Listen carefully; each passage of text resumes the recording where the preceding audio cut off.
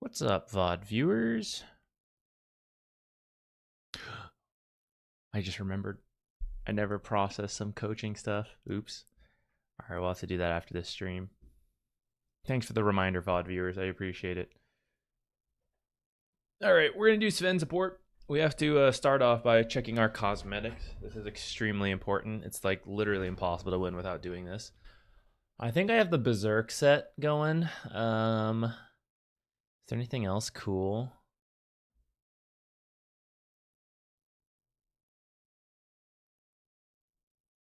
I like this flat one, but I don't know if you guys saw that. Just like spit all over my own desk. Gross. We can keep that sword for now. Any cool heads? This one's got like a little bit of effect, but I kind of like the Berserk thing. Ooh, this gives me some shoot, what's the game called? Shadow of Colossus vibes.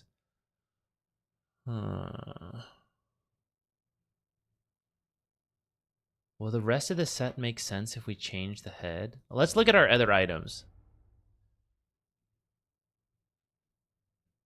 Oh, there's a red. He's got flowers. Let's get the flower in there, yeah. Yeah, feeling a little sensitive today. This shield is so much smaller. It's a pretty cool looking shield too, compared to like this one, which I feel color-wise doesn't quite match our like blue theme going on. Though maybe we're changing our blue theme now with this like Pathfinder stuff. Though actually I like this. Now we can just use the shield as an effect actually, so we don't even need to equip the shield. Yeah. Okay. Maybe this is Shadow Colossus themed actually. It really is reminiscent of it all. But it looks funny if we mix. Hold on. Wait, I still have flowers on the cape? From where? Shoulders? Is there a cape? Oh, there's a back set.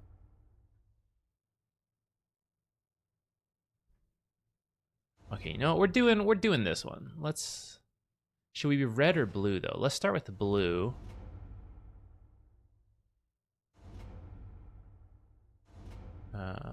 What do I need to change? We changed that one. Shoulders. Our little shield now looks a little funny. Hey, Crangy, what's up? Ziggy. How you doing? The green head looks like an awkward cosmetic. Which one? On this one? Which one's the green head? This one?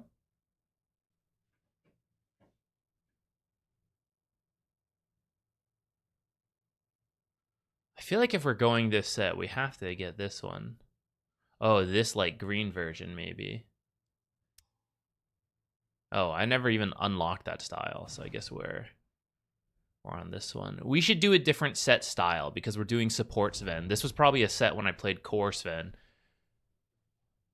So now we must find our way. We must find our way with a new style. Some of these swords are like, doesn't this sword seem tinier than the others? I think that's kind of good. Don't you think that's funny? We're like support Sven, so our sword is smaller than usual, you know? I kind of want to use it. It's funny looking. I think I like it. I think I would use it. How'd you itemize for support, Sven? So the shard, definitely. I haven't fully checked if people get it exactly at 15, wait for Tormentor or whatever. I think I'm going to try to get it ASAP and just see. And then I'm thinking drums or solar is what I've seen and been told a little bit. We'll get a better feel for once we do it ourselves, I think.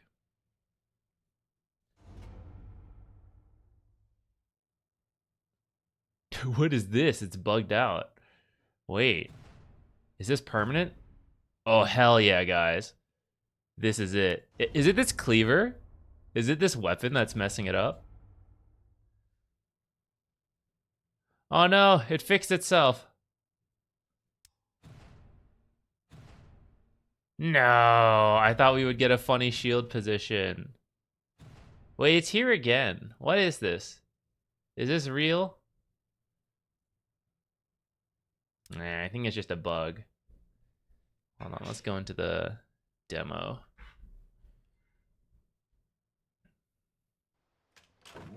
Aw, man. I feel so tiny. Better get ready. I can do no less. I feel like I'm having a moment, guys. Am I zoomed in more than usual? Am I crazy? Are these hero models smaller than usual? Wait, let's go with someone we're very familiar with. Right. I swear to God, we are slightly smaller.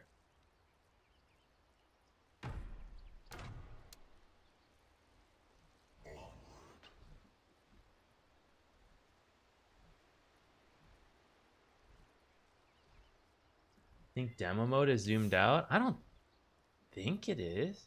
Wait, maybe my hotkeys? It might let me do this kind of zooming.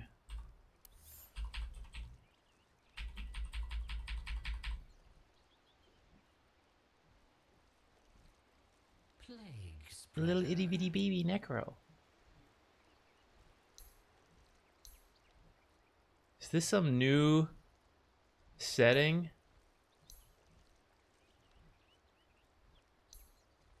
I gotta check my open mic. You're supposed to have that on when casting, but then I think it means we just ramble into the...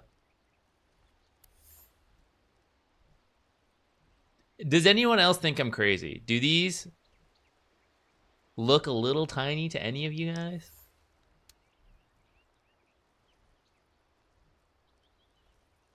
Who else do we play a lot of? Trent. Where's Trent?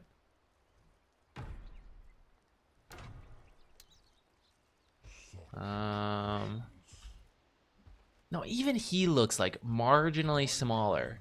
I'm talking like 90, 95% to 100%. Changi, I don't know if I'm okay. I think I might be crazy. Are these hero sizes like slightly small? You think I'm crazy? Oh no. Oh no, it's happening. I'm snapped. This is it, guys. It's over. It was good being sane while we could. All right, let's commit to the alternate set. What do I have to do to unlock the other style? Own one relics. Oh, this was a set from one of those cavern crawls. I must not have completed it. It must have come at a time when I was like trying to balance real life things with Dota. Stupid real life. All right, let's just go. We're gonna play Sven Support 4 or 5, and I'll just have to deal with being crazy. If Sven's banned, then we'll just pick whatever. We'll do like two to three games maybe, and then we'll do some replays. We'll see how we feel. It might be a slightly shorter stream than usual because casting tomorrow, so I got to do a little more casting prep, which I'll do during queue times too, maybe. And then July 4th, tomorrow, American holiday. We're gonna do some small stuff with friends. Might need to go prep, go buy some groceries and stuff to make food and things. All right. So we found a game pretty quickly. Pick contracts, right? Yeah, I did that at the start. Ooh, bumped us up one match quality. Let's go. It just took someone toxic and it was like, you know what? Actually, you get out of here. Put this other good egg in. Let's go. Oh my god, it's Zai, guys. It put Zai in here. It's crazy.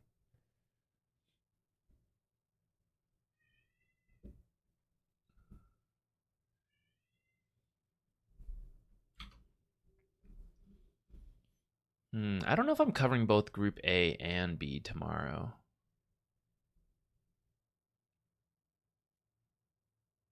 Yeah, guys, it's going to be hype. Am I casting play-in or group stage? Let's see. Terminology. I believe I'm doing both. I believe I'm in the play-in and the group stage. I'm not covering the main playoffs. Maybe next year. But the group stages should still have tons of awesome games. I don't know if I'm in the decider tournament. That might be They probably only have one stream going on for that, so I'm gonna guess no. Sending it.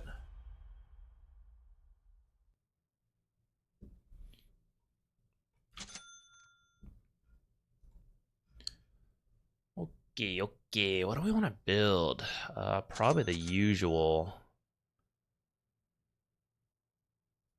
Maybe a sentry. Where are we? We're on the dire side. We could maybe run down. I'm pretty fast. I might be able to run down here, place the ward before they spot us. We could maybe go for first blood. Laning against one of these two.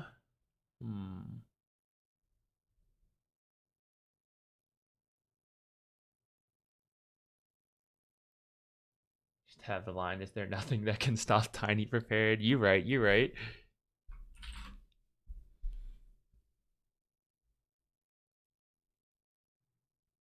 Okay, stick definitely.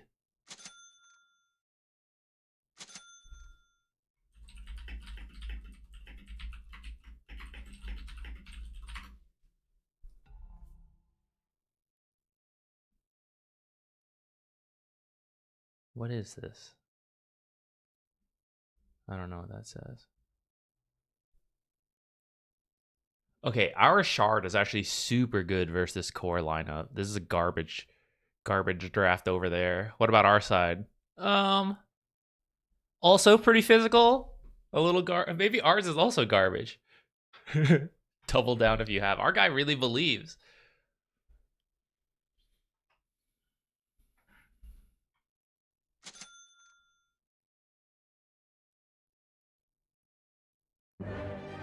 I ain't double downing if our guy's DC'd at the start. Enemy Clink's name. Oh, gotcha. So he's saying that guy was like shit. He said something offensive. It was it was blocked out. Yes. Aye.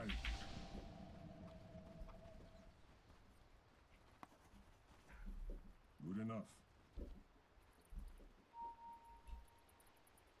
Very well. Let's see if we get the first blood. I'll lock in the double down It's in the bag. if we get the first blood. Agreed. I'll even lower the music to really focus in on the double down.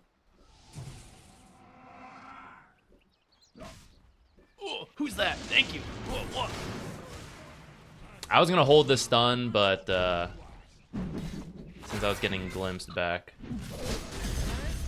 Look at that, Monkey King was AFK. Go troll. Disruptor. Gotta make the calls for the team. Maybe clicks. I have stun in a second. I don't think we're getting this one. Yeah, let's just chill. Okay, nice. The monkey DC'd? Oh no. We just doubled down that. Yes. Good idea. There's no greater honor. I'm gonna get 2 mangoes. That might be greedy, but I'm pretty sure all I do is throw stuns. Actually, you know what? 2 mangoes was definitely greedy because I have the stick versus a good stick lane. Why not? But I think it's also a little bit okay since It's time. we used a bunch of mana to start. That's right. I almost blocked my own small camp. I don't know. Of course. A little late to lane because we're doing this. Better yet.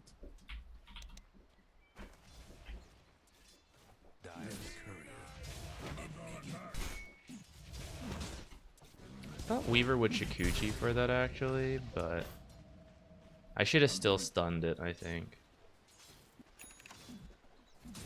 Why not? Of course.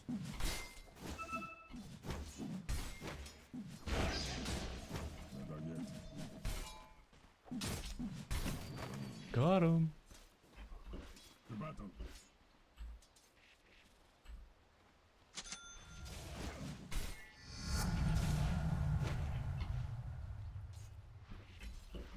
idea. Where is this blood grenade?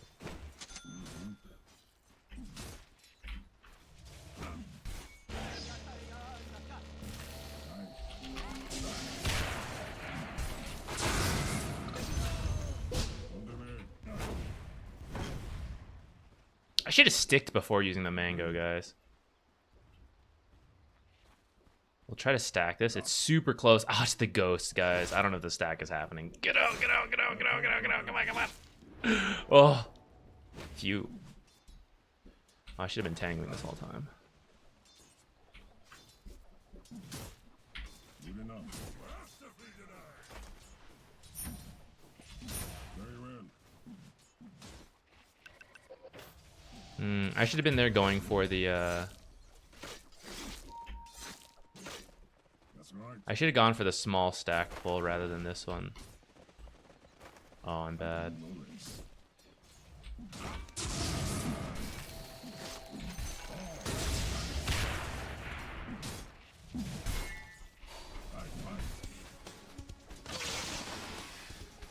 Okay, I'm going for the small one. Okay. I don't know why I keep mangoing instead of, Please don't slow me so much. Don't slow me so much. Yes. At last. Aye.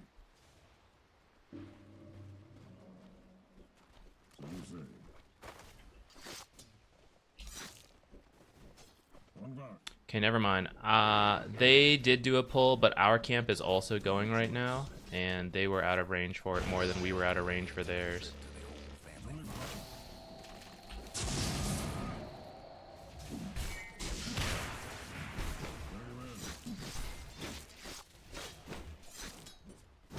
Good. I don't know why I used War Cry at that time. That was kind of weird to me.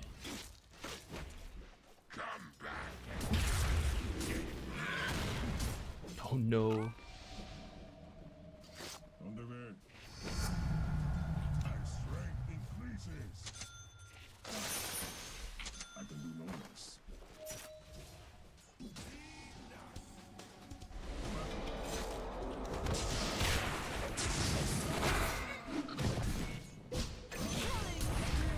I don't care. I'll die. I actually didn't mean to take that kill. I think I want to die. Nice.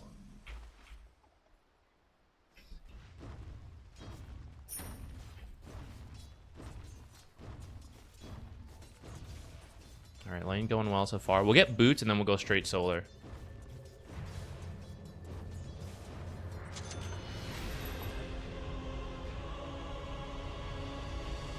I don't know if I should have even bought these raindrops, but I felt like we're fighting so much in the lane, it would pay off.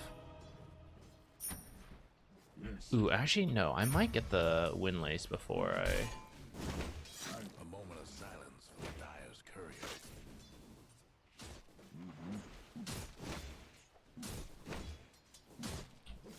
Good enough. Body blocked. Not yet. Okay. Yes.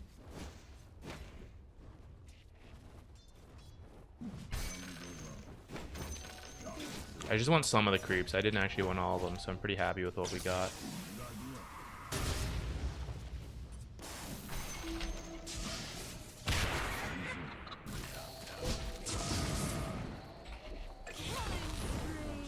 Oh no! He missed. Feels bad. At last. Your mid tower's coming. Aye. I'm gonna get the windlace first, actually. A good choice. Go bot rune. My code compels me. Double damage. One back. I don't have dust. I'll do it. That's right. Why not?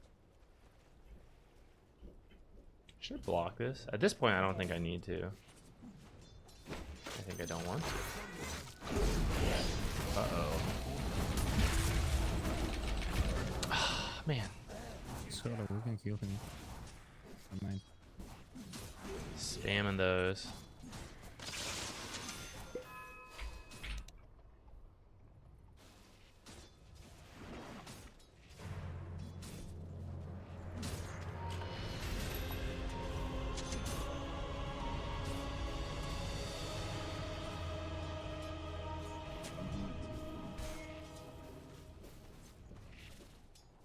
Right. I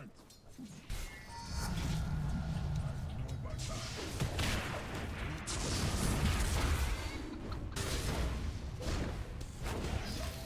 Tower ain't doing too well. Well, good luck. On the way. Dominating. Double kill. Not sure about this one, but Mega kill. Double kill. That's right. what is this guy doing? Is there someone up here? Hate to be your mid tower right about now. Very well. Mm-hmm.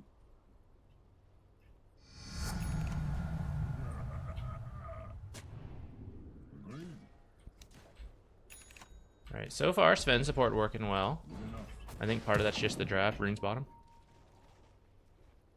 Aye. Too bad, regen. I think that's sort of okay. Might be about time to leave Weaver alone. Let's see if we can get like one more kill and then like rotate through the twin gate or something. Trees in a long time. Yes. Killing spree. Dominating. The only one surprised by this is you.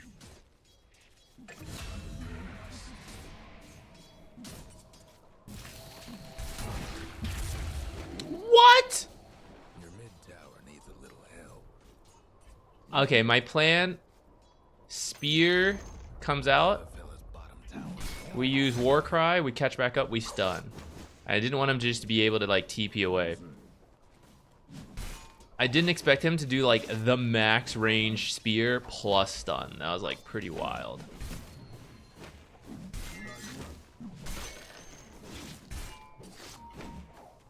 Of course. Never cross me. Good enough. Yes.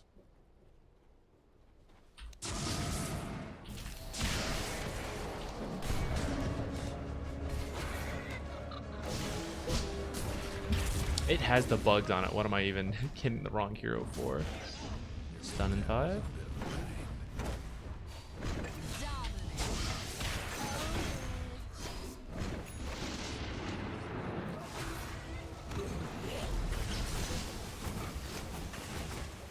I was hoping I could make it up high ground or something. Oh shit, he's gonna live, guys. Cluster Cluck does it again.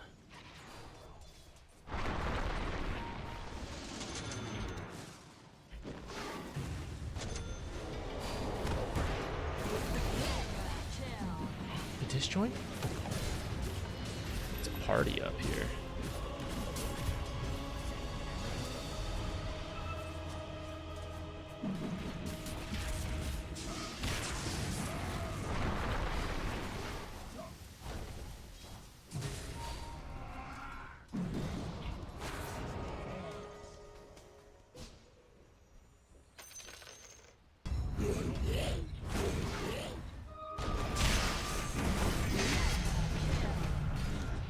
No ult.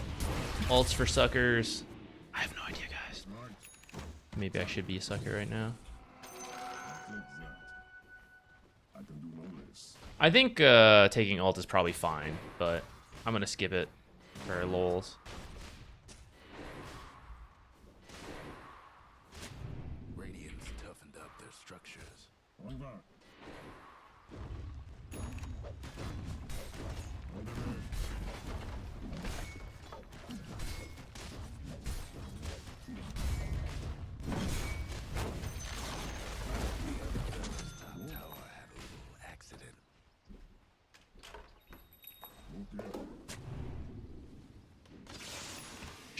South, south, south.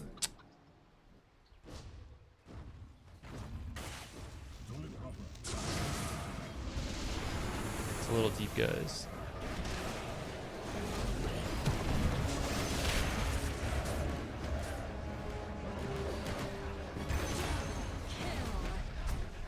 Especially versus a Clinks. This kind of dive is nutty. Clinks is around here. Showed him but good. Might try to snipe me. I gotta stay near people.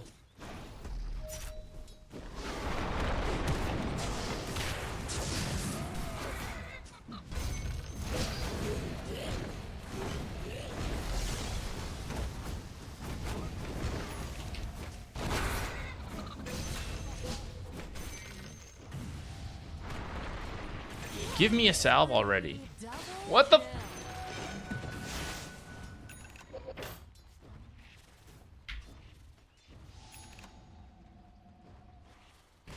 I never bought my boots.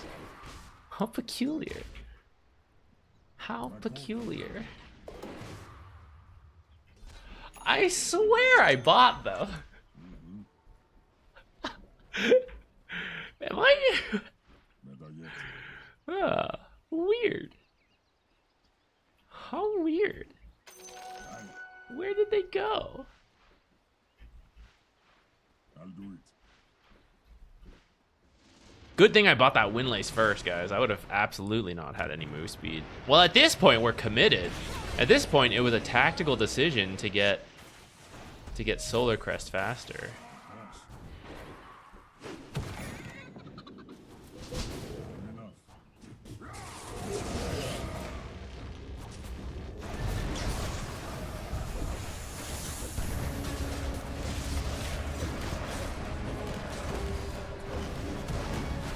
Oh my god, guys, salves don't exist. They're actually fake.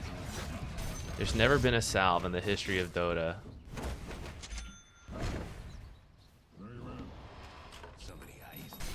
Don't mind me turning around to get these last hits so I can...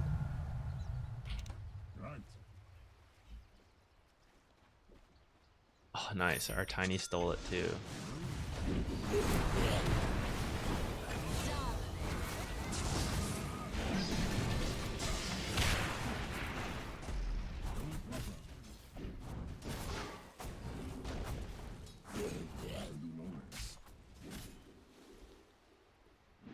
All right, as they say, 8th time's the charm. What the? The other fella's bottom tower's done for. On the way.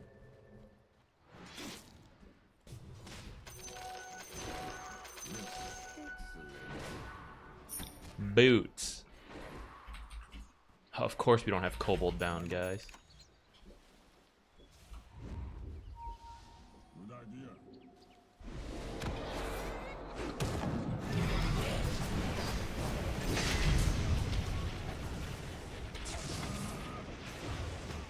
I'm sure this is a smart decision. Oh shit! I meant to dust before. I accidentally wasted dust.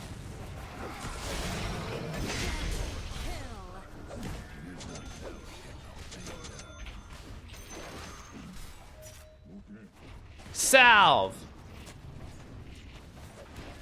It actually doesn't... I think my shovel's faulty, guys.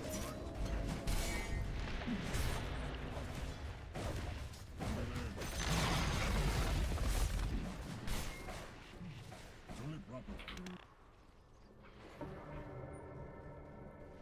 To battle. Good.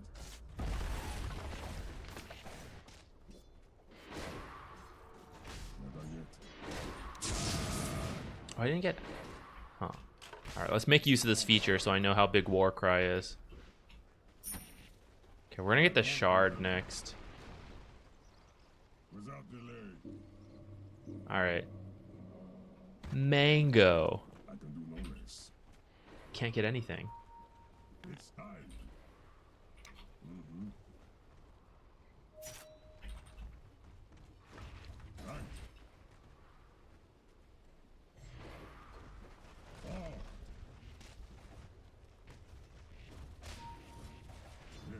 Actually, our MMR is a little lower than that. We lost some games. Good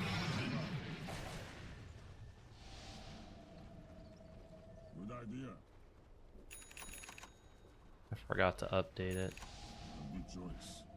Tiny's actually been buying like all the observers. I've barely had to do anything. Agreed. Without delay. 10 times the charm, salve. Might want to check the bottom tower. We're going for a world record here, guys.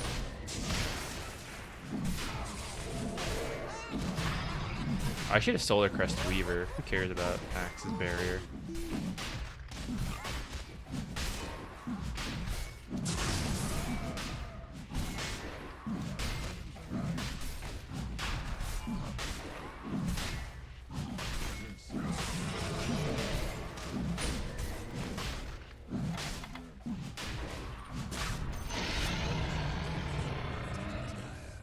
I was gonna stun just to be safe.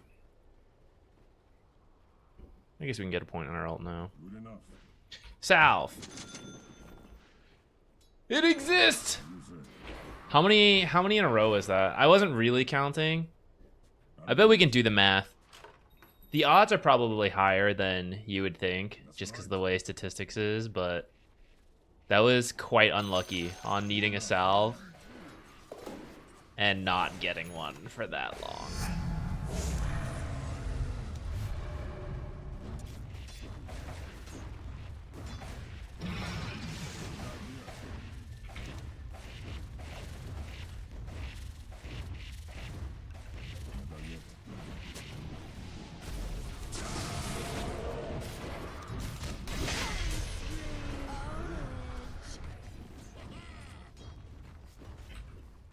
Yes.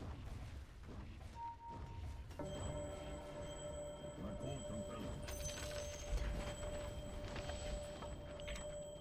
Why not? Yes.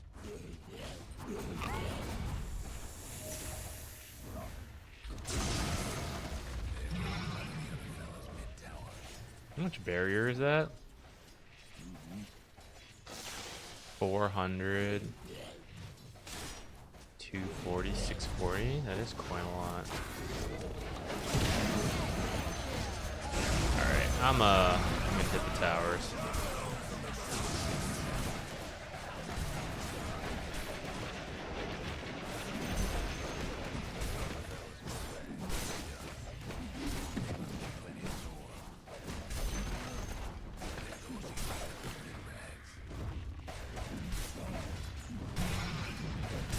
So really burning through my mana pool.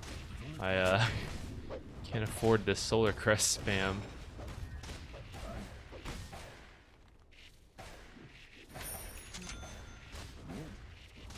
Six armor, passive 6 armor and 3 move speed. Very nice.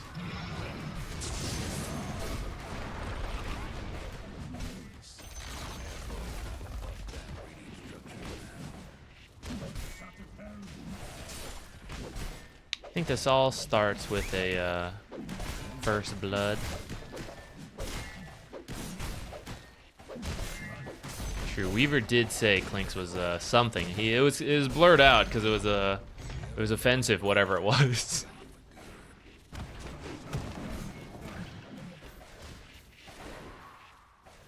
Warcry duration's smaller, or AoE is smaller than I thought. Okay, what's going on, team?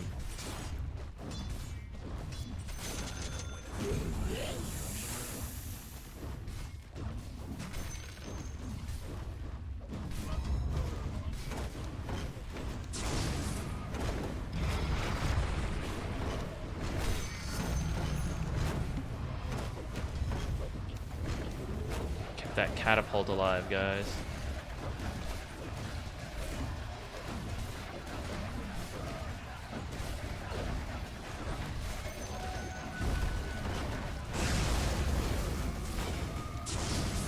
See, I didn't even hit these guys with it. It's so small. I even had the range indicator up, and I was just like mentally ignoring it.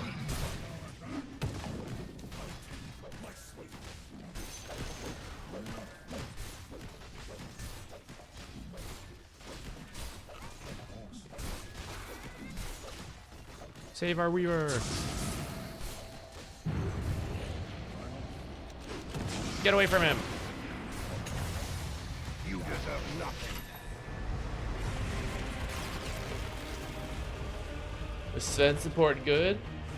I don't know if we've played a real game with him yet. Our very first game, offlaner abandoned at 3 minutes. This is our second game, of which the enemy tilt out real fast. I think it's decent. I don't know if it's gonna look that good where we get like 3 kills at the start and then like continue to kill in the lane. So I won't I'll hold judgment a little bit here. Seemed good enough though.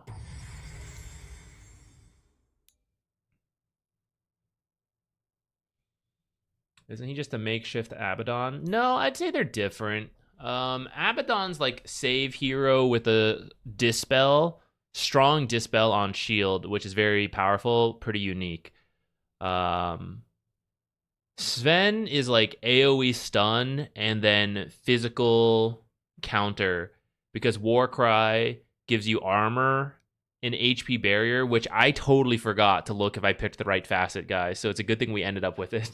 The barrier and then the shard. So he's like very powerful versus physical, whereas Abaddon's shield is single target and it's like the pure damage kind of barrier, like against everything. So it's different. Like what they excel at is different.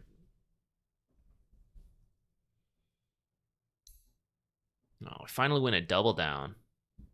I don't remember what our MMR was at the start of this. Let's fix our set MMR 6281. All right, let's try again. And then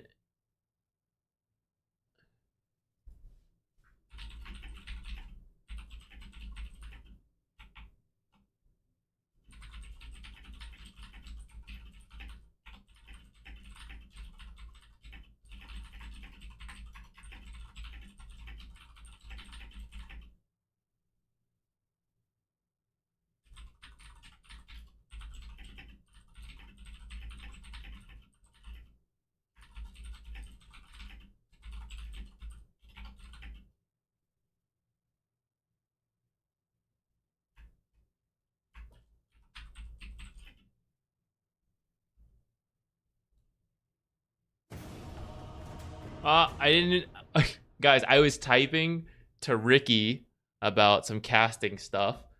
And as I press enter to send the message, the game popped. I didn't even see the eval. I hope it was acceptable.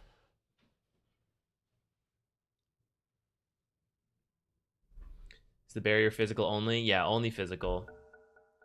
Does barrier take damage after, before or after? After, yeah.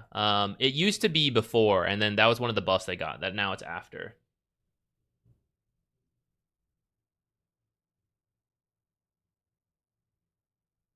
Damage block is before. Barriers are after, as far as I know.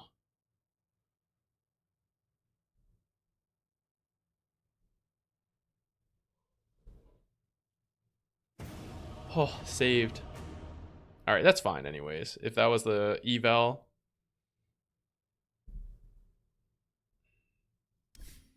Yeah, so like that's the thing. So it comes online way sooner.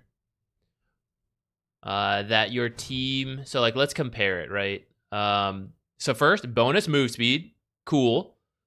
Then we have bonus armor. 6 is already really good in the early game, and then it goes up to 15. 10-second duration. The perfect game. 10-second duration, 240 physical damage at max level, and it's 20 seconds for 45 mana, so super spammable.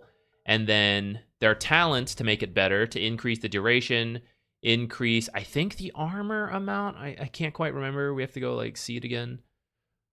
Oh, shit, guys, he's on our team. And he locks in the clinks.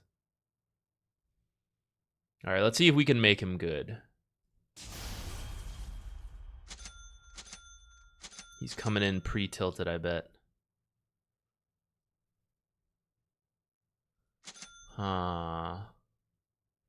Old Zai, he was on our team last time. He's gonna know we might go for the first blood.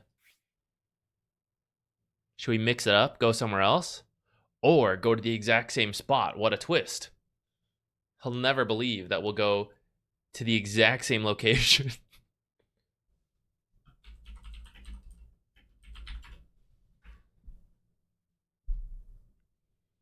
Ursa. Yo, rare hard support last pick. Let's go. Living the life.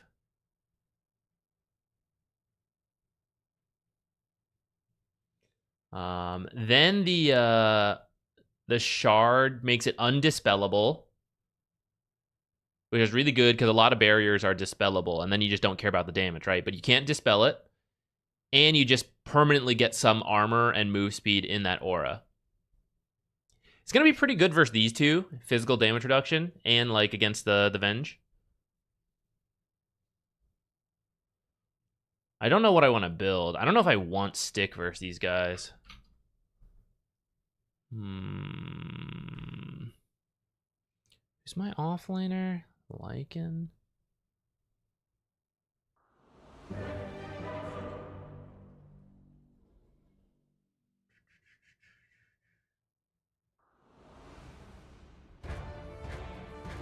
I don't know if I really need the stick, but Ursa kind of casts spells like overpower a lot.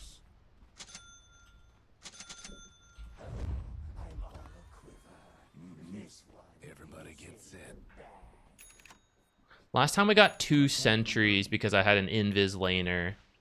I don't know if I care about that this game. Good idea. Okay, see, he's already talking. He's talking. Shh. Shh. Okay. I'm not double downing this game. Like, even if we get first blood, I'll do it. Yes. hello, team, smoked us. Aye. I specifically called for a first blood. Better yet. 30 seconds to showtime. On the way. That's right. Let's look for Pudge. Forward. Yeah.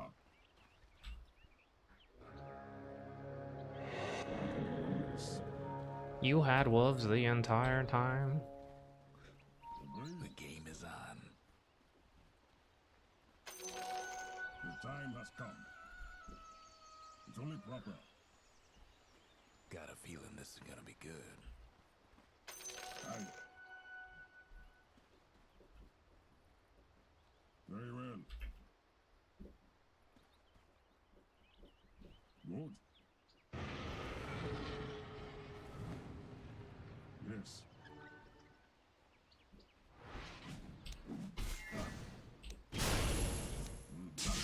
I can do that too. What up? It's more.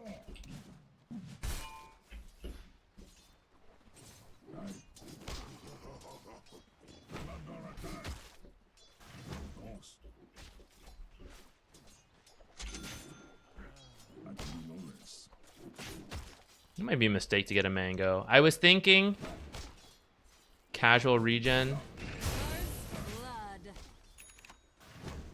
First blood. Did I body block that? I might have. Good enough. Darn. Okay.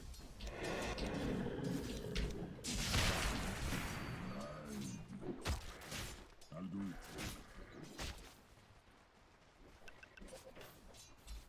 That's right. My code compels me. Yes. I'm a little too far in. Took more damage than I needed to there.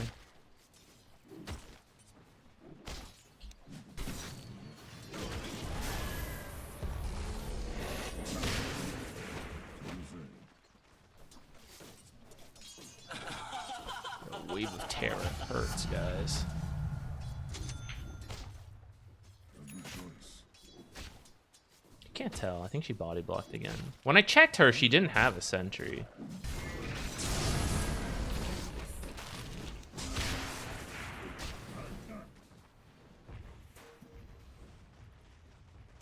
On guard. Aye. Actually, there we go. Okay, timing's right now.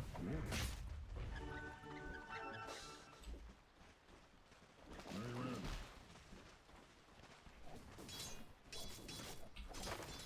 At last. Never cross me.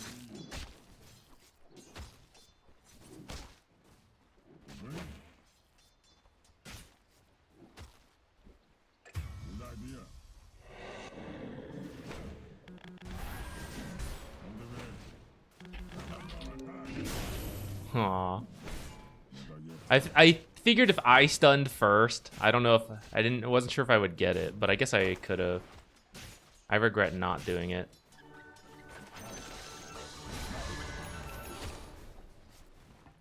On the way. I think this is fine. We're just like making space for Lycan. I don't know if Lycan's like that different from where he used to be, but that's pretty much what it was before. Only proper.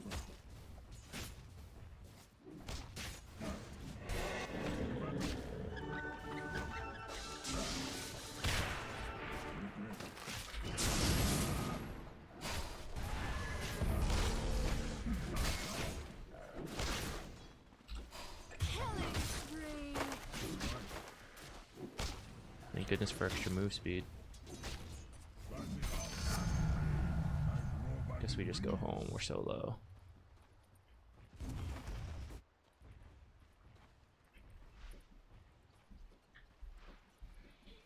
They tilting out over there, guys. Why not?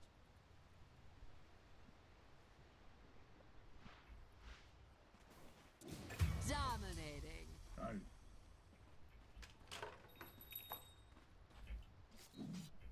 Do you think me top would have been better anyways?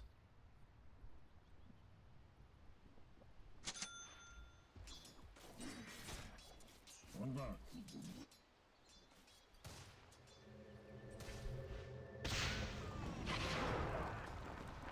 Good enough.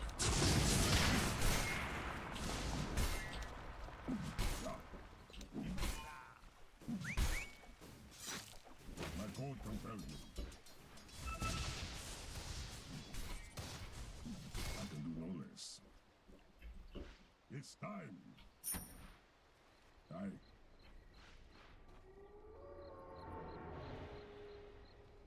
Yes. Actually, I don't know if I need that.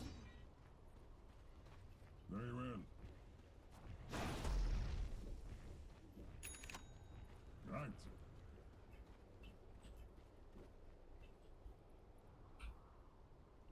Not yet. I don't know why I put it on this side. That's this thought of like checking the rest of this box, and then I was like, wait a minute, I'm the safe lane. Why do I care?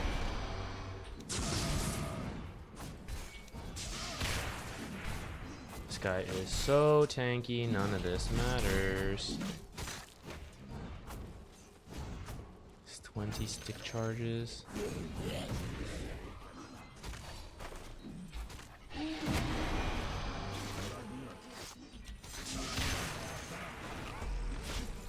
I'll do it. Gonna have to try to lose him in the night vision. What do you say? Oh, success. Why not? Alright, bye. I can do no less.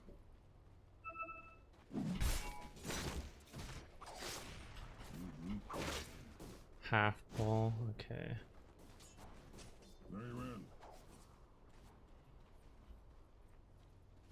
A good choice.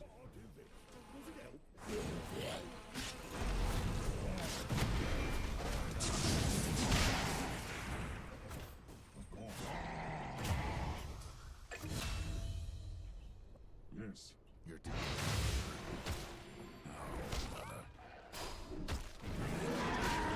fortified.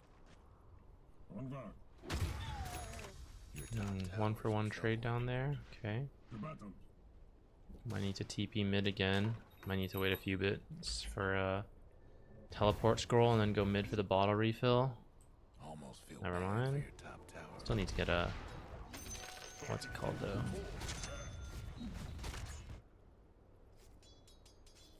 Good. So much for your top tower. Yeah, let's TP mid anyways. My code compels me. Ah, wait, maybe he's going for bottom bounty. Alright, now I'm just sitting in the fountain. Lol. Killing spree. A fitting bounty. Good idea.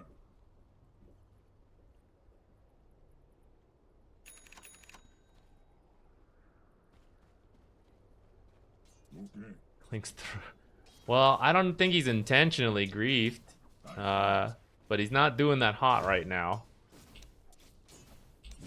Agreed. Let's come bottom.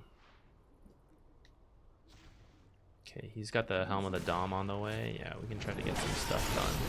Ah, rip right before it gets here. Oh, if he can get away, it's huge. Put the Wiz on bench, maybe? So I can get the kill! Damn! I had the stick. I swear I was pressing stick. I heard a mango noise. Was that me? Did I misclick a mango?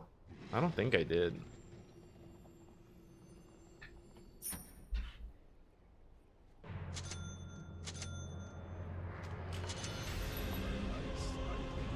Damn, so close.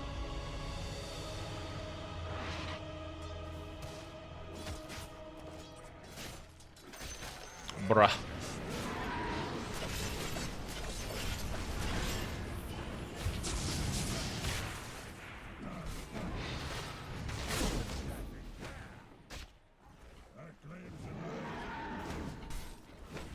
Your mid tower's coming.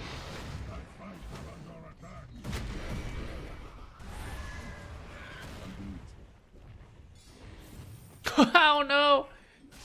Yes. And they killed our ward there. I want a D ward, but it's kind of scary. Alright, I did it. YOLO. Right on. Dominating. Hate to be your mid tower.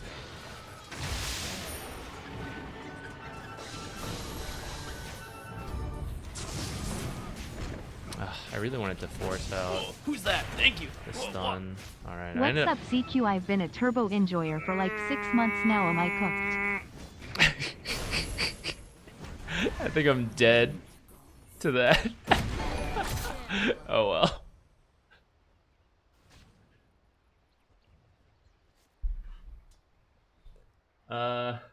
Calatheris, what's up? Turbo enjoyer now. Am I cooked? If you keep playing Turbo, you're fine. You're actually primed for success. If you want to switch back over, it will be maybe a little tough to adapt. But yeah, you'll get there, you know, it just takes a little bit. Okay, we need some cheap stats. This is a rough one. I think last game when we had like the Weaver with us, that was a much better Sven lane. Like the aggression possible. This was like, we just won a farm lane and it's kind of like meh. And then top like got wrecked and then I had to go there. I wish in hindsight, I wish I had called for that swap from the start. I think Wyvern would have done better with Lycan. Although we were doing okay down here. We were like securing him the farm. You know, like I don't think it was bad. But I bet like melee with Clinks could have been better. I could have like bodied for him. Okay, we just gotta like do a little bit of jungling, what we can. Die now.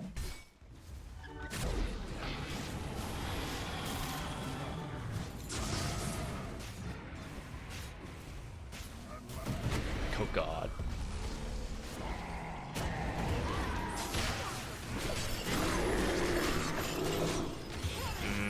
I was holding the stun for the Pudge ult, but I don't know like how long can I legitimately hold that stun in that long of a team fight, you know? Oh my god, guys. The bash. I was trying to bait longer. Can't believe the bash got me. That sucks.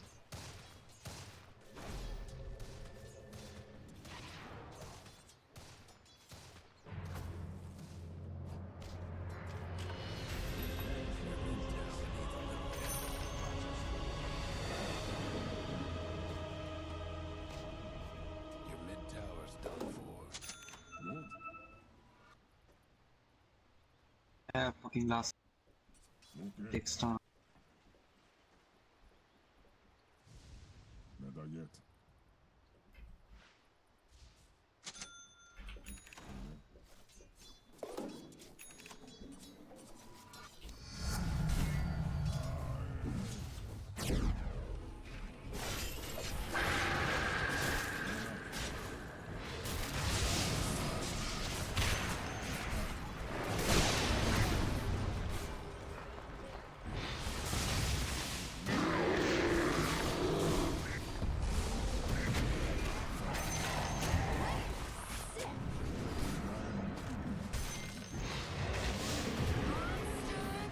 Double kill.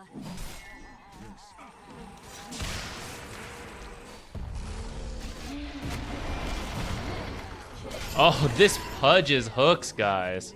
My claws.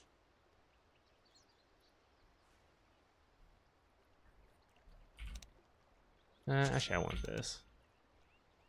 I was about gonna send over for the energy booster, but okay, Clinks, where's you at? It's going for Deso.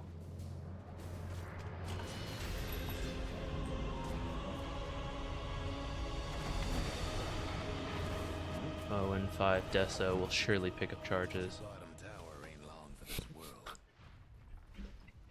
I mean, it's like fine, I guess. Yeah, it's still catching on. I think it'll be fairly popular at Riyadh. Or, I think it's either going to be broken and you're going to see nonstop Sven picks and bans, or like some teams are going to try it, it's not going to do that well, and then it's just going to go like, oh, I guess it wasn't a thing, and just like completely ignore it after that. Right. Godlike.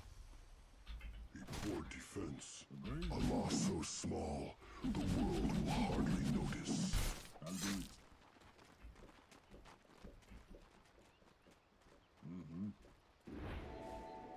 Your top tower's getting all banged. 3 Tomp, so it's probably fine to just run in here and ward. Famous last words, but that's what I'm going to try to do. There is a decent chance there's like a ward in this area, but what can you do?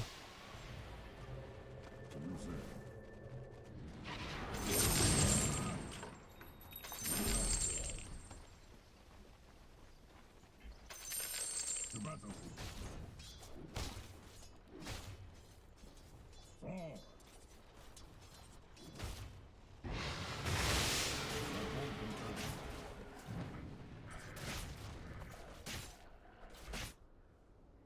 A good choice.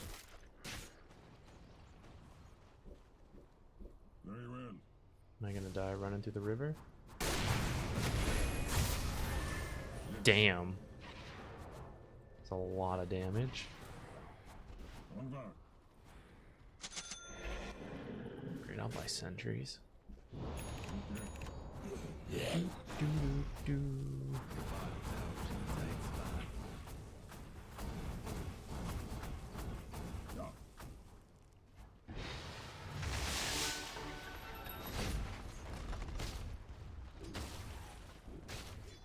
Right on.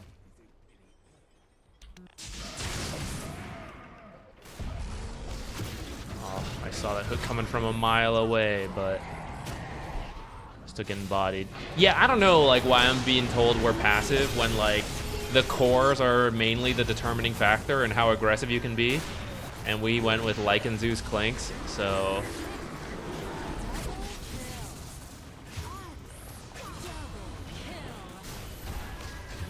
Like one of the most common roles for early aggression, picked as someone like passive. Or not passive, but like depends on everyone else to do things.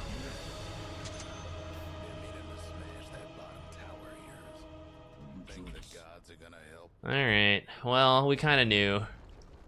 Kinda knew.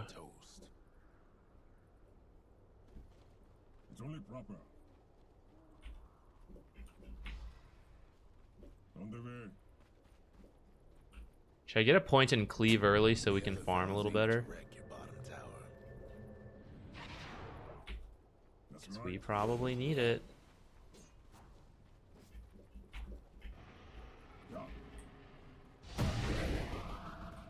Spear breaker charging.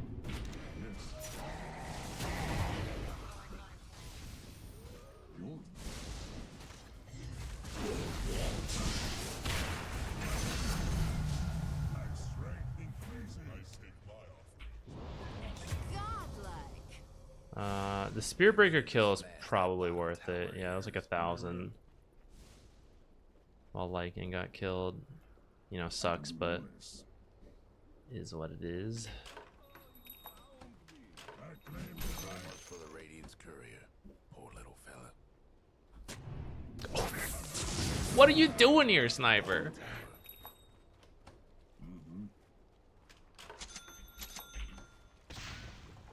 Never yet.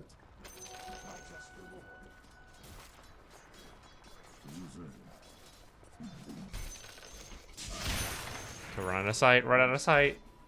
Spirit breaker spawning.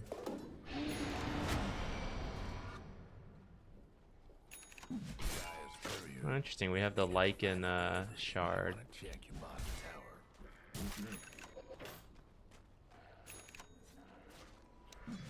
Your bottom tower's in a tight spot.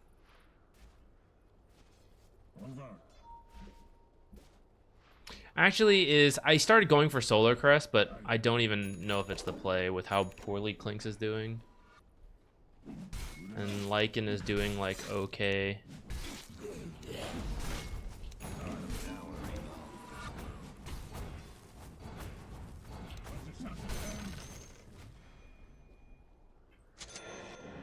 bottom tower ain't long for this world. It's a troublesome scene to be sure. I'll do it.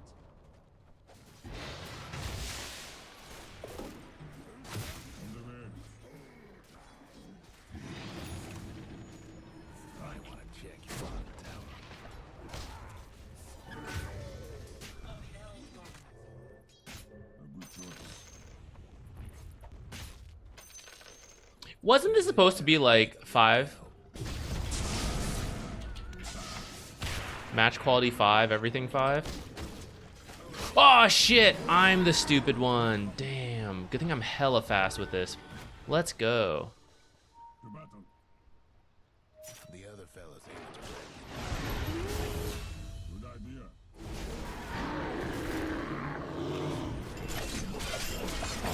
Keep along.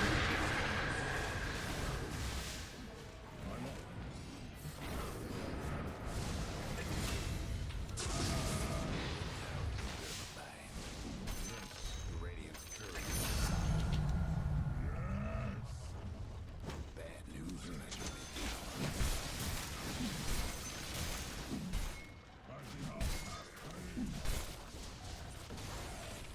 your mid tower's coming apart. I can do no less. This ain't gonna end well, will it? I don't know if smoking is worth dodging a sniper ult when you're like sitting at full health. Okay. Ooh, this is a tough choice.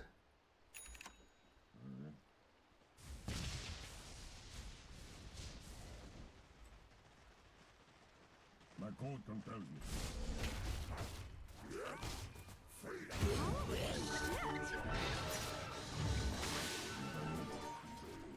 A loss so small, the world will hardly notice. Agreed.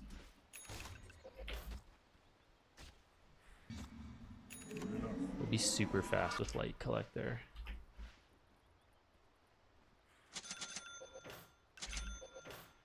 On guard. From from here. Yes.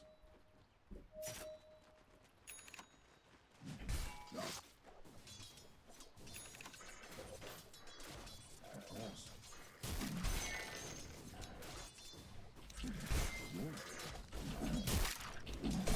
Yeah, that wolf does more damage than I thought.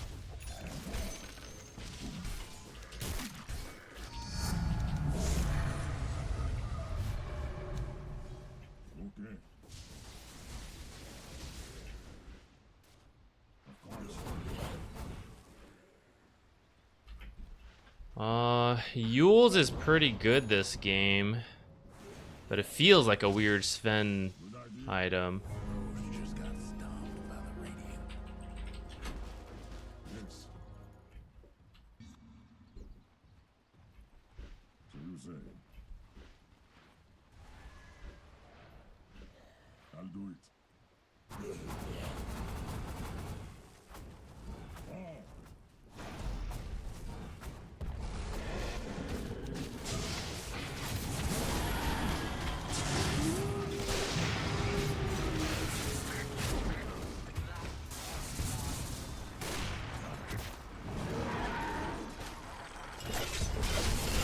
Oh no.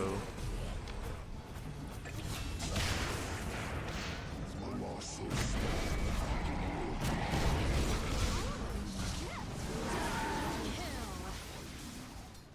small. Ugh.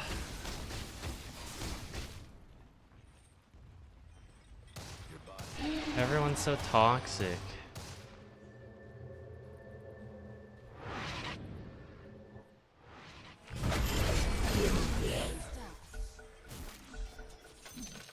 But I kind of want to see where it goes before I start muting, you know?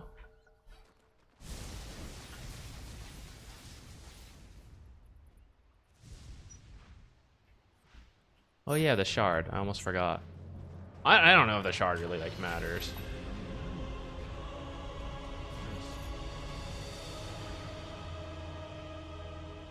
Good enough.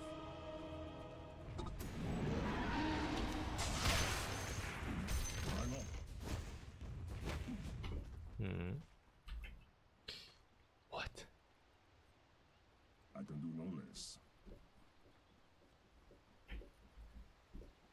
On back.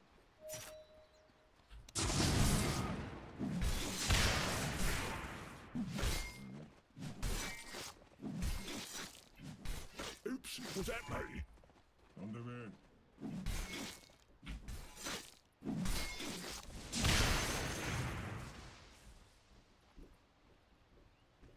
Bro, you make divine last game and you didn't make anything. You have opponent bar. Oh, that sentry doesn't even cover that one actually. My code compels me. Good.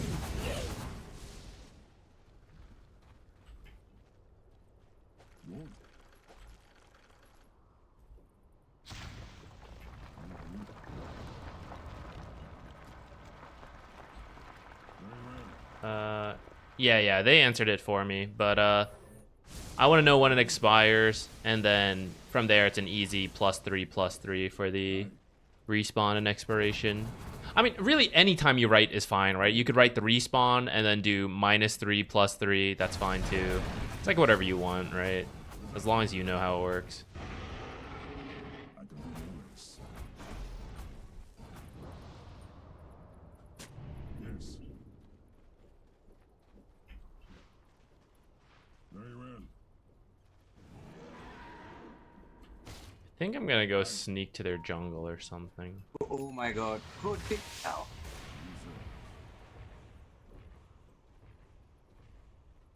On the way.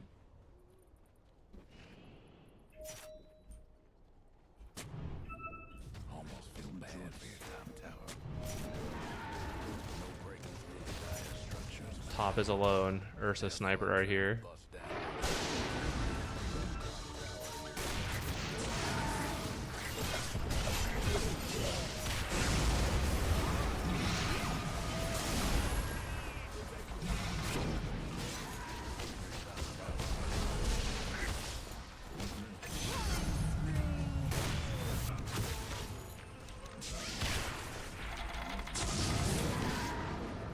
Thank you, Pudge. Damn, that's so much damage. He built a conda. Oh my god, guys. Oh my god. All right, time to throw the mutes. These guys are literally all toxic. Yeah, you. Your top tower's hurting. I think this guy started the least toxic, but has since fallen into it with them. So I'm just gonna throw him out.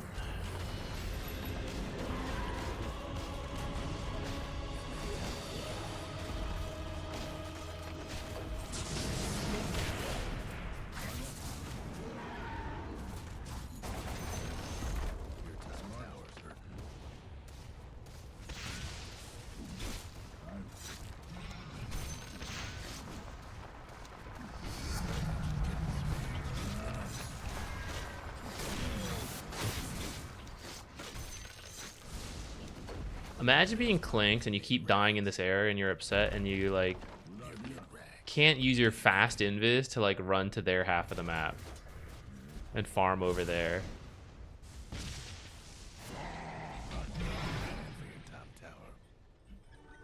Simply a move.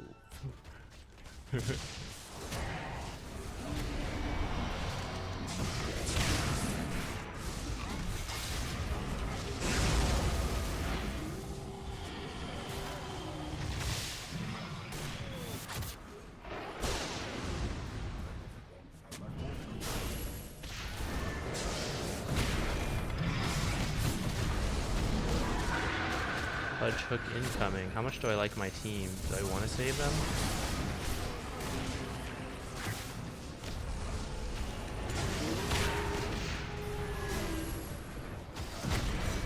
Rip.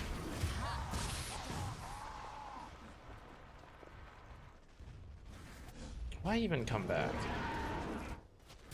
Force him back first. Go here. Ult it. Damn, these wolves. Holy shit, guys. What the when? What is this damage to buildings? It applies the 8 DPS to towers? And it stacks? Holy shit. Holy shit. Look at this. Look at this, guys. What the?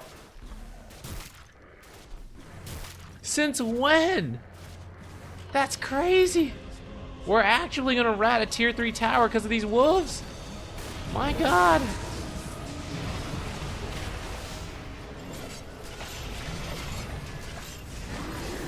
Keep him distracted. The wolves are going. Imagine if Clinks had stayed there. Holy shit, I'm dying over here. Go, wolves, go. Do what my cores cannot. Quietly push a lane and do your job.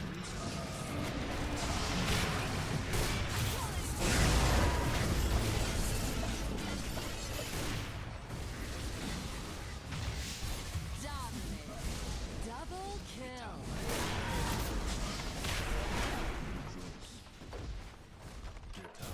Come on, wolves. Come on, wolves. Oh, shit. The Battle Fury, guys. Wah! Come on, wolves. Come on, wolves. It doesn't work on barracks. Guys, this is the wackiest ability ever. It works on towers, but not barracks. Cripple chance? I guess what are the odds we just didn't see a single cripple active with 3 wolves attacking a bunch? Low, right? Who do we avoid here? I think we definitely avoid this guy. I should have added him in the avoid last game. But, you know, I usually give people a chance, right? They were talking shit about him, and then he was bad. But that was like one game, you know? We got into this game, and I was nervous, and then I saw him immediately start shit-talking Ursa, and I was like, oh god, it's true. At least we're up 1, because we doubled down last game, and we most certainly did not double down this game.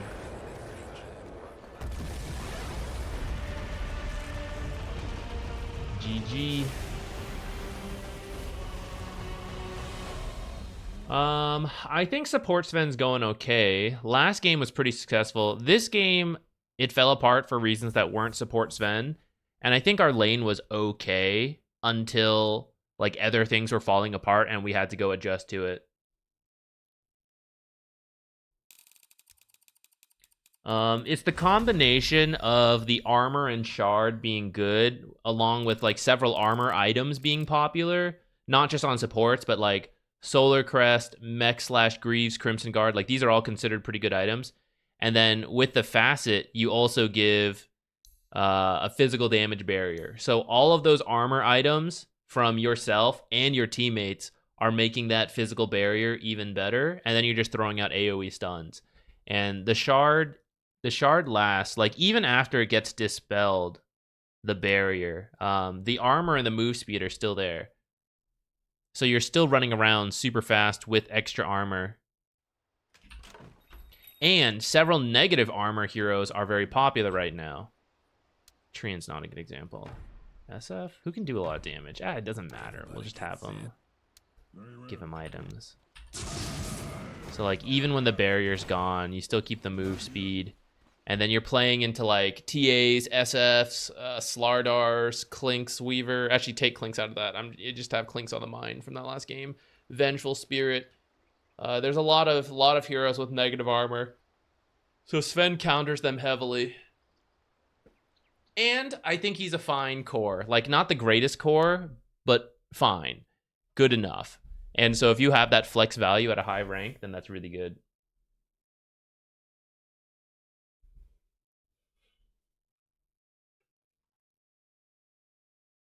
Yeah, Solar's pretty decent right now.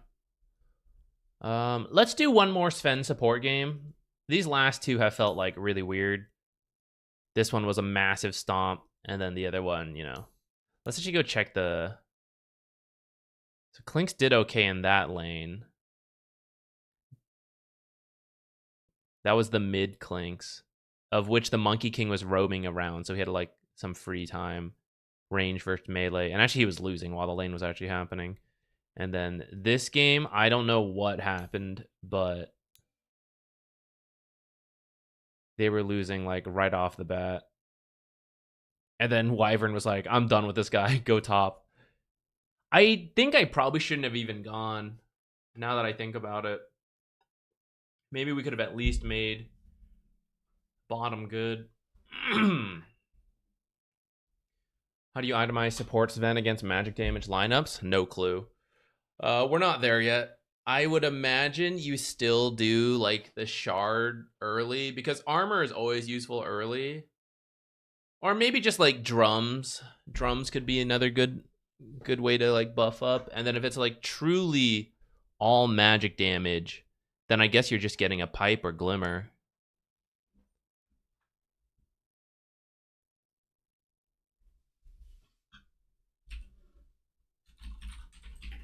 Okay, guys, I'm gonna go to the bathroom real quick, and then we'll see if hopefully all these guys go and find games, and we don't end up in their games again.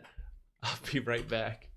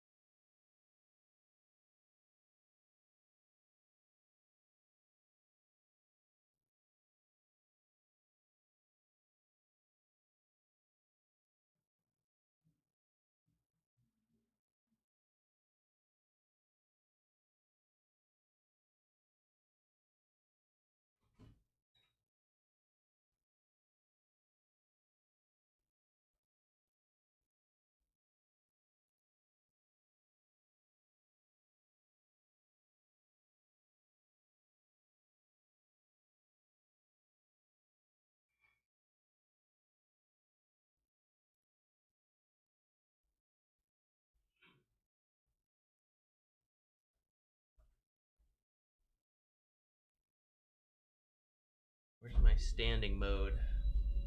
All right, win or lose, we will we'll do replays after Who's that? this. Thank you. What? Yay support Sven. Hey, Mad Bro, what's up? I don't need this light anymore. Actually, I guess I can move this.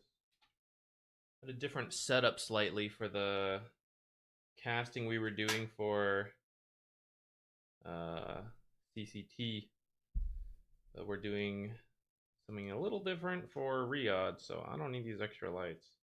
Mainly just came to whether we're using green screen or not.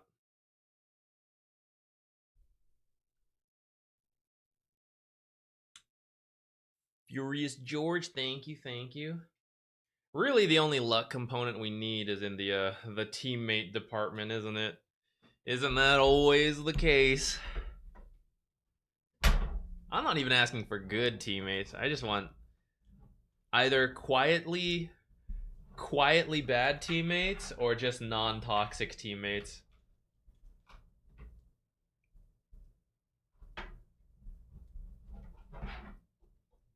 Where can I put this? I don't know, I'll put it back here.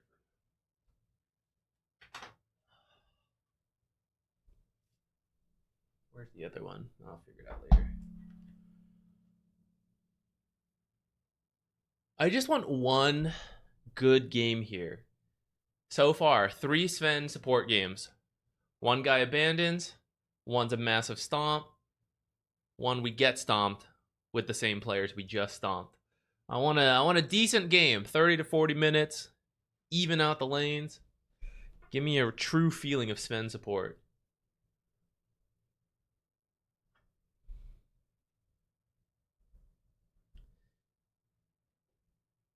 You feel I have more toxic teammates? Man, I'm a little jealous. I don't know. I don't know what it is. I do know that ego spikes in Immortal. And there is flaming. But I also feel like, that can happen in any matchmaking bracket. Like the 3K player talking down shit to the 2K player. You're garbage. You'll never be 3K. I'm a full rank above you. You're shit.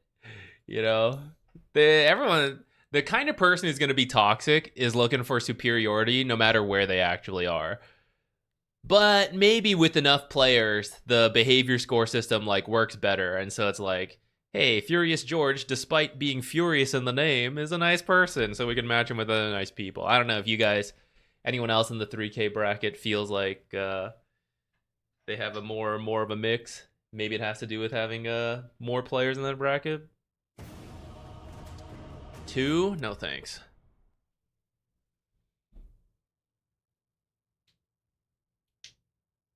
You found that the best hours are very early. Interesting.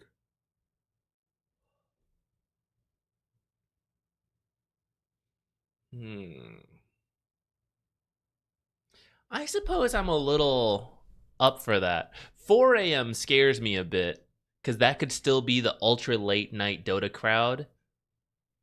But as you get to 5 a.m., I think most of those people are done. And the overlap between the type of person who can wake up super early and play Dota, they're probably less toxic than the late night crowd. And then you're right, you might have some EU players coming over.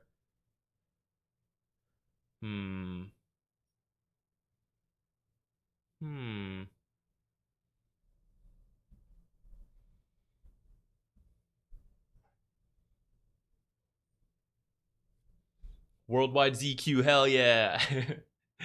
I'm not going to wake up at 4 a.m. to stream either, so don't worry.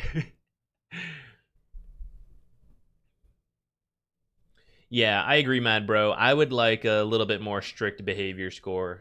I think it's better than what we had in the past, but could continue to improve. There is a feature for Dota Buff to show win rate by time of day. But even as now, I'm an actual content creator, so this is my job, but I'm now past that point where I'm playing at all crazy hours.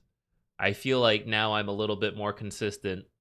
When you were a student, you just play whenever. Or when you were young, now I'm like old and decrepit. I have a standing desk for my back, you know? It's like those times in my life are changing. And now it just depends like what you naturally do. Some people are more late night than others.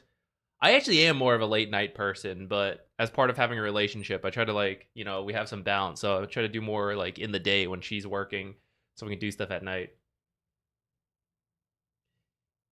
I have kids now. Okay, so you're required to be a late night Dota or an early Dota person if you got the kids. Z Boomer, there we go. Let's make that an emote. I want to be just like some super old guy. Or maybe the Pog chick. We'll make the Pog chick super old. Getting into the hot tub, you know, it's like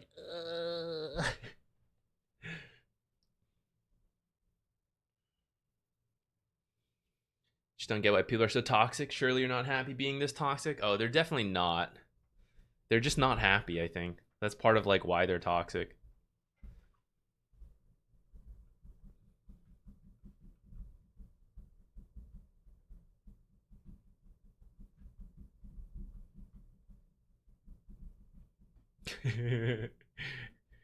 True. Do you think if you did a poll, single player game people are probably the happiest, right? Do you think? Maybe they're a sad single player. How angry can you be? Well, okay, I take that back. Actually, I know people who can get pretty angry at even single player games, but surely in general, single player games have to be less frustrating than team based ones.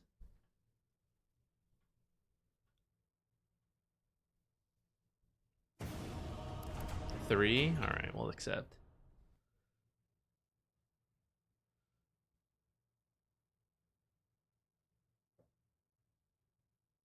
What if you're competitive in single player like speedrunning? Maybe, but I have found, not that I have dove that deep into the speedrunning community, but I feel like they're generally quite nice because it's kind of a niche thing. You know, I feel like the smaller a community is, the more wholesome it tends to be. And speedrunning it's catching on a lot, but it's still relatively niche. And it's like a us versus them thing where them is the game, you know? And it's that way you're less likely to direct your hatred at other people because it's you and the game. Now, of course, there's still the leaderboards, and there's always going to be people who are toxic, but like I feel it's generally nicer from what I've seen from the outside perspective. Hell, they have a charity. They do an annual charity run with the speed gaming. You see Dota charity runs like very often? No. The speedrunning community seems nicer. Yeah, kind of like PvE stuff, you know?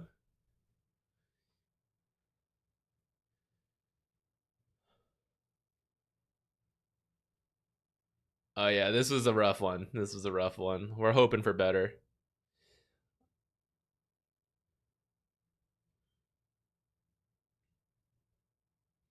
I mean, I'm sure there's gonna be toxic parts of every community. Like, whether you have an online game like Final Fantasy, at some point, like, there's just toxic people. What's my high score on Flappy Bird? I'm really bad at Flappy Bird, actually. I didn't do these mini games that much. In fact, fishing, I didn't even reach the top score, which is like, who am I, you know? Flappy Bird, let's see. How far did we get? How come I can't do it? Oh, it's this one. I'm not even on here. Where am I? I'm way down here. 9,000? Rip. Yeah, sand fishing. I didn't do very much of any of these. Just busy, I guess.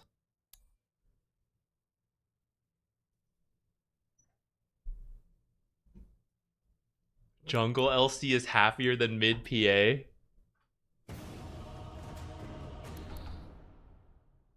I think that's probably true. Happier than the teammates for sure.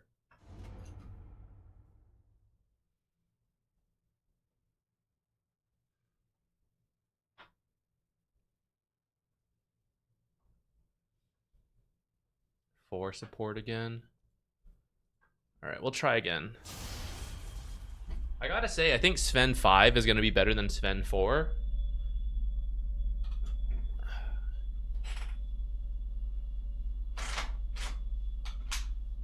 But we'll try it.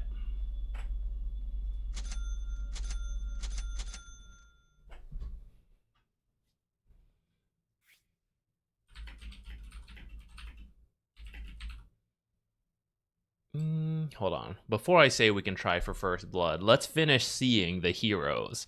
Because currently, Jakiro Pudge is a pretty strong first blood lineup.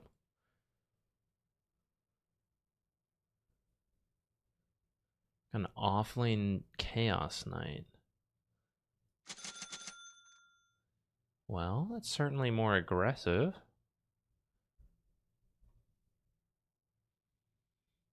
Ursa. Play a little old game of who's the carry here. Man, we're getting Huskard. Do I have to buy Spirit Vessel?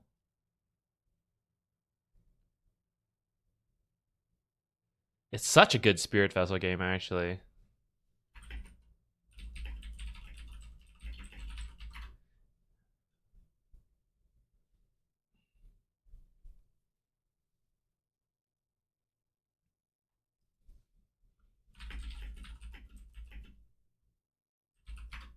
Okay, the supports are strong, but the cores are all actually relatively weak early. I think we should try for first blood still.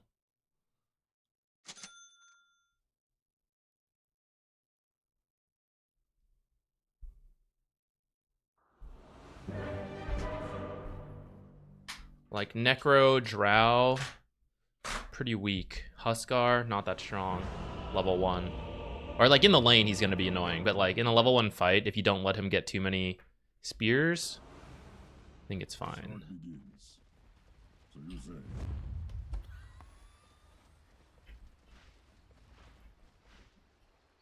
Places, everyone. Unless we have some kind of disgusting stream sniper listening in.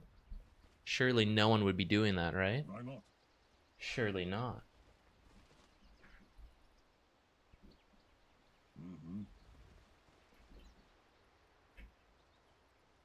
It's only proper.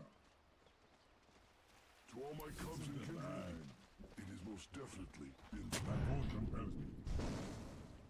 Go all the way over here.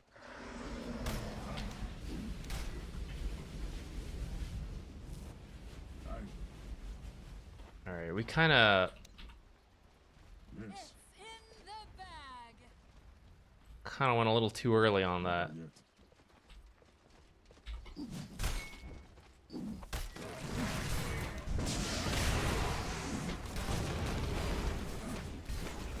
First blood. Rip.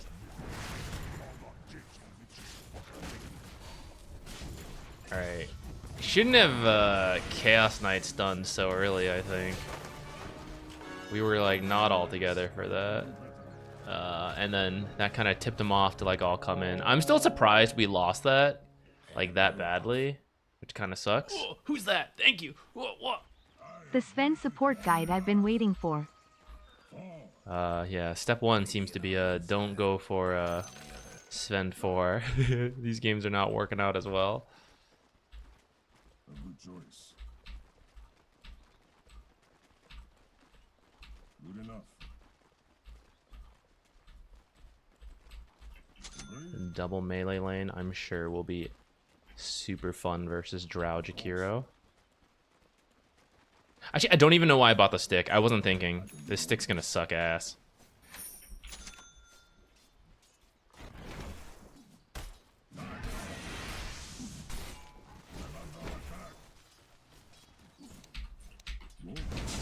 Ah. Lol. She still denied it! Oh my god, it's over, guys. It's over. GG. To battle. Oh, he did not block our camp. Nice. On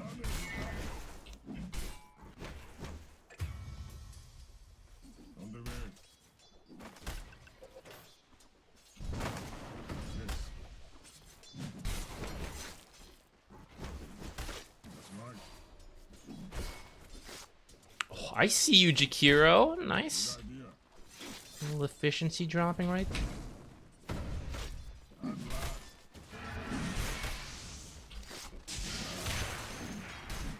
Come on, creeps, help me out here.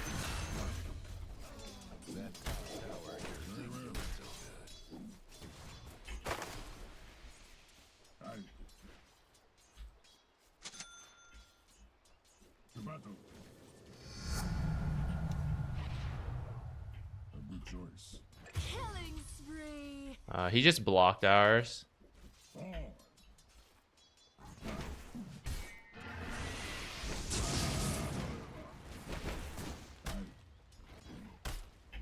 It's in this corner.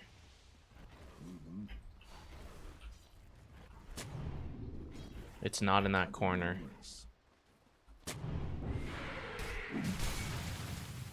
Hang on.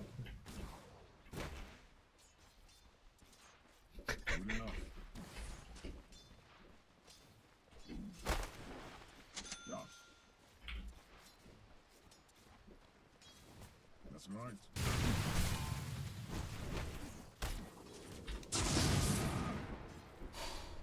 3-minute lotuses soon.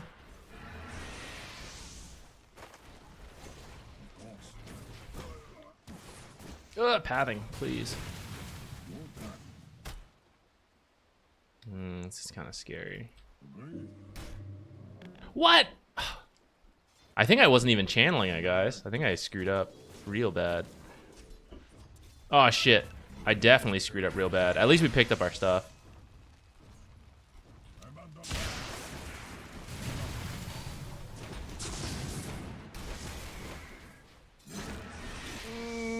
Oh, Liquid Frost's gonna kill me. Damn, I screwed up so badly there, guys. The courier messed me up. And then I messed up running this way. I should have kept going this way. So then I kind of had to like try to go this way. Actually, I don't know if I had to, but I did. I did that.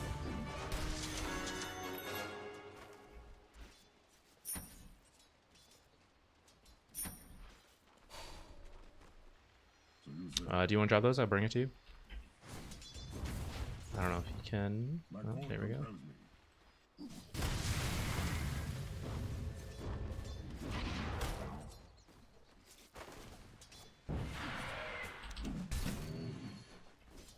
It's only proper. I'll do it. Okay, lane is extremely tough from here. Now that they have some levels. We gotta try to just help Lena, I think. Good Stack idea. for her. That's right. I just have to pen.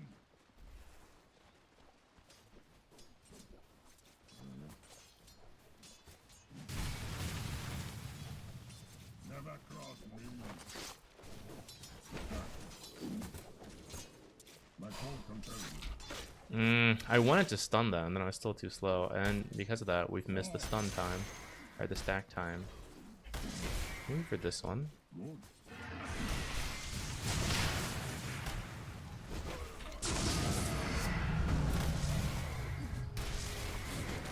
Aw. Okay, never mind. I'll do it.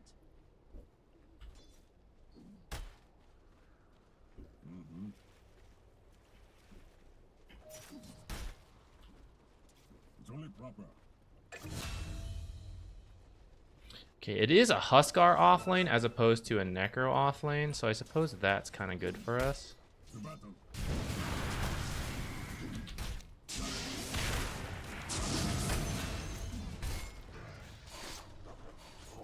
Yes.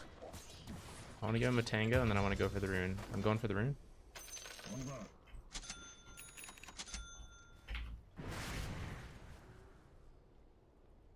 Is this worth it? I'm gonna do it. Might want to check your bottom Very tower. well. Unluck. Yes. I think they knew I was there. If I had to guess for an observer, it'd be on the top half. I can do this. Ward in the back there, maybe?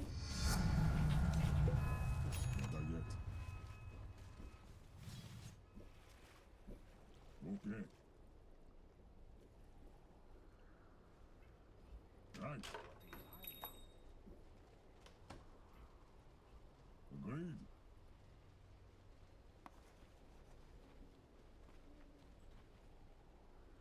I'm affected by the smoke.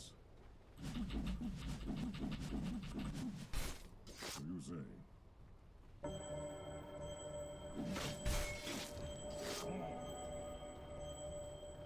One stack here. Right.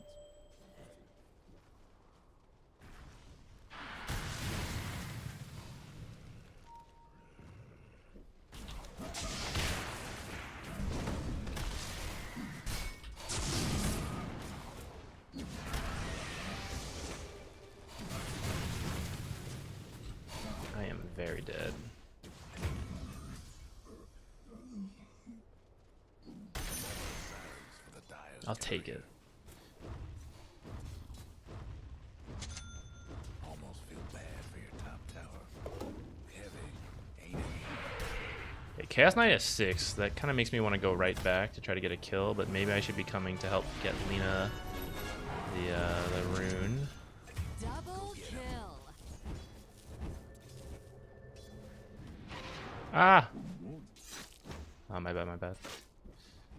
I meant to actually just come for the rune, not for the... I needed to clear that out faster. A good choice. To battle.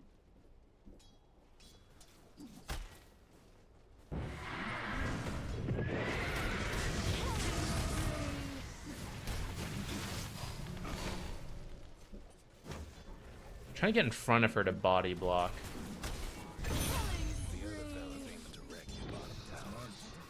Stun in 4.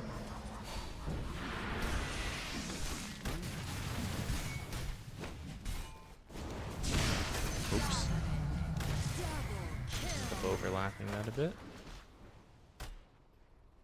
Dominating. Ah, shucks. Smash that bottom I tower. should have been looking faster, and maybe I could have gone through the twin gate sooner. Boss tower's in a tight spot.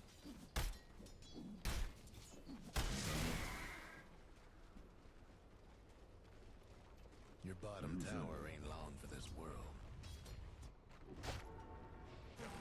Oh no. Mega kill. Your mid tower's coming apart.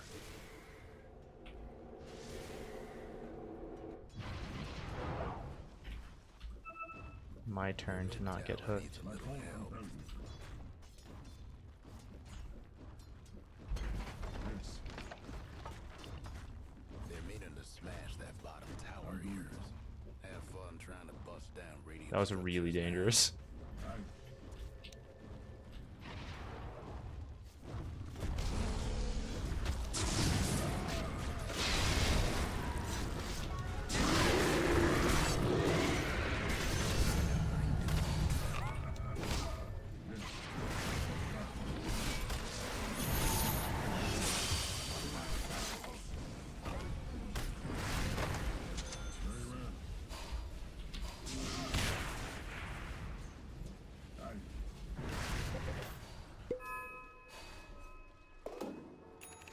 Good.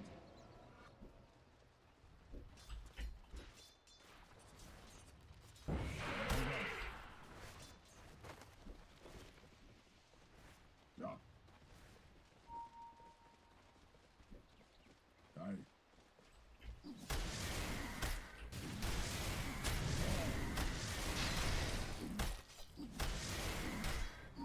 Yes.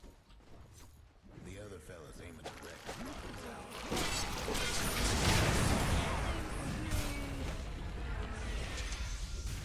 Might have blocked him a little bit on the... That reached me? Oh, that's gonna kill me. Why not? How fast are we? We gotta keep going, guys. Tower, tower, heal me, heal me, heal me, heal me, heal me, heal me, heal me, heal me, heal me, heal me, heal me, heal me, heal me. Oh shit!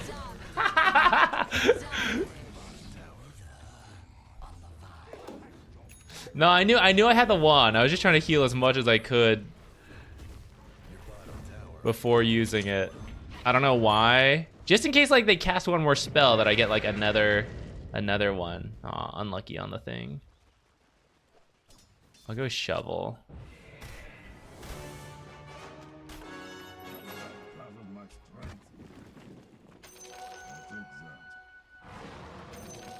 Oh, she looks hella dead.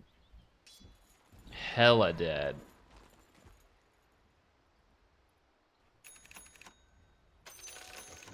Quick, go shove other lanes.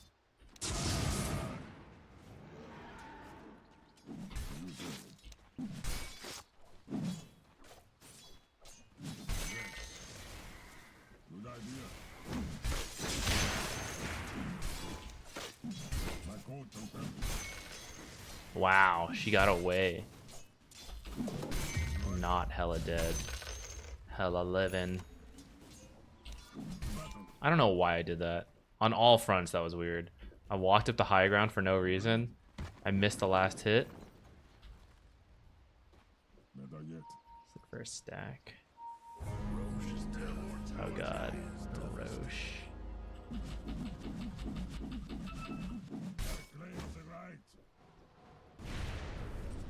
She doesn't have enough mana to fight. I have one mango I could give her.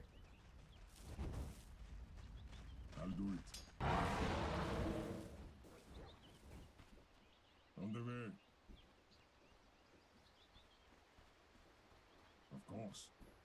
I think Jakiro's level 2 is actually really strong between Q and E with Liquid Frost. I think that part's good. And then for the rest of his lane, as long as he abused the first 2-3 levels, he'll be fine. Uh-oh. What? Necro ult down.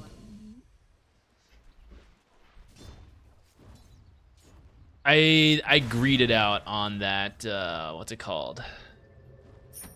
No, not you. That creep. The banner creep. It was so tempting. What she have? Thermal runaway?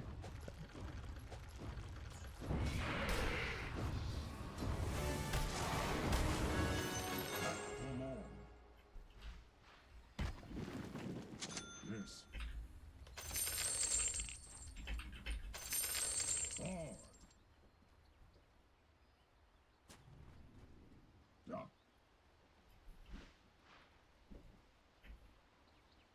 Possible to double stack. It might be in some locations. It's a bit tough because the stun's actually kind of short range.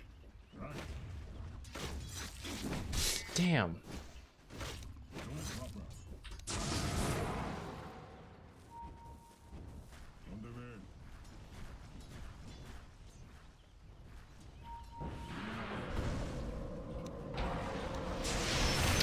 Overlapped, but thank goodness we had the burst. You died well.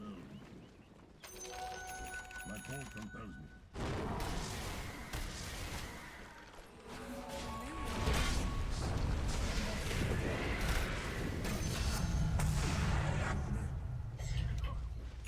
Ah! I meant to get my aura. Oh well. Good idea. Shouldn't be a huge deal, especially if we pop it for this tower right here.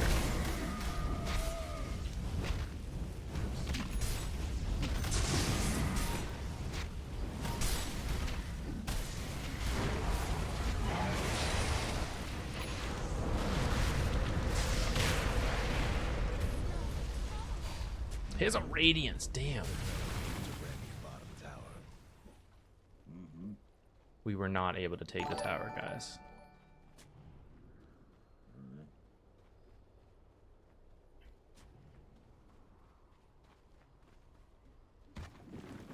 Aye.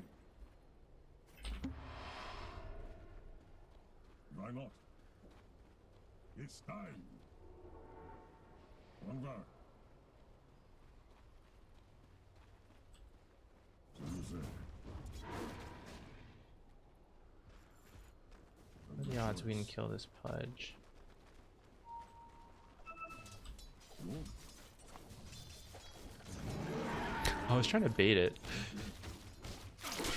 What the?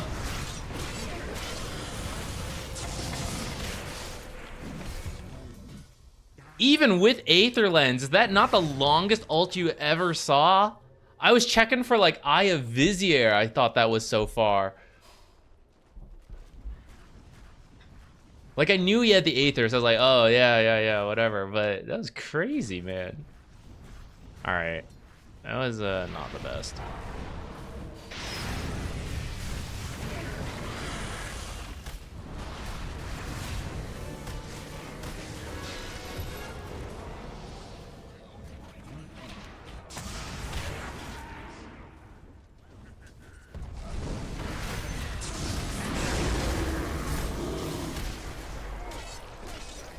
Double kill.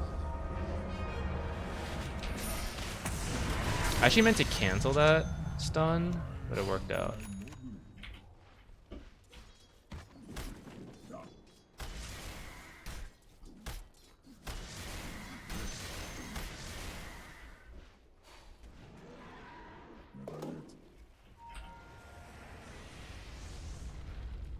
I can do no less. All right, I'm just gonna take it because it seems like. Why not?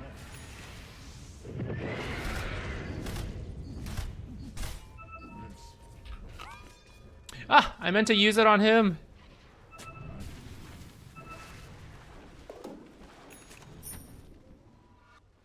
Agreed. Of course. To battle. So you say.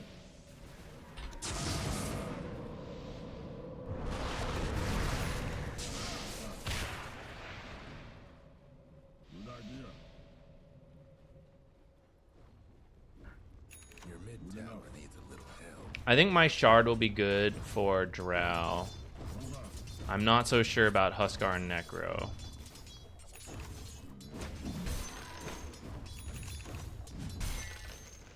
I might get like a pipe after it or something. Very well. Right.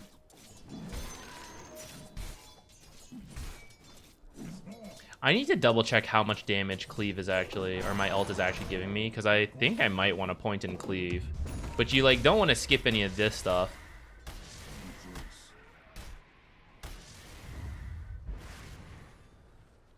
Right.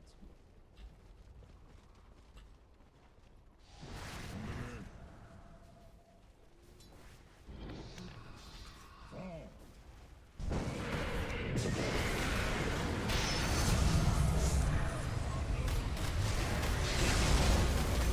I have the Spirit Vessel, I gotta focus Huskar. Kill.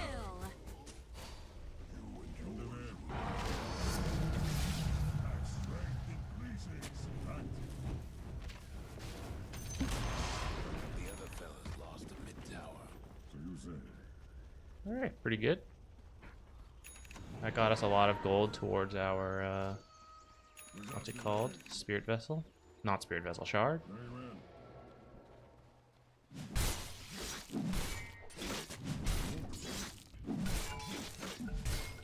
Tilt, tilt, tilt, tilt. Ah, oh, it's just disconnecting. I'm dead. Yeah, pretty dead.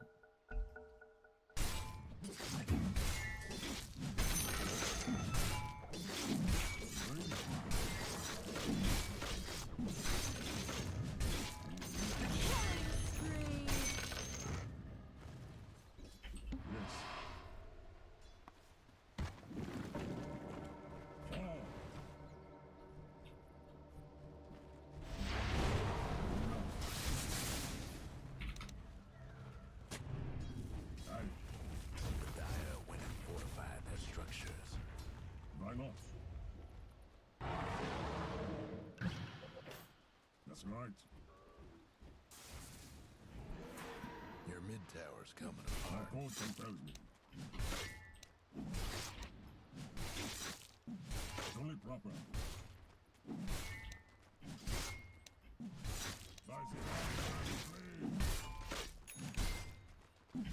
They don't want to pause? Die now.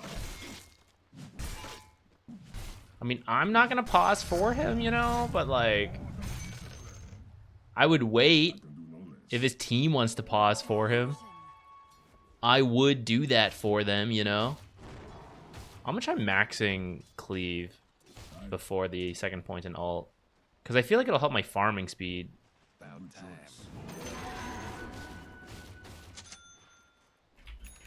Yo, did I just see a courier come like right here? Someone in this?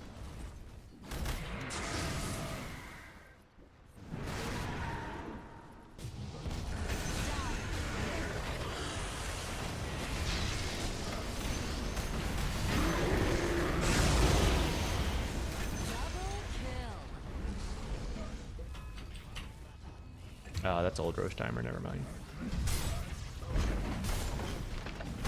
They're tilting, we did it! The other fella's top tower had a little accident. Don't listen to them.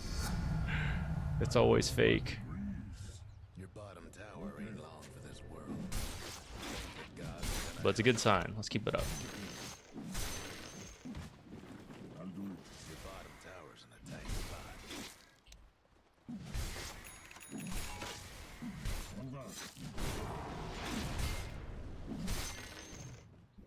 Why did I buy this detection again? Because I saw the courier turn around and I was like, gut reaction, someone's invis. But I don't think I actually need that.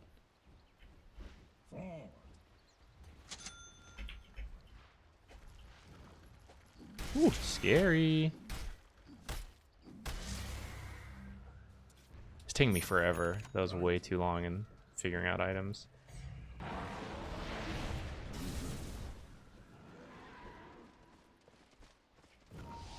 Yes. Yes. On the way.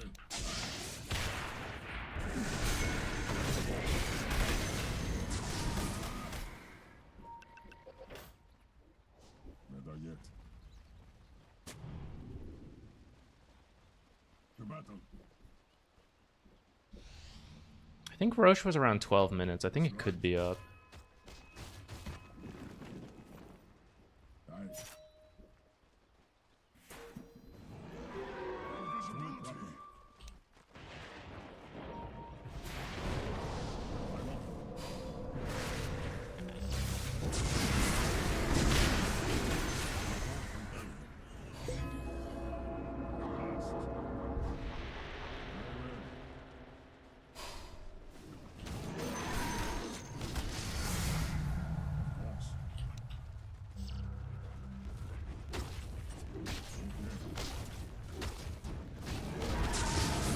Do my creeps get the armor? They do, but not the barrier. Okay.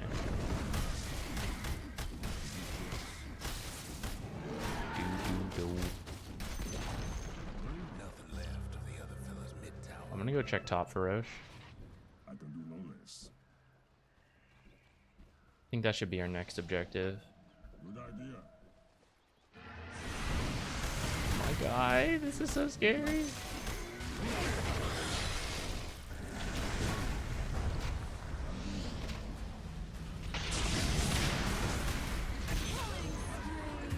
No, Chaos Knight.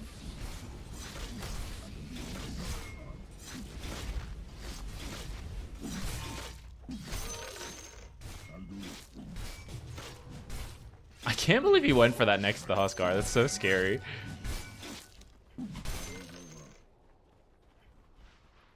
So you say. Good idea. I wonder if an Ags would be good on me later.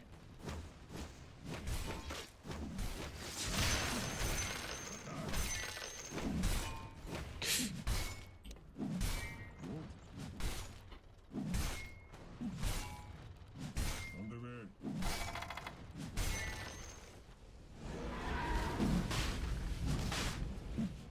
It's not an AoE heal, but like if we stand next to the guy you have healed in a 300 AoE, then we'll all be affected.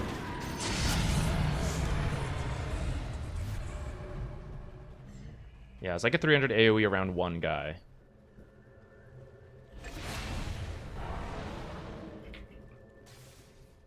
Do I even need this talent?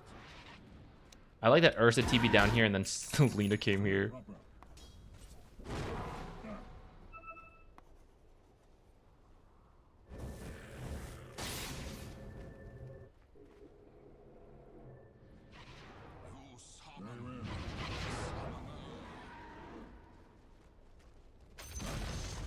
The other fella's bottom tower's gone for good. To battle. Your mid tower ain't doing too well. I'll give her the thing. Good enough. They do seem kind of done, guys.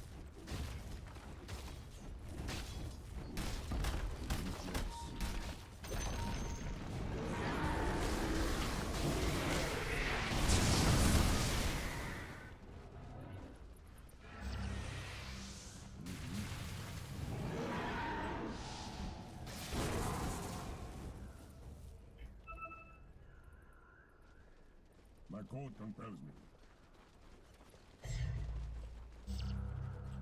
Okay. Agreed. Why not? Aye. Of course. Yes. Coming out a little bit. Maybe not.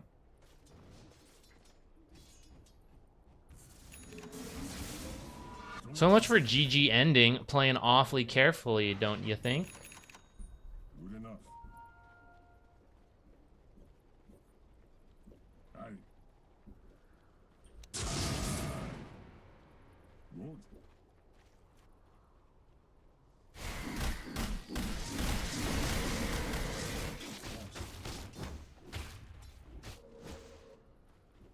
A good choice. I think someone's in this area.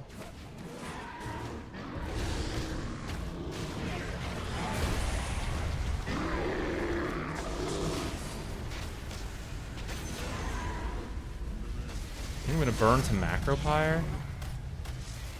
I'm not gonna burn to Macropyre.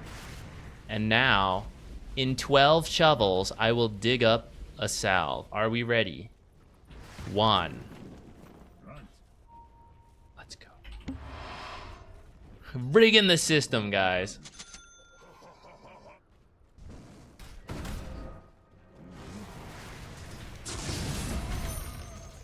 Somebody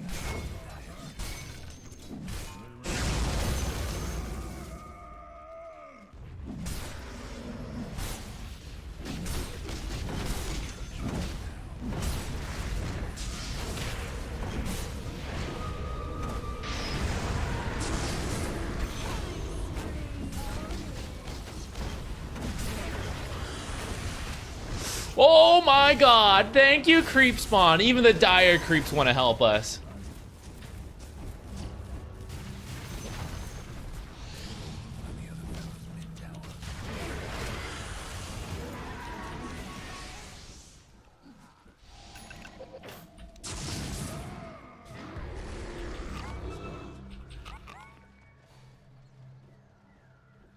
So you say. Okay, they didn't want to help Lena, though.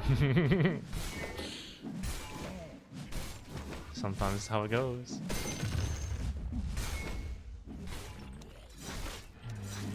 Ogre Seal Totem seems good. I fight.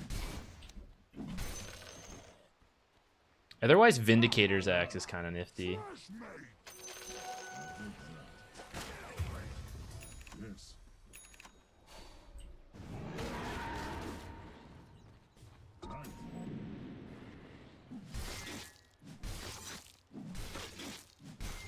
I'm gonna go Ogre Seal Totem because I'm support. I think if I was core, I might consider Vindicator's Axe.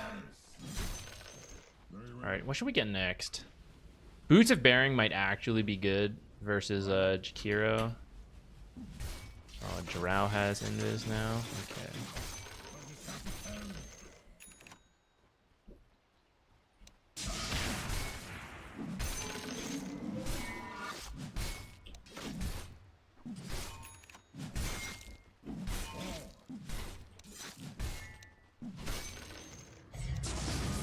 didn't get him in it. I'll do it. Oops. Oh, damn, Ursa just straight up did it. What a guy. Core players, did you know that was possible? You can actually just do Roche, some of you? Isn't that crazy? What a wild concept.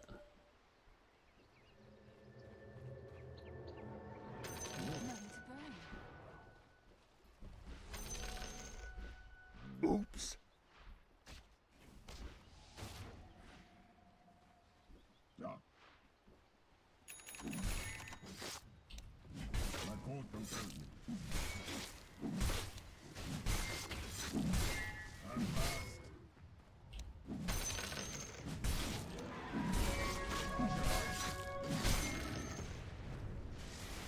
It's very satisfying to kill 6 creeps at once, guys, with an auto attack. No wonder why cores like Battle Fury so much.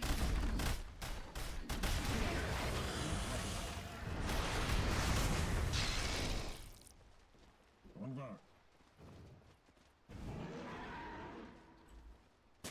Good enough.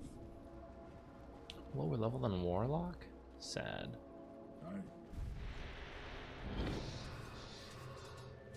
Of course. Careful, Lena showing bottom. I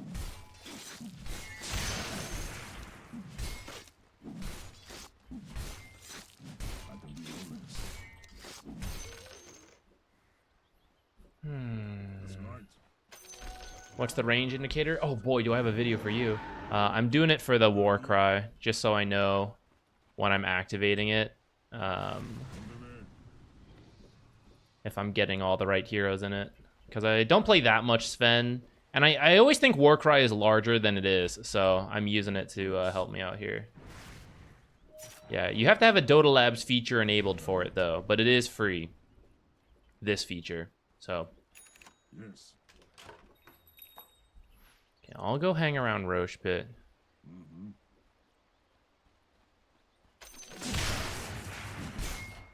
My team's strategizing. If Lena is the one who's going to hit for us, I'm thinking if I want Force or Lotus. I still think Drum Boots is like okay. Maybe I should just be using Warcry all the time to run around the map, especially when I'm full mana. Good enough. Not yet. I think I forgot to ping it last time. Very well. I remember we did it top, but besides that. I can do no less.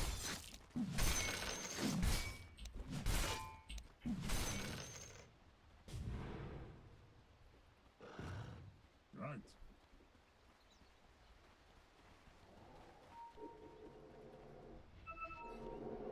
No, Ursula, go farm down here. I was letting him do that.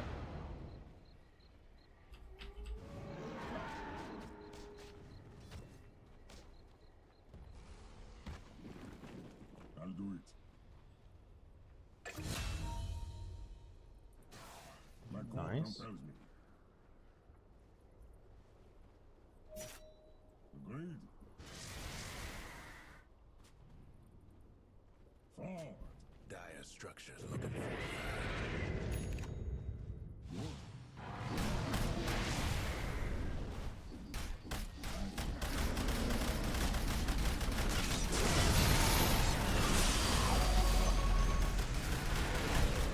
Don't mind me, just barrier saving.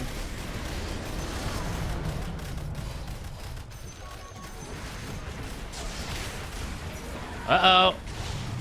Ah, damn, I was gonna Ogre Seal Totem. I was literally pressing it. This cooldown is super low. 9.5 seconds? I feel like I get hit by it all the time. I guess it's 9.5 seconds, and then it lasts, like, however long, right? Alright. We have screwed up. We were supposed to be patiently waiting for Roche. Ultra kill. Yeesh. Fairy's Trinket. Is that... I feel like that's not the play.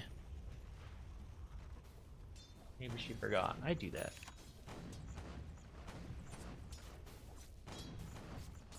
Don't worry. You don't have to tell me the Roche time. It's my fault for, if I don't see it, that's on me. I gotta suffer the consequences. I might get a blink to make sure we get to Drow. Or this could be why Lotus is good. Could also be why more armor, like a Solar Crest onto what's-his-name could be good. I feel I should also consider how I scale as a hero. I am a Sven. Ooh, wait. Should I invest this? Nah. For a second, I thought it was 27 minutes. Your bottom tower ain't long for this world. Rejoice.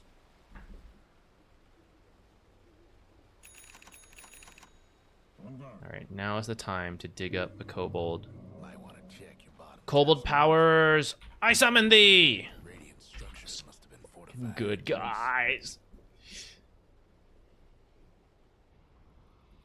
The battle. Ah, shit, I summoned it too far, though. On the way.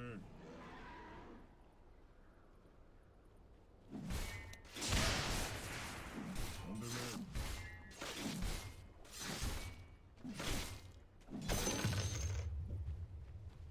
Never yet. I don't need that, so I'm gonna send that back for my team. Oh, I should have passed that over to... What's his name?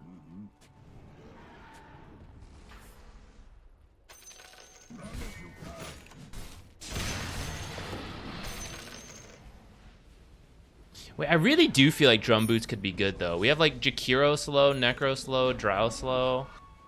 I feel like it's good. Alright, we finally did it. Pinged it. Let's go. Of course. Shit! I'm a little short. Yes. Dig up a bounty rune. Right. Good idea. I've been disarmed! There's two neutrals that are super annoying, guys. The disarm creep and the break creep. What is up with those? So you say.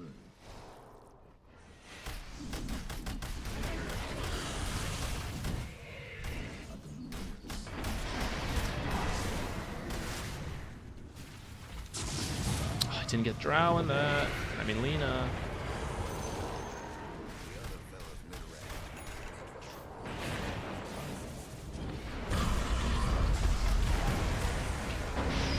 Boots of Baron, get out of there, guys!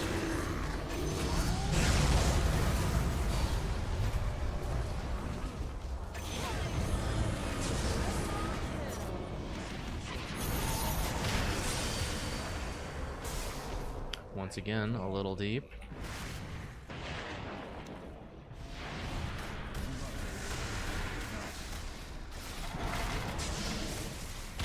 It's a dieback if we get him.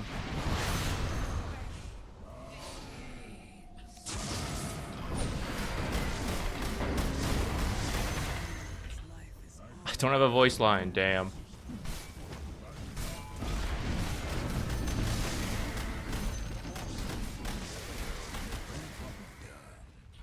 That ought to put a scare in him. Good. Gotta buy more detection. The battles.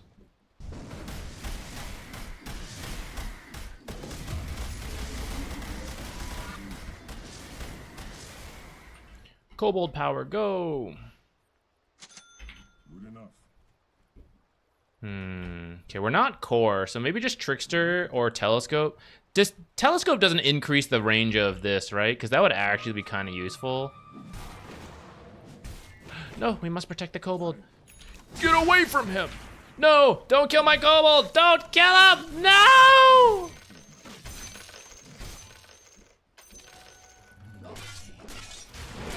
Uh-oh.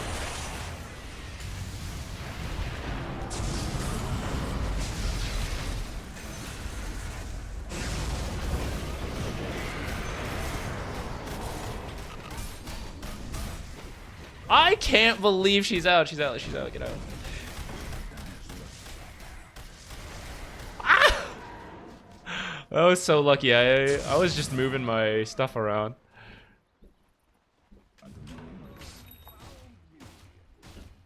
I cannot believe she got out of that. That's crazy. That's crazy. We're gonna get Trickster Cloak. was hoping for a manga. 5 rocks? Nice.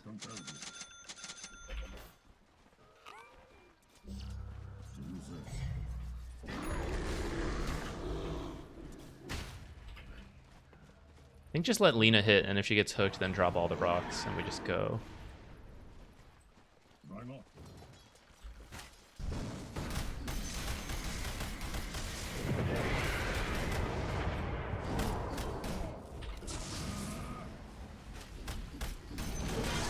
Rock dropping time.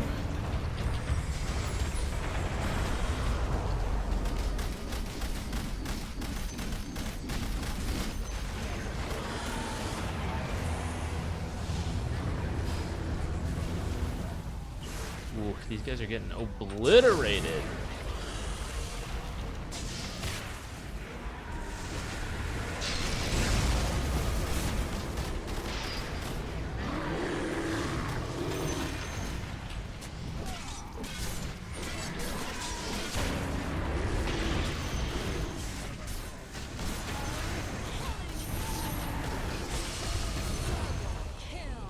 I couldn't save him in time.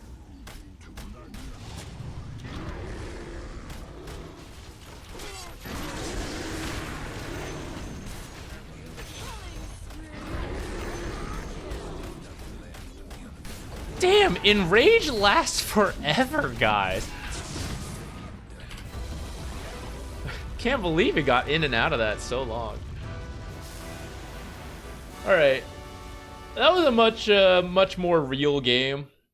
And Sven Support felt pretty good, although there was a pretty weak period. Sven Support wins every time.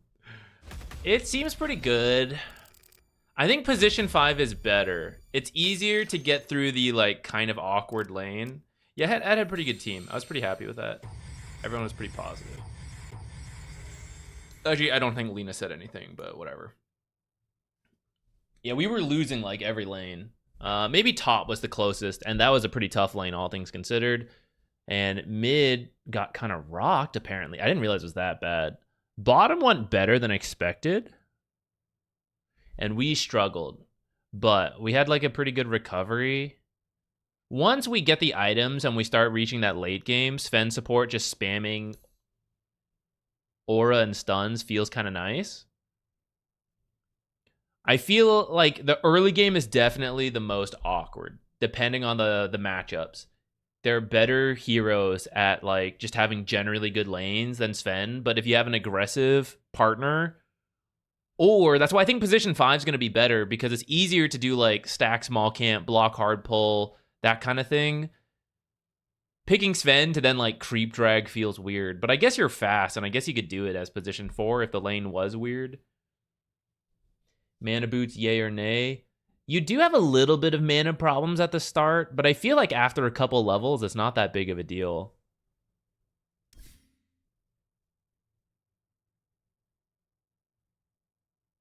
Like in the early 15-ish minutes, it's a little tough. But after that, it doesn't seem like a big deal to me to need arcane boots. I feel like the regen from the Solar Crest, Spirit Vessel, stuff like that is enough. Oh, okay, I say that, but I have been using a lot of shovels to get mangoes. And it's been fun with that. So I think as long as you get a neutral item that maybe helps your mana, you don't need to get the full arcane boots. And it keeps you open to do drum boots later, which I think is really good with Sven. You're pretty much boosting everyone to like max move speed with that.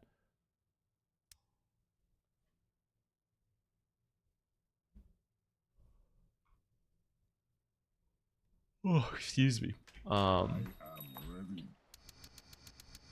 Like you take this, max this, Warcry duration.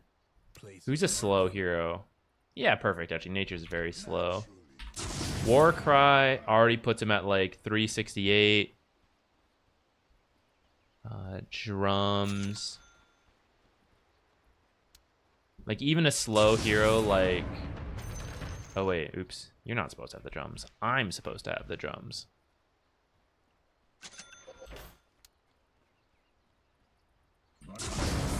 Move it, soldier. 434, and he's a slow hero with boots like 500, and then boots of bearing is just a bit better than drums, right? This is 13% up to 15%. Yeah. Look at him, 500 move speed for your whole team for how long does this one last? 6 seconds for the boots of bearing. But then this one lasts for 15 seconds once you take the 10 talent, which you definitely do. So everyone on your team is just zooming all the time with physical barriers. It's pretty fun. Vlad's would be some mana regen. I think Vlad's could be okay as long as you have the right draft for it. The problem with Vlad's, the counter synergy, I should say. So Vlad's would be armor, lifesteal, and we've talked a little bit. I'll repeat it, actually. I know not everyone's here all the time. So, like, Vlad's, you need to get a certain amount of hits in to get value out of, which Warcry would enable your team to do. But actually, I think some of the strength of Warcry and then the facet is that you're popping up this physical barrier that armor then, like, it's accounted for the barrier, right? So you're actually trying not to take too much damage, and that's why, like, Solar Crest for more barrier that you're also amplifying with the armor is really good. Vlad's is lifesteal. So you need your teammates to actually take damage to get lifesteal. So depending how the fight breaks out, like it could work where you have the Vlad's, you take some damage, you pop Warcry, you lifesteal some. But I think the ideal fight is like, we're always taking barrier damage and not actually needing to lifesteal.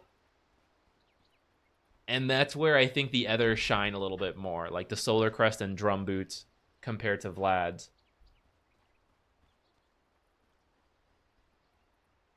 Barrier is after reductions, actually. That's why it's so good.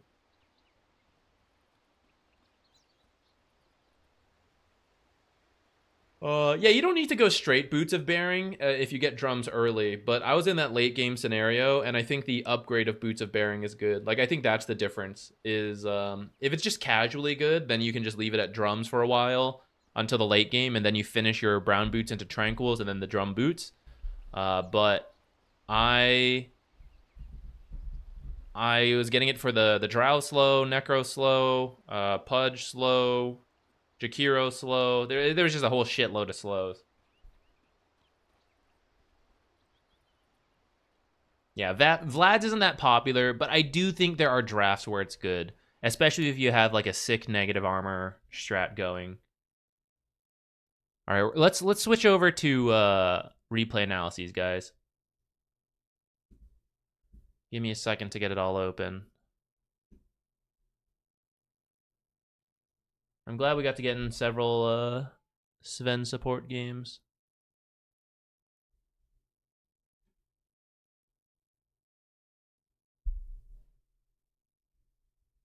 Oh, Ghastly has redeemed it. All right, I was actually gonna go get stuff for a second, but I guess we're just good to go. What's the MMR right now? 6280 looks like. Nah, it's fine, Ghastly. We can do yours, and then we will. I'll go walk around while we raffle the next one.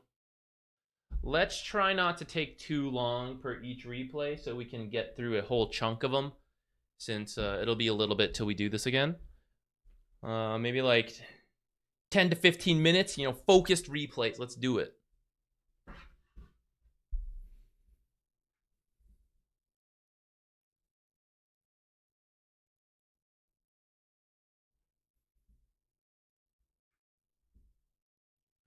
Okay.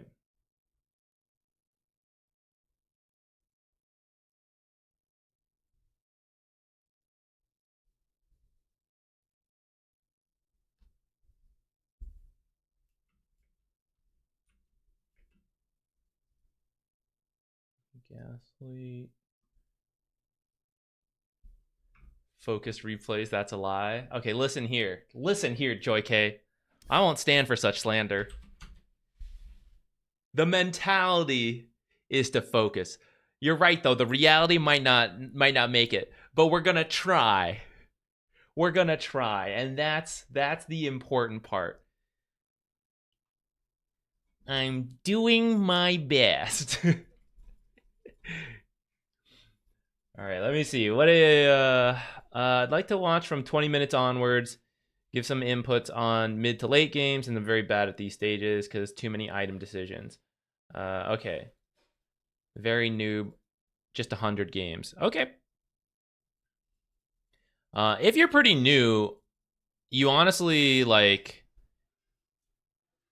you don't need to worry that hard if you don't have the right late game item. I would just buy something in, like, go find some standard builds, buy some kind of item, and, like, you'll adjust and you'll learn it. So, like, don't let it panic you for too much, or, like, not buy anything for so long because you're, like, trying to figure out the best thing. If you're new, just buy something. It'll work or it won't, and then you'll know for the future. But of course, we can still talk about it and try to, like, help understand it, especially since that's, like, the whole point of the replays. Damn, look at that. Exactly. 1 minute and 3 seconds after 20 minutes. Whew. Okay, we went back a minute. Here we are. Just a touch. What's the best way to support the stream? First of all, thank you. That's a very kind question to ask. Any, like, people just watching is fantastic. Leaving it open, great. I don't want to pressure anyone into having to do more. Everything has its own, like, plus. Like, if you subscribe to Twitch, then that, like, subscriber number is useful. Twitch does take a cut compared to, like, Patreon or, like, a donation, which there's less of a cut, but it's less, I don't know what the word is, community building, maybe? I don't know. So, like, whatever is comfortable. Like, if any of you ever feel like you want to support, thank you. That's amazing. You guys keep me going. But don't feel pressured to, like, do it the exact best way. Whatever you prefer. What am I trying to do? Hold on. I can do this. I was losing my train of thought for a second. Game info. That's what we're changing. Okay. We're doing this. For Dark Seer, which we'll do off lane, and I'll put unranked since you said, one, it's literally unranked, but two, you're within the first 100 games. I'll assume, like, lower ranked, because that's usually where, like, a newer player ends up, but we don't have to stress it. All right. Let's go. Oh, yeah, if you don't have Dota Plus, don't sweat it. For Darkseer, just auras in general are a pretty good late game item. Looks like you're getting the Aghanims. That's fine. This game, you actually don't need to have it, I would say. Aghanims is really good when there's an amazing hero to copy. This game, like, Sniper and Alchemist are okay. They're not the greatest. I don't mind, though. I don't mind if you want to get it. I would say if you just went, like, Greaves Pipe this game, that sounds pretty good. And then maybe, like, Blink to get the Blink ultimates. Vacuum them into, like, Axe Call and Warlock stuff. All that sounds great. Ags is, like, fine. Like I said, for a new player, don't sweat it too much. Ags is a legitimate item for Darkseer. So, that's fine. But otherwise, this game, I would say Arcane Mech, because Mech's pretty good, and there's 2 negative armor sources, and then, like, 3 physical damage from, like, Dazzle support, probably. So, like, he's not really, like, physical damage, but Dazzle, Sniper, Alk are physical based and reduce armor, 2 of them. So Mech into Greaves would be good. Pipe because of Jakiro, Necro. Blink for the combo. Almost. Might have pushed a little too hard there. You don't need to go that crazy. Right now, typically for Darkseer, you do want to pick... Oh, I just noticed your team is like 9k behind, so it is a tough game. I guess some of that's Alchemist.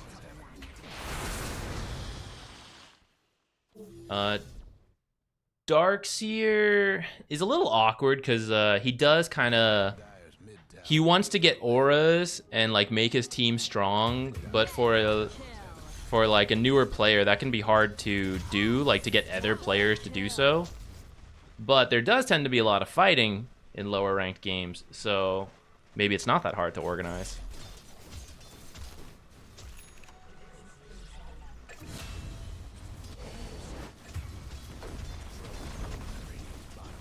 Okay, I'll say all this is fine. Punch, punch, punch, punch, punch, punch. Punch, punch, punch, punch, punch. Radiant's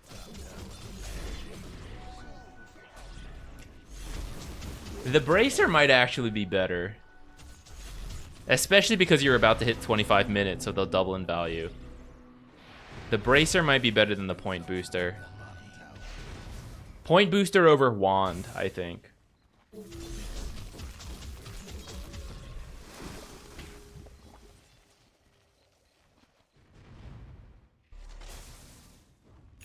Guess what's happening at Dyer's bottom tower?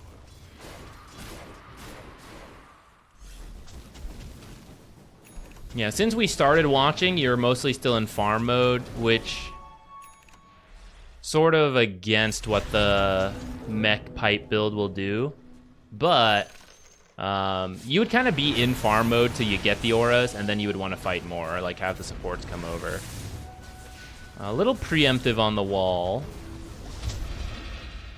Dyer's bottom tower's getting Maybe thought that was an illusion, or a real hero, or maybe you're just clearing them. Alright, let's slow down. Let's like talk about this fight. So one, I would hold the ultimate until you're going for like a true kill. I guess you can kind of use it to help people escape, but I'd kind of also just let them die. It depends on like how important you think that hero is.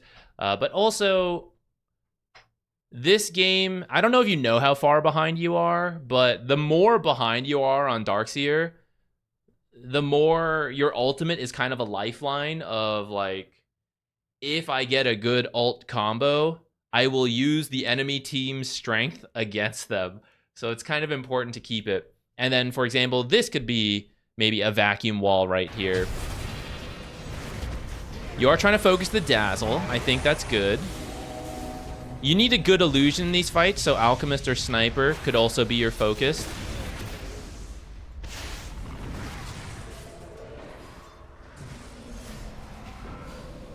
It actually, I don't know if that was a misclick. It actually does not affect Necro. Like when you cast Ion Shell on him, it doesn't do anything.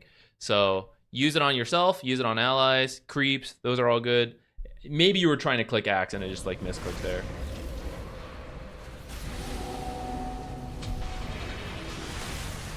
Double mech, do they?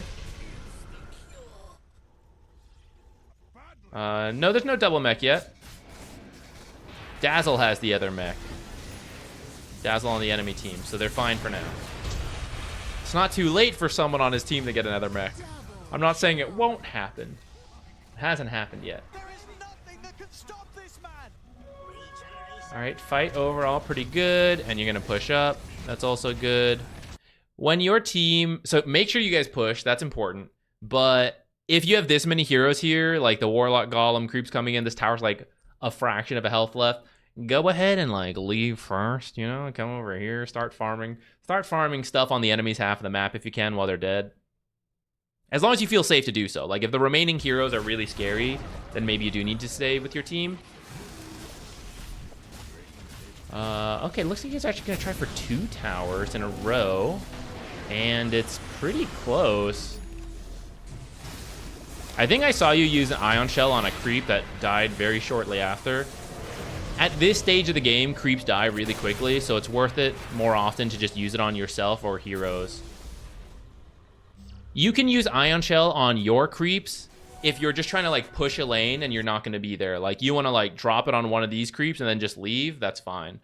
But if you're ever going to like stay in the area, it's usually better on an actual hero, because at this point it's like Alk walks up to the creeps and hits it and it's gone, it's done. Jakiro like uses 1 or 2 spells like dual breath, liquid fire, it's gone. So those Ion Shells tend to not last very long.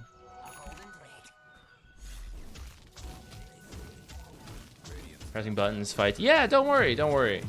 As long as you play more and you put a little thought into it, like after the games you think, okay, what went wrong in this fight? What was like the actual order I should have done? I should have like blinked, vacuumed, ulted, stuff like that. Like it'll get there. Everyone's overwhelmed in this game to start. And then even after like thousands of hours, people still get overwhelmed. There's a lot going on here.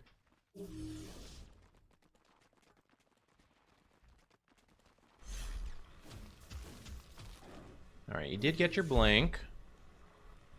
I do still think just general auras for your team is pretty good.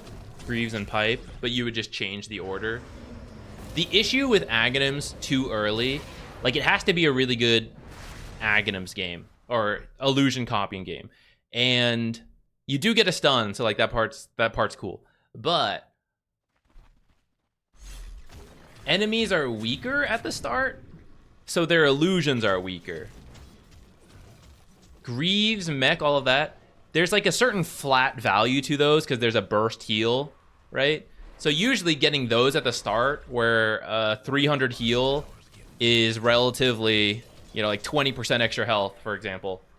That's huge. If you get the mech, the Greaves later, it becomes like 10%. And then that's just worse. But because you got the early value out of it, it was fine.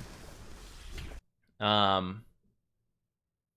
typically if you get the auras first, and then the item that scales well, like the Aghanims, it's going to keep scaling with the enemy heroes because you punch them, you copy them, and they're stronger, so your Ags is like worth more, right? That one can come later typically.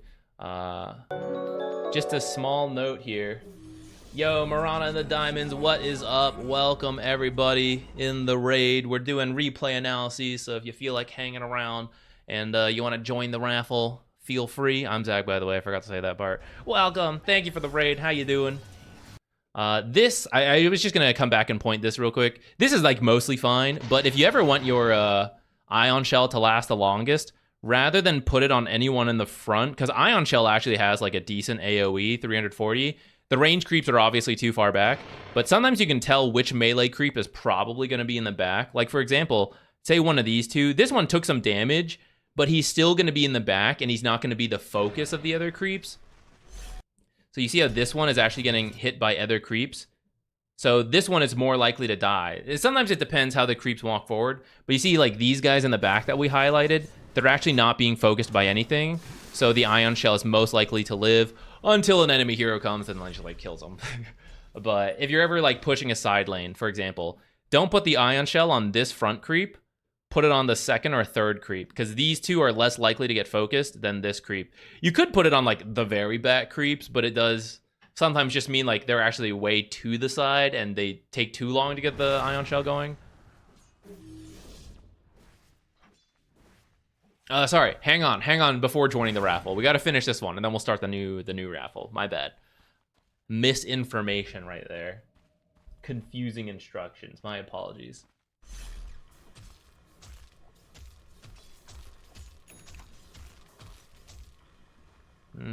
Let's see. At this point, anytime you, Axe, and Warlock have your abilities, you could consider grouping. Get Weaver to go with you guys. Spectre will haunt in. And you could have a cool combo. Someone goes first. You, like, vac wall. Like, if you see the combo, then great. You can go in first. Other times you might need someone to poke a little bit. Then they start grouping up. Alright, slow down here. This looks like a... I might just do it. Vacuuming them onto the wall or onto this cliff sounds pretty good. And your team is like kind of close enough. Alright, okay, so like start baiting around here. Like start turning around right now. Vac wall these suckers onto this cliff. Drop the ult across. You can probably back off after that, actually. You probably don't even need to be here longer. And then you point this out to your team. You go, guys, I just had the sickest vacuum wall. They're all right here. And then this guy comes in. He, like, does his stuff. Where's Axe? Axe runs in, does his stuff. Spectre, you're like, Spectre, please, please, please, please. And you can maybe actually even go look for, like, Sniper. But you can also be here and fight. That's also fine.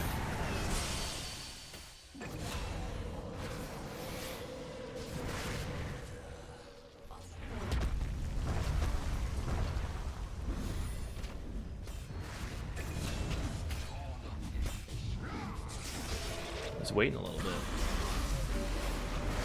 I think even without your ult, you maybe could have lived if you used the mech. It's a little unfortunate your blink got canceled. Otherwise, you definitely live.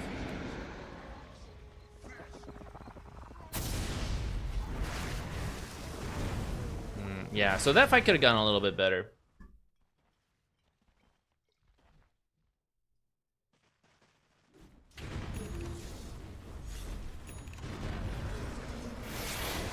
I wasn't timing. Where are we at on our focus 10 to 15 minutes? All right, nice, nice. I want to slow down a little bit here. So she goes in. That's good. Solid wall onto 2. I like it. Blink, punch back. Also good, and even got him double stunned. Hold the vacuum there. I feel like you're seeing this guy get low and you're like, throw everything, right? The wall and the punch are good. Wall because you got 2 and you want to get the illusion going. The punch because it's low cooldown. Vacuum, decent cooldown. So we want to make sure we actually need to use it. And then this guy he's looking pretty dead, right? Because you got the illusion, Spectre, and you are here full health. He was getting low. Hold the vacuum because he's going to respawn with his Aegis. Or maybe he lives longer than you think. He starts TPing away, right? So if you hold vacuum here a little bit, as he respawns, maybe this illusion gets killed. You can suck him back into the wall, get another illusion. You can cancel TPs. Maybe as he respawns, his other teammates all panic. They're like, oh, help Alchemist, we can do it, right? They come in. Now you can actually vacuum all of them in together. So try not to get too excited when someone gets low, and you might get a better opportunity for it. Oh, what a beauty! Guess what's happening to Dyer's bottom tower? Radiant's top. Yeah, vacuuming people on cliffs, good to do. It won't always be possible. Don't sweat about it. But if you get it, you get to clip it, post it on Reddit. Hey guys, check out this sick combo, you know? Get the upvotes. Okay, Ghastly. Any other questions real quick? We're gonna try to wrap up and start the raffle. In fact, I will go ahead and start the raffle so that people can start joining in. While you let me know if there's any like specific questions you were hoping we would get to. Oh, who's that? Thank you. What? Pog stream. Pog stream. Pog song right now. I love this one. Oath to Order in general. This remix is cool too. Oath to Order is my favorite Zelda song. Ooh, that's a tough one, actually. There's a couple other good ones. All right. Join the raffle if you'd like. Just type ! replay. And you got a chance to be randomly picked. Karen Gorn. Hopefully I didn't butcher that. Thank you. Thank you so much for the Prime sub. I appreciate it.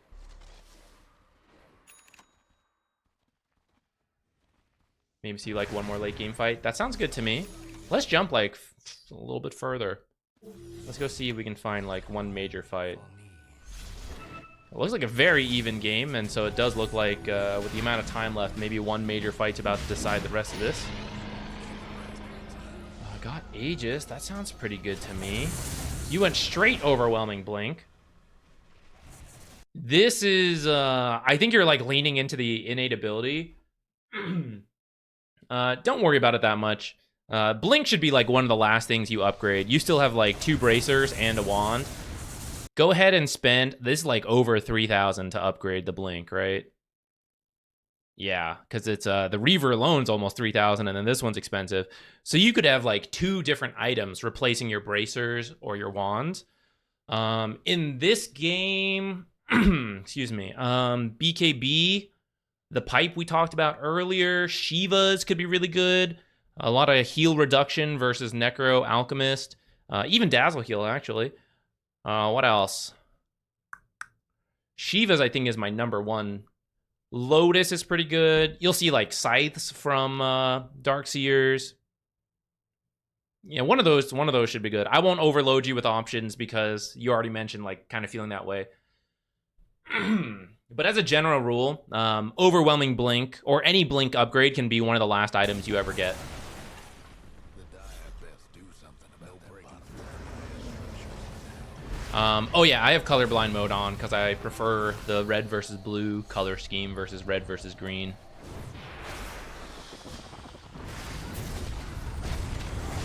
Oh, look at this combo. Kind of stuck back here. See, this is where BKB is really useful. Get you out of some of this stuff. Ooh. I think that might be the fight that wins. Let's go look at that fight one more time. So you guys came back.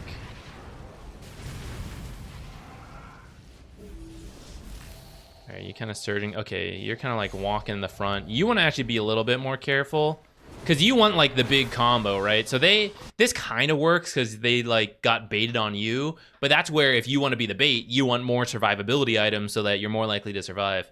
Because you got the blink and because you have like the vacuum combo, you actually want someone else to bait a little bit, like maybe Weaver Aegis, right? You bait Weaver Aegis, and then when they clump up, this could be a big vacuum wall, which you still kind of get one here anyways.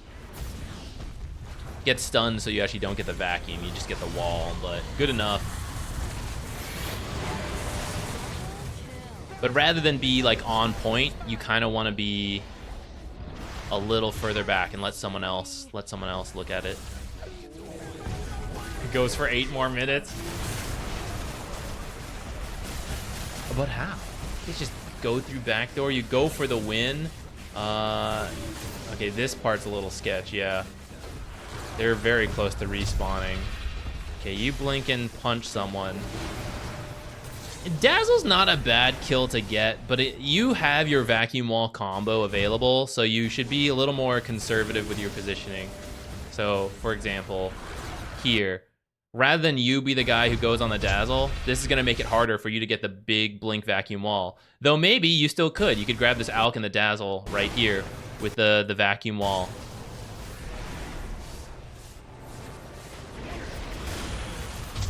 Kind of vacuum Alk away, punch him with the eggs.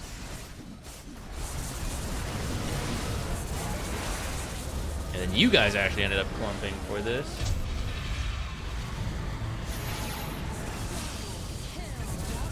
You guys probably should have just backed off after these 2 barracks and then just go for the last one, but it happens, it happens.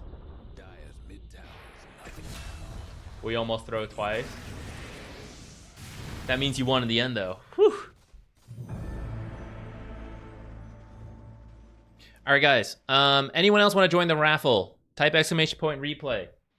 I'm going to be right back. I'm going to get a snack. I'm really hungry. I didn't really eat a big lunch. So I'm going to get a snack, join the raffle, and then we'll pick the winner.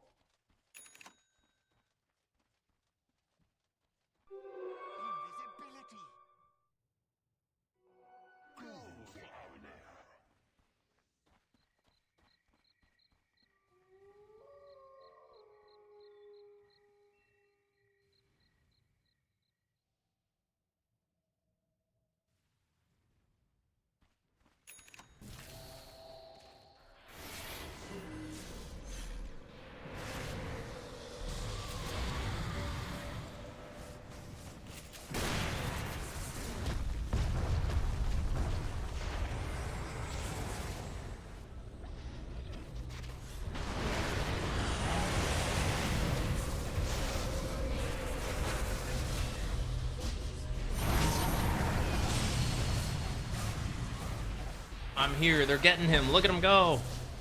Ah, you're dead, though. Closing entries. Pick winner. Who is it? Midbar. Congratulations. Feel free to send in a replay at your soonest convenience. Let's see how you end up dying. This will be the final thing. Alright, fight's happening. So you're not the focus, right? This is kind of ideal. Okay, blinking too soon. We want to think about the big vacuum wall. And it's easiest to catch people off guard with the blink rather than walk in there. So we should keep walking first. Maybe just surge ourselves closer. It's like, see how you like, here's the vacuum, and then, or here's the wall, and we would have liked to vacuum, but you actually have to walk in a little closer. So surge yourself in, and you want to vacuum the people into the wall as much as possible. Like, sometimes it doesn't always work out, but if you just kept running along the edge of this fight, and then as Necro catches up to his team, then you can do the blink vacuum wall. Some of this, okay, to be fair, some of this is just playing the game, and you will learn how fights tend to break out. Like, I can see it because I've played so much Dota, so I know, like, he's gonna come to his team, the team's running to him, so rather than jump here, you can, like, loop around the side and catch all of them. So as you play more, this will become more natural. But I guess that'll be our replay insight, is that you can look for that stuff.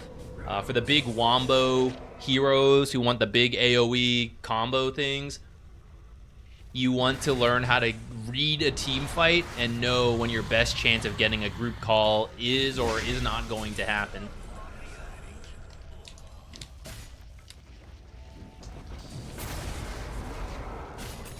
Don't worry, Ghastly. You will get there.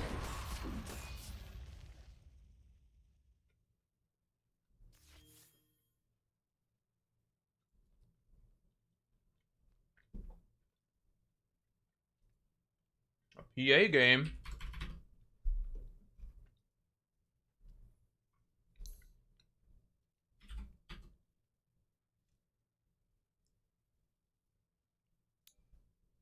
Download.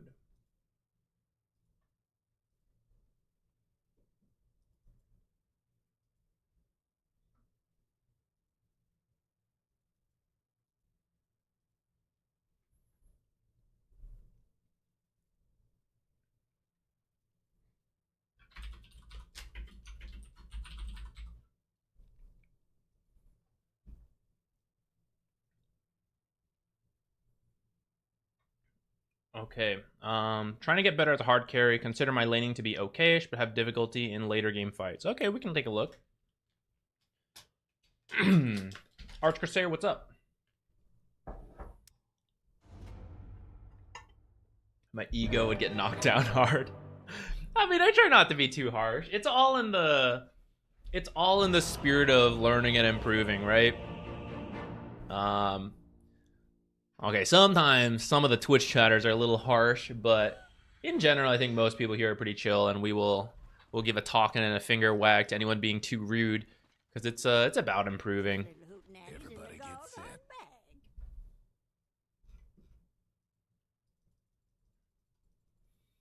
Okay, so we can just jump to maybe the later game fights, because you said your laning is kind of okay-ish, right?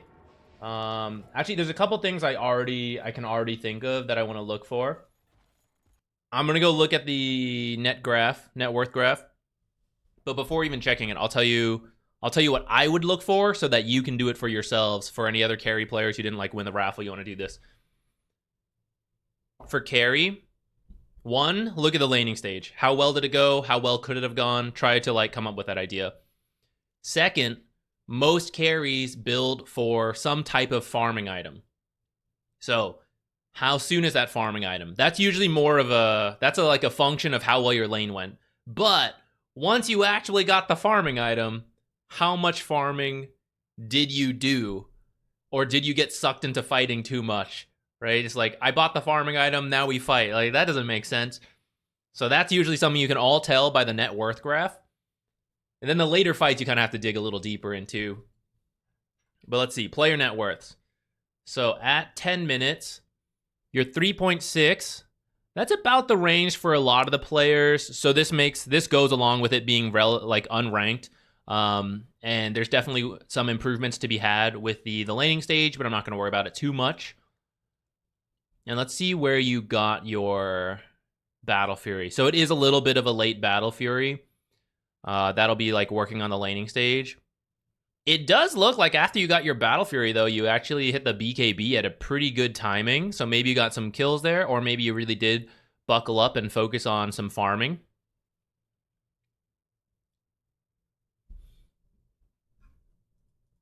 Let's see what you guys are saying. Think maybe you initiate a little bit too much. Ooh, that'll also matter as the carry. All right.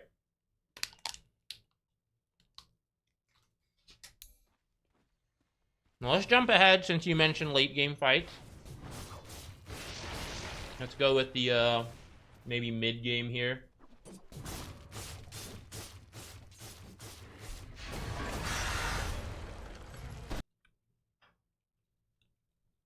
Damn, we looked over and Timber just did an insane burst.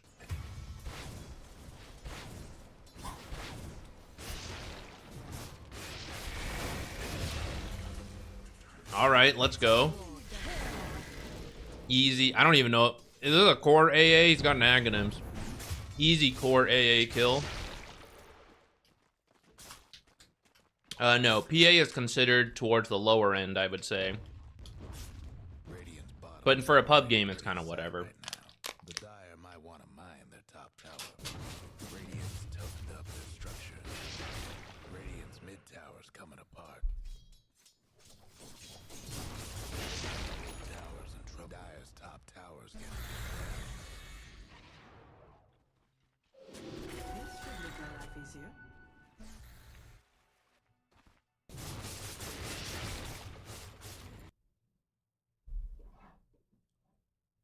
Hit the big creep.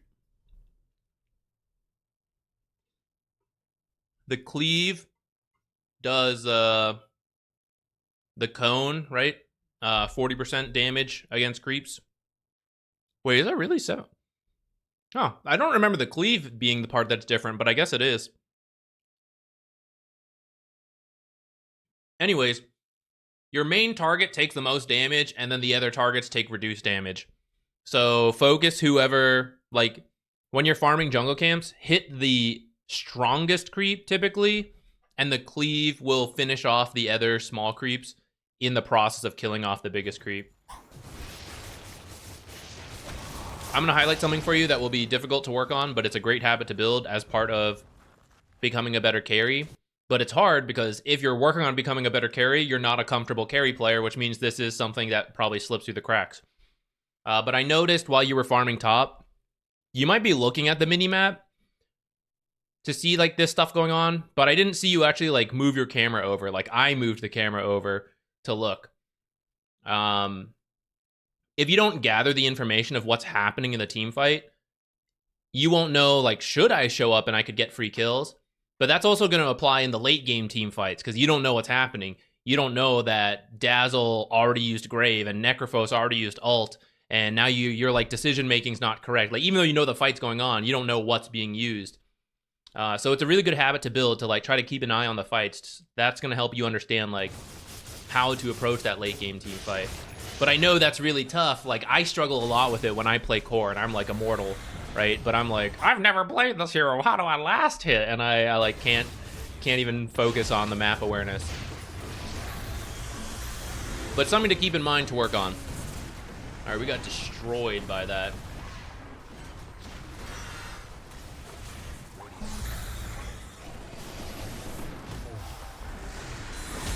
Okay, your team is focusing all different heroes.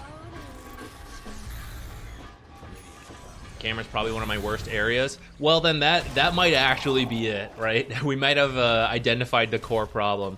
It's really difficult for you as a carry to understand how to take a fight if you don't know what's happened in the fight.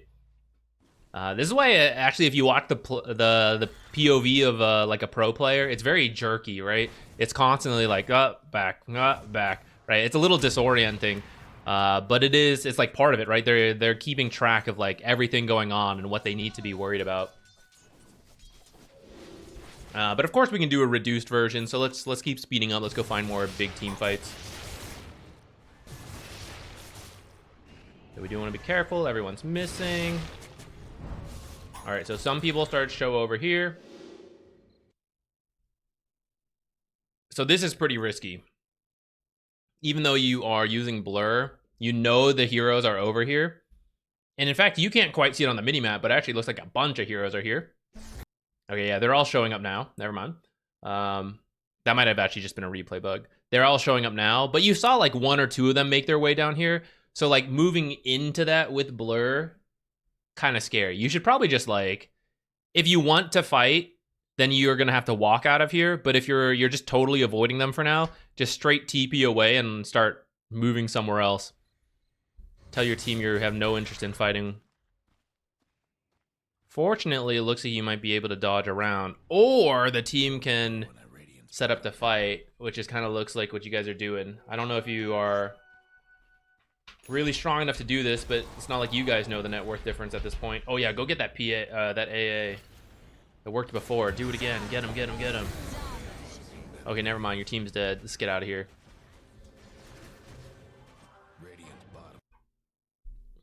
So this is very safe. The idea here is that, oh, when they push our high ground, we'll be able to do something. Don't do this. They're all here. Let me show you the free cam, right? Because when you're playing, it's easy to get sucked into this. Now with the free cam mode and the power of hindsight, let's go back to right before you teleported. As a carry player, as any core player, as a Dota player, we want farm, we want team impact, right? We want to affect the map. So now when we look, where the heck are you? I think replay bug. All right, here we are. So now with the power of hindsight, looking at the minimap, right? We did just lose those 2 heroes, so we probably don't want to fight.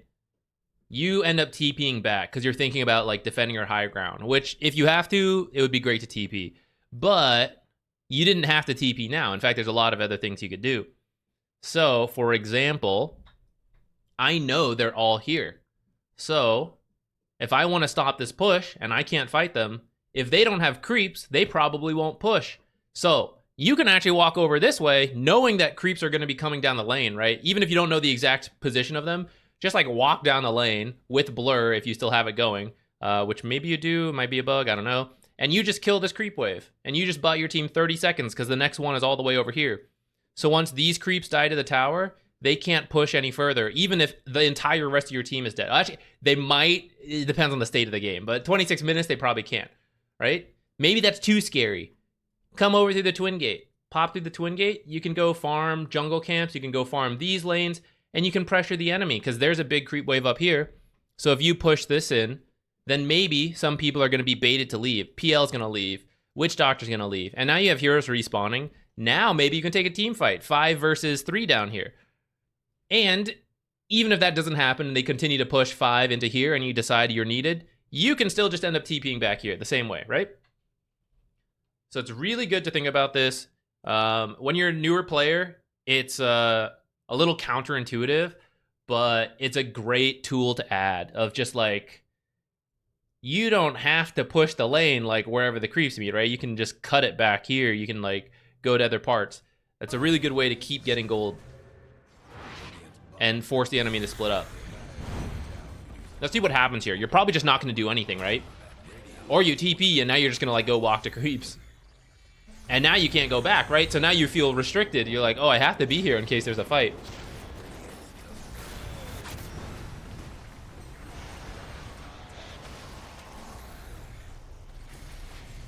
You could maybe go for that because they're low and hope for like some lucky crits, but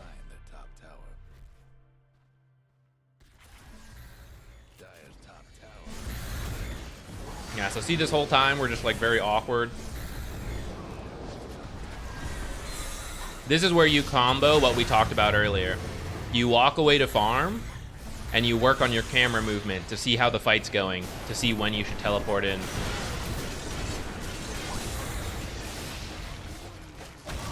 Oh, hey, Pudge.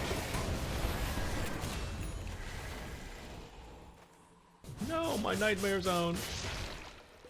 I got sucked back into RuneScape, guys. I'm a sucker. I was gonna do AFK Nightmare Zone while I did replays. It's not AFK enough. I keep forgetting to go click on it. Not new, just bad. Same deal. It's okay. For now. Guess what's happening to Dyer's bottom tower? The Radiant's couriers are Connor.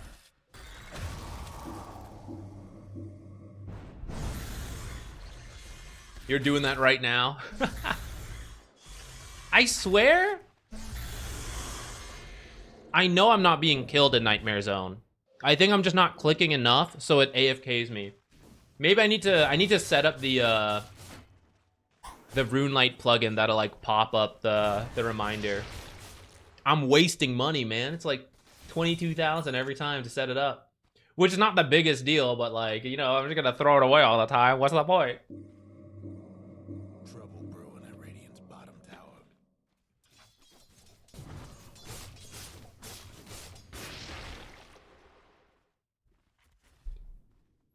Have you set it to 25? You can set it to a 25-minute logout? Where?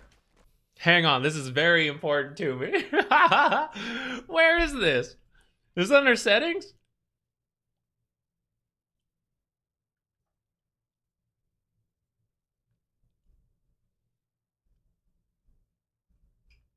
Guys, you don't understand. I can be so efficient while streaming and grinding. Logout timer in RuneLight. Oh my god, I'm gonna go find that right after this. Or we'll do it while we're raffling the next one. Ooh, I saw that. You were looking over. No, no, no. Danger, danger, danger, danger.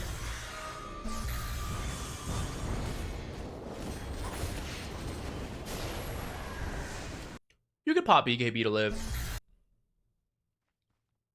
Okay. As a carry player, you get to be selfish. You want the fight you want. This is step one, by the way. Okay? Listen, you immortal carry players out there, this does not apply to you. You have to be way more proactive. But at lower ranks, and when you're new to the role, you get to be selfish, and you get to look for like when you want to join the fight. You don't need to make it happen. So in situations like this where it's kind of scary, this is why the teleport is so powerful, and I want you guys to think of it like an ultimate. It's so good because you don't have to be here. Me, this asshole right here, this stupid support, okay, sir, the fight's gonna be here. I'll be there. I have to be here. I gotta put up the wards and stuff. I'll stand here and wait. Oh, fight never happened. I stood here for 4 minutes. Okay, right? I have to be there. You don't have to be here. You're the carry. So you get to be like over here jungling. You get to be like farming, having fun, doing things. And then when I go, oh, sir, PA, please, I'm dying over here. Could you teleport in and help us with this fight? And you look over. Hopefully you were looking over before, but now you're looking over because I called it out. You go, oh, yeah, free kills. You TP in and you kill people, right? So you don't need to risk yourself for this. When you're not sure where the enemy is, going from this side over this way, I think you guys did see a glimpse of a hero before. I kind of forget because we're rewinding and pausing everywhere. But like this is dangerous. Like this might start a fight. If a fight breaks out here, you can just TP directly into this, into this, into this. You don't have to be the one walking in. Because this creep wave is up here, you're probably not at a rank where people are like baiting that. They're probably just not dealing with it. So you actually just get to like walk along the edge and then like go farm over here. And if you're ever scared, just like keep waiting in the trees, looking at the map until like people show and then you feel better. But if you don't know, then like walking into areas where they might be, like especially with this, right? As soon as we see PL moving this way, I don't want to start on PL. I'm not that guy. Like even if you don't know where anyone else is, like that's not me. You guys go start it. And then I will TP in, or I will wait at the edge and then join in, like if I happen to already be in the area. But you don't want to like go in otherwise.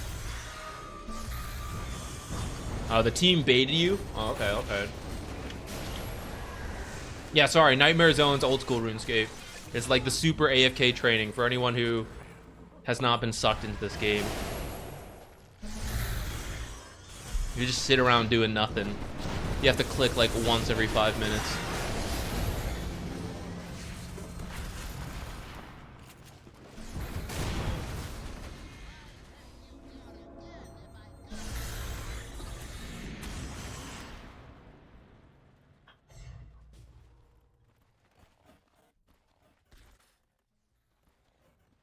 Let's jump forward a bit.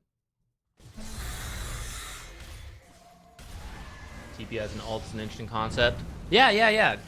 Definitely put the priority on TP. I think that's a really common low-level mistake, and maybe this should be a video, actually. Let me write down this video title idea, or video concept idea. Let's stick it in here. I might have already talked about this in the past, actually. It might already be as a video, like a video. I think I've double checked. But a lot of people just like use it willy-nilly. It's a huge part of Dota. High-level Dota, playing the map efficiently, that kind of thing. So the more respect you put onto the teleport, the more likely you can make like really good plays. Sounds like every RuneScape activity ever. Well, that's the thing, right? I think that's why I like this game. It fills the ADHD need to like always be doing something, and it can be very minimal. It can be just like click here and there. It's nice while like editing videos for hours and hours, and like every now and then you click and you get to feel good because you're like, I was editing videos and I caught 4 fish, like whatever. But at times you want to play the game. There's a bunch of like high intensity activities like the raids and all that. So I like it as a mix. I also feel better because I'm, as part of the ADHD thing, or just like we're in the new generation, everyone's on their phones all the time. A lot of phone games are bad. I don't mean like you can't play phone games. I mean like they're just bad. Like I think they're not good. There's some that are good and you play them and then you're done. Since RuneScape's on phones now, mobile, it's kind of like my mix of like a game, an AFK game, and then the mobile game. And I feel better about that because it lasts forever. Like it's a real game versus like some phone games would just like suck up my time, which is fine. Like if you have some, like I ain't judging. I definitely do it. But I definitely feel bad when I do it too much and then I just delete the game and it's done. Which is whatever, right? As long as you're enjoying your time, it's fine. You don't need like lasting results. But it makes me feel better about playing old school RuneScape. I might just be like creating excuses to be sucked in. TPing from Fountain to T3, dude, I know. That one kills me. That one's fine in teamfight. Okay. Let's talk through this situation. Same old. Here they come. You see at least 4 of them, right? So, you don't... It kind of depends on where you are in the game, if you think you should be fighting this hard or not. But if anyone was going to leave, it's you or someone who has a global rotation ability, like Boots of Travel, Dawnbreaker, Nature's Prophet, those type of heroes. You leave. You don't need to stand here. You walk this way and go farm this stuff and pressure like towers and bait some of them to react. If 2 of them TP home and no fight has broken out, you start the fight. You TP down here, you're like, go, run at them. Whoever we find is like 3v5, easy fight. And if they start the fight, because they're like, oh, PA's not here, 5 versus 4, it's your base. This is the defender's advantage. You TP in 3 seconds and you join the fight. The hard part is knowing when 3 seconds is too much, and that's when you do need to just sit here. But for now, like, whatever. For your current rank and the way this game's going, you know, I'm sure you can afford 3 seconds. You see, you're starting it. You're showing yourself first. You're trying to find the backline, which is good, but nothing else is happening, which means everyone else is going to now focus on you, and your team has to just run in. But if you continue to wait until like the fight gets closer, then you're more likely to get a pick off and get out.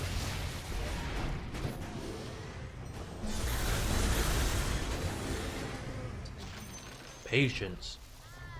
Oh shit, click Nightmare Zone. Don't DC me. All right, we're good.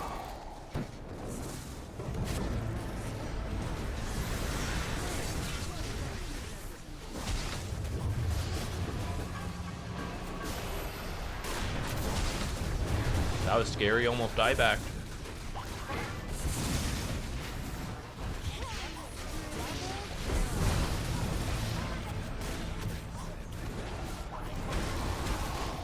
Okay, I think we highlighted a couple examples. I'm gonna start the next raffle. While you guys join that, we can keep watching through this a little longer. Type exclamation point, blah, blah, blah, blah. Exclamation point replay if you want to join the raffle, guys. A mouse vibrator for RuneScape. I would rebind keys for fletching. If that's against the rules, I never did that. But it was 1-to-1, so I always clicked everything. So I think it's okay. That's how I got 99 fletching. Just like...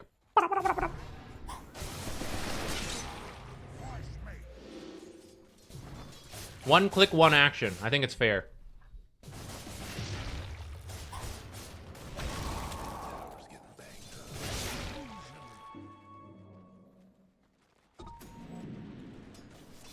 Okay, this is perfect, right? All you need to work in is moving your camera down here to see what's happening. All right, let's go back. Minimap. We see this stuff's going on, right? A click to a camp. Head to the hard camp, small camp, this camp, down the lane, whatever, I don't care. Down the lane's just kind of scary in case you run into a hero. So like one of the jungle camps is usually a little safer. A click down. You don't need to click this many times, right? Your hero's going the same way. Click once, come down here. All right, PL, you just use Q, not a big deal, low cooldown, right? Okay, this guy, oh, just got hooked. Is this it, right? Is that what I was looking for? Is that, do I want to TP on this? You know, rest of your heroes, maybe you're not really that interested in it.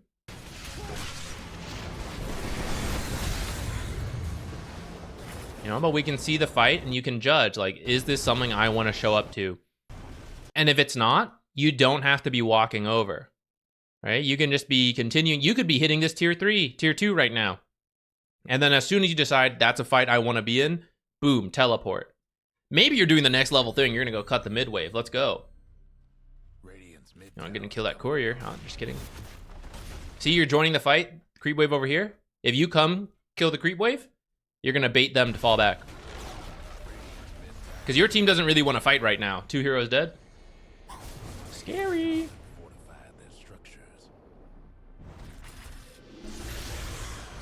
Courier massacre.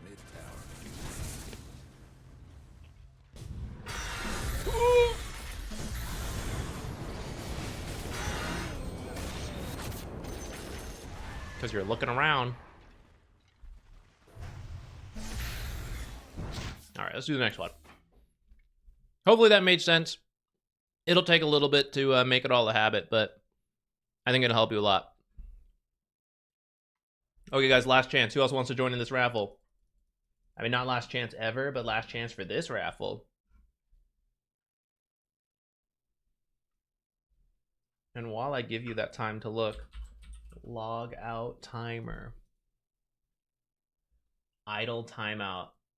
You can change this, so I can set it to like whatever I want.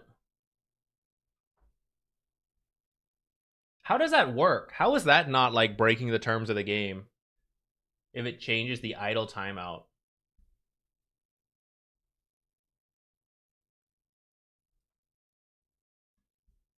Couldn't you do this to like affect splashing and stuff? I mean, I don't know exactly how the logout timer works, so. But that shit's going on for now. I mean, no, it's in the plugin, so I know it's not against the rules, because usually the only ones I get in here are like fine, but well, maybe that's not true to say, but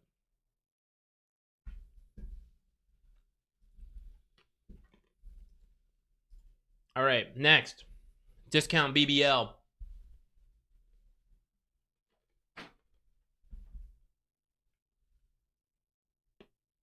Oh, what's this?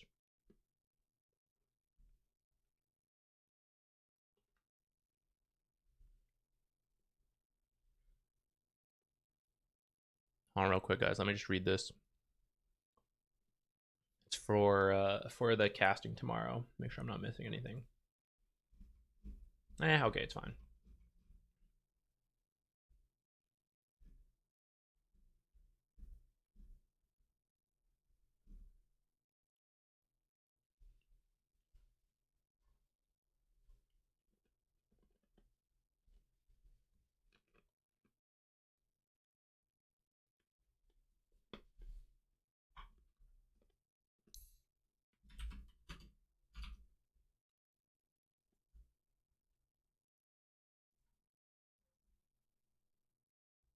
Okay, new to Oracle. Wondering about ult, spell order, and positioning. Level 3 power spike. Okay. Oh, we got the unranked gamers today.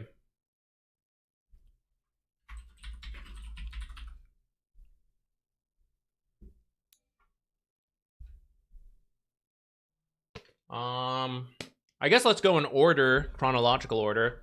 Level 3 power spike. Yes. Your E does a lot of damage, and it's a very low cooldown. A lot of people in pubs don't know how Oracle works, so you can get a lot of kills around that timing. Usually what you want to do... Fishy Mancers, thanks for the Prime sub.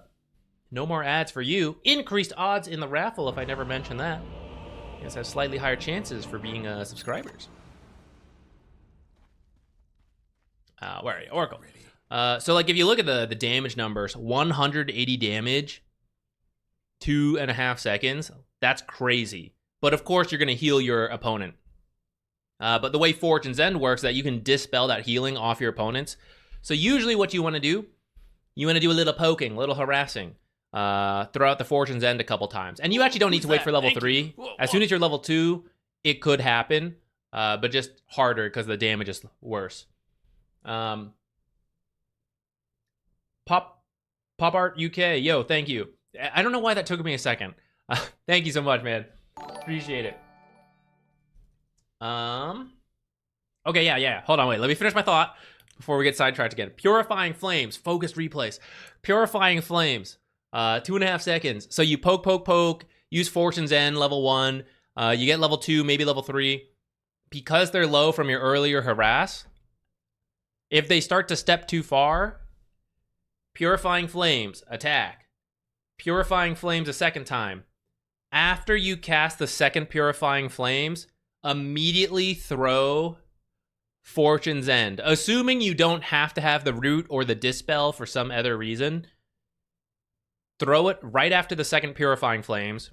You are going to purge from the enemy the healing from the 2 casts of Purifying Flames. They'll have gotten a little bit of healing from the first Purifying Flames, like 2.5 seconds of it, but that is like 50 health, right? So it's still net damage for you. Totally remove the healing. 3rd Purifying Flames, potentially 4th Purifying Flames. By the 3rd or the 4th Purifying Flames, that's where you're hoping they're dead before they get to heal.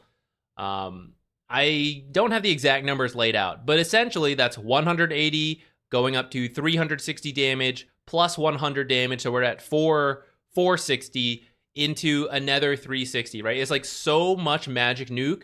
Of course, it costs a lot of mana, but you're going to buy mangoes once you kill them and you get all that money. Woo! Free. So that's kind of the level 3 power spike, what you're looking for. We can go check it out. And of course, you don't need to do that full combo if you get some help from your carry, right? It might be a little cheaper than that, but that is the combo. Yeah, AA or the attack animation is really good, so you can work those in between the spells as well if possible. Nice channel on the ult, or sorry, the Q, the Fortune's End.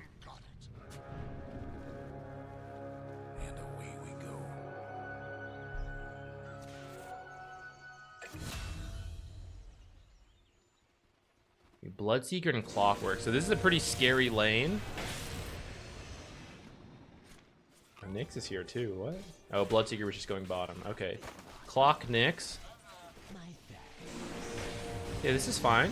Doing the poke. Yeah, anytime you use cogs, just go ahead and kill them. It's really good.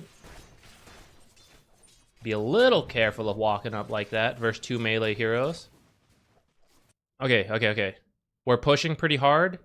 Didn't get a chance to block this because you were...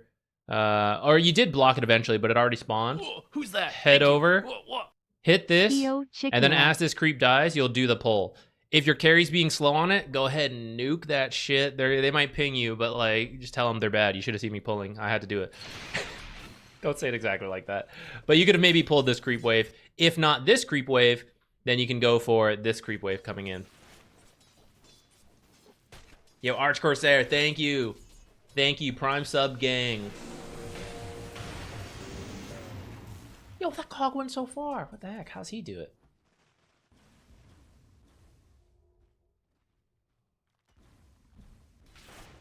Oh, wait, why are we looking at Ricky's items?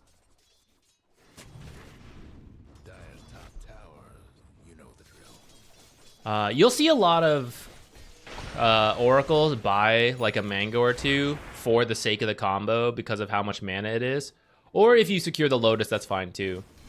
Oracle has good attack animations, and if you're not using a lot of spells, you don't have to buy the mango. Sage's Mask is nice, but of course it takes a long time, right? And especially against a hero who burns mana like Clockwork, I would consider grabbing probably 2 mangoes so that you have the mana between the mangoes and the stick to do the full combo we talked about. Which we're getting close to, right? Getting close to 3, so this is where we would really focus on poking him down a little bit. For example, Nyx. Ignoring the Healing Lotus. He's kind of low. It would be E, follow, maybe attack in there, follow, E, Q. He's probably dead on that with this amount of health. Because this is 180, like as soon as you hit level 3, 180. Frankly, just the 2 Purifying Flames probably kills him. You probably don't even need to press the Q.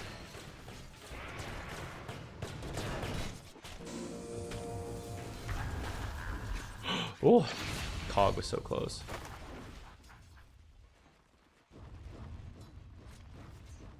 When you're approaching a spike, isn't it better to conserve mana? Yes, that's a great point. Now, you just TP'd in from the fountain, so you could throw like a free Purifying Flames and maybe the Fortune's End. But you're right. As you get close to level 3, you wouldn't want to like burn all your mana and then hit level 3 and then be like, oops, I'm out. But that doesn't mean you shouldn't cast anything. You should still do a little bit. You know, do what you need to. But if you were thinking about committing really hard and you're close to a level, you should be like, wait, no.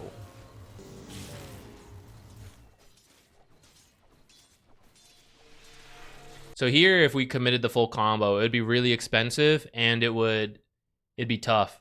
So this is where you like slowly poke and just attack, and you're not using Purifying Flames too much on the enemy heroes.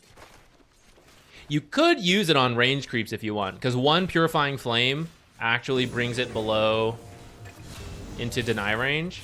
But it's a little tough. Sometimes you need like one more hero to help you, like the carry. Hey, Veltel. Yeah, probably just replays for the rest of the day.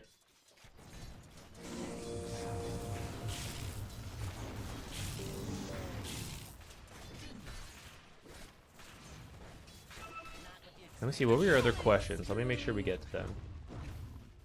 Alt, spell order, and positioning. We can talk a little bit about the alt order while we watch the rest of the lane. You don't need to wait to the very last second. I mean, it's nice, but better to get it off than to not. So, don't be too worried about using it. Especially, the ultimate is a strong dispel. So, especially if there is a key moment, I'm trying to think of like what's a good example of this. Bat Rider ult, piercing BKB. You have like Ursa or a Sven who just popped ultimate, for example, and they popped their BKB, and now they get blink lassoed, and they need to get shit done in the next like few seconds, but they're lassoed. Then like just drop the false promise, strong dispel them. Those kind of calls are a little harder to make, but don't forget you can use it that way. In terms of just straight up saving people, it's typically ult, Fate's Edict, and then they won't take the damage from Purifying Flames, and then you just spam Purifying Flames. You don't always have to use Fate's Edict, especially depending on like what's going on. But oftentimes, if you feel the need to false promise someone to save them, they might be taking a shitload of damage from multiple sources, so Fate's Edict would be like coinciding, like not just for the heal or preventing your own damage, but just preventing the enemy from doing damage. But sometimes you can use Fate's Edict first, and then like, oh, I still need to false promise them. That's fine. Then like, don't worry about it. And then just like still spam out the Purifying Flames. Because the heal is doubled, as long as you do the Purifying Flames early, like the damage won't matter. You will out heal the damage by far. Can you glimmer at the end of it? The ult?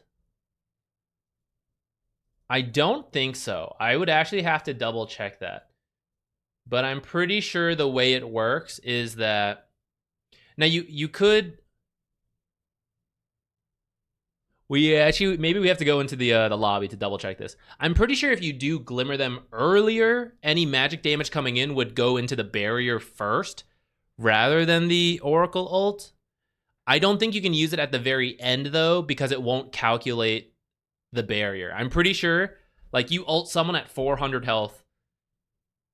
The game is just trying to see if the healing versus damage outweighs like where it ends up. And if they take more than 400 damage, more than the healing that's been doubled, they straight up die. And I don't think it goes into like a barrier that's affecting them. I could be wrong on that because I've never been like an Oracle spammer. I've never deep dived that far into the mechanics, but I'm pretty sure it won't work. I feel like I would have heard about it working if it did work that way. Better to get it off than not. Fact. You can quote me on that. In any context you want.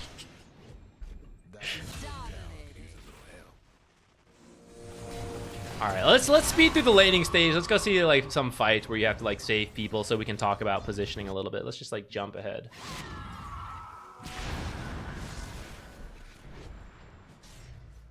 15 minutes. Oh, it should be okay. We have like an ult coming up. Okay, step 1, don't lead the way. Ricky, invis, and smoked. You're also smoked, but like you're the backline hero, right? We don't really want to be in the front. So let Ricky go first. And you stand behind Ricky. And in fact, there are some AoE stuns here. Clockwork ult, Nyx stun. There's like AoE silence, though of course it takes a little bit.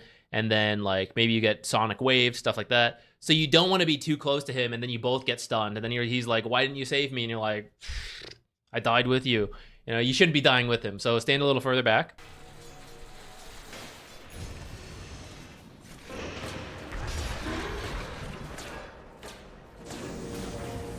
The Oracle, the Q initiation's like, I'm cool with that. I don't know if it's strictly necessary, but I'm cool with it. You could have maybe saved Undying. At the same time, he is just the other support, so it's sort of okay to let him die if you want to focus on someone else. But I don't know if there is anyone else to focus on. Because, like, these guys are running. So I think you could walk up and try to save this guy. Oh, it looks like your ultimate was, like, just off cooldown. You maybe could have, but actually now that I see that, I understand why perhaps you were just letting him go. Rip. See? We're too close. We died. We got found and we died. We weren't far enough back. I know in that case you were like in the retreat mode, but that's exactly what will happen in those like situations. If you're too close to the carry, you will just be the one who gets killed first if they know what they're doing.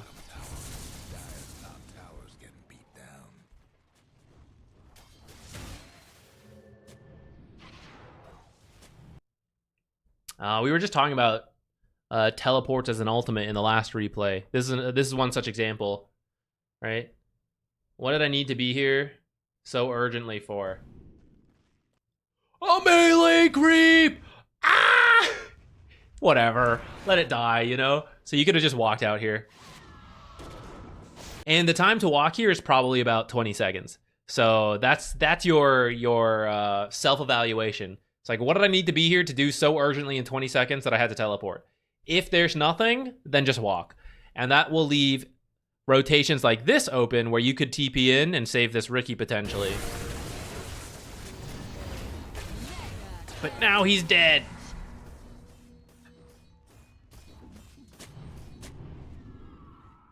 Guess what's happening to Dyer's bottom tower? This area is generally okay to get vision on, but your team does have to be willing to fight over it because both these cliffs are really common to check, and you just like put the sentry in the middle and then you check both. They have high ground checking between Clockwork, Veno, even like Quap can do it. You need to kind of bring your courier here to min-max, or it's good too.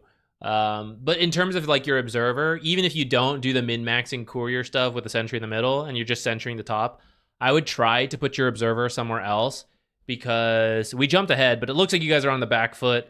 So they are more likely to be playing aggressive, which means it actually depends on like where you are in the game. But if you're not willing to fight over this, then you shouldn't put the observer on the cliff. And it should go somewhere on the low ground instead. Somewhere, not like in this area, because like that's where the sentry's going to get it, but like low ground over here, for example. And you're going to see people come in. They're less likely to deward that one. And once you know they've moved into that area, you just won't go in that area. So you don't need to know exactly where they are there. That whole bottom fight, you could have TP'd. I'm glad we got to see that follow-up example to earlier.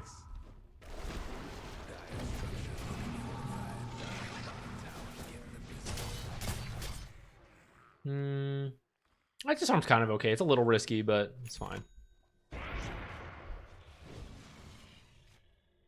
Nightmare Zone, click! I'm working for like the few old school RuneScape players in there here. I'm working the stats so I could do the raids, the TOA solo. I can actually do it, but I figured I might as well get the stats higher as part of AFK training. We're working on defense right now.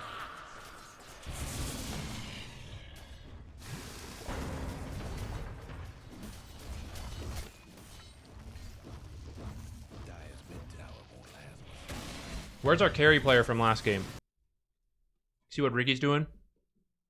This is not like the perfect spot to be farming, but let's pretend a fight was going to happen here. This is what you want, right? You're out farming somewhere else, and then you just TP to join the fight.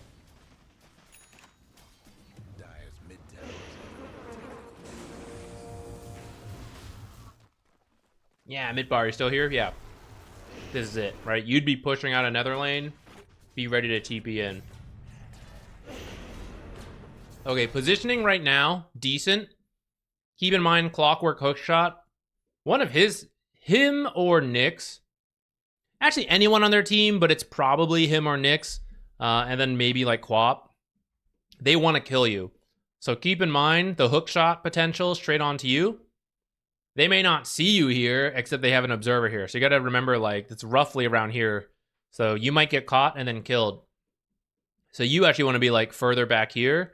Because your ultimate, like, this is how long it is, right? So you can stay further back. Like, you can be back here and still save Undying. Now, the weird part is that Alchemist is over here. And now you're like, oh, how do I save both? This is where your team is positioning poorly. They're approaching two different fronts. And the save hero has to, like, squish themselves in the middle. At this point, just pick who you like more. Which is probably the core hero, the Alchemist. He matters more to save than Undying. And then you position, like, back here. And that way you're not split in between this. You're like further back from this fight happening here. You're as far back as you can be while also still being close enough to affect the Alchemist. And you don't have to worry really about rooting the enemy, any of that shit. You're the save hero. There are times for it, but like your number one priority should be back here. If you want to be initiating fights, go pick someone else. Oracle, save heroes, your default is like the back. Like, don't worry about saving Tombstone. He needs to place better tombstones. You need to keep yourself alive. And if it's safe to do so, you can go in. Right? I'm not saying never do it. But you just need to know that limit really well. Since you ulted him, yeah, go ahead and drop Purifying Flames on him.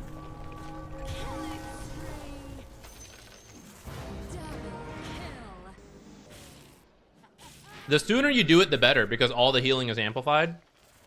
So, as soon as you ult, try to Purifying Flames like 2 times in a row. 2 to 3 times. And that's usually a bunch of healing. As you get towards the end, I don't know the exact timing on the... I could probably do it real quick, hold on.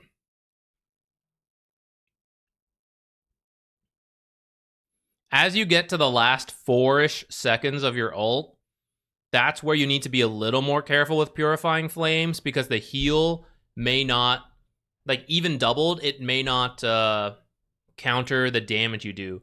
You need about 4 to 5 seconds if I am quick mathing in my brain right. Unless you Fate's Edict them. So, Technically, you can Fate's Edict at any time, but if you do it at the first couple, no Fate's Edict, and then the last few Fate's Edict, that's probably your best bet.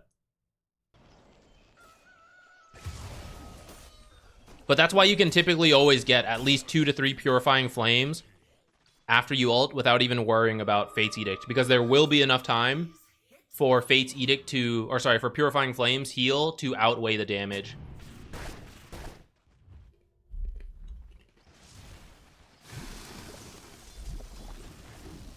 And then depending how close to death they are, if you have a Holy Locket, Lotuses, salves, stuff like that, you can salve people, don't forget that. Because they're not taking any actual damage until the ult ends. So you can actually ult and then immediately salve them, and the salve won't cancel until the ult ends. Unless they never take damage at all, actually, in which case it won't even end, but that would be extremely rare. Dire's mid tower won't last much longer. So I could Edict an enemy while tossing some flames. You mean like when you're saving someone? Yes. You could throw an Edict on like Bloodseeker and then Purifying Flames your allies, if that's what you meant. Worthy tribute. The abilities are a lot less double-edged than they used to be, so it's much easier to just like throw them out on stuff.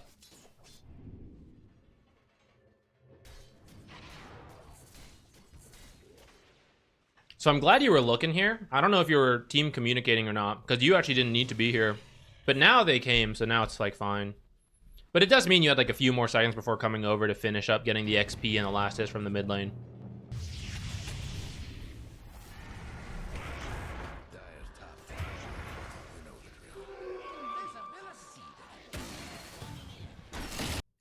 See how you're coming in? You're coming to initiate. But we gotta save. So you gotta go find the guy you want to save and be near him. If it's Ricky, hover near Ricky. If it's near Alk, you gotta like approach Alchemist in the safest way possible, which directly through is not it, right? Because they're gonna find you and kill you first. So you have to start moving like this way. Unless you need to ult him right now, in which case then you can run in, but... Okay, because they actually went on the Alk, now it's fine. Now like you're in a good spot. See, and now it's like, oh shit, there's Oracle! But you already got your ult off, so... Joke's on you, Bloodseeker. Purifying Flames him. Secure, secure! That's another Oracle tip. Do not worry about stealing kills.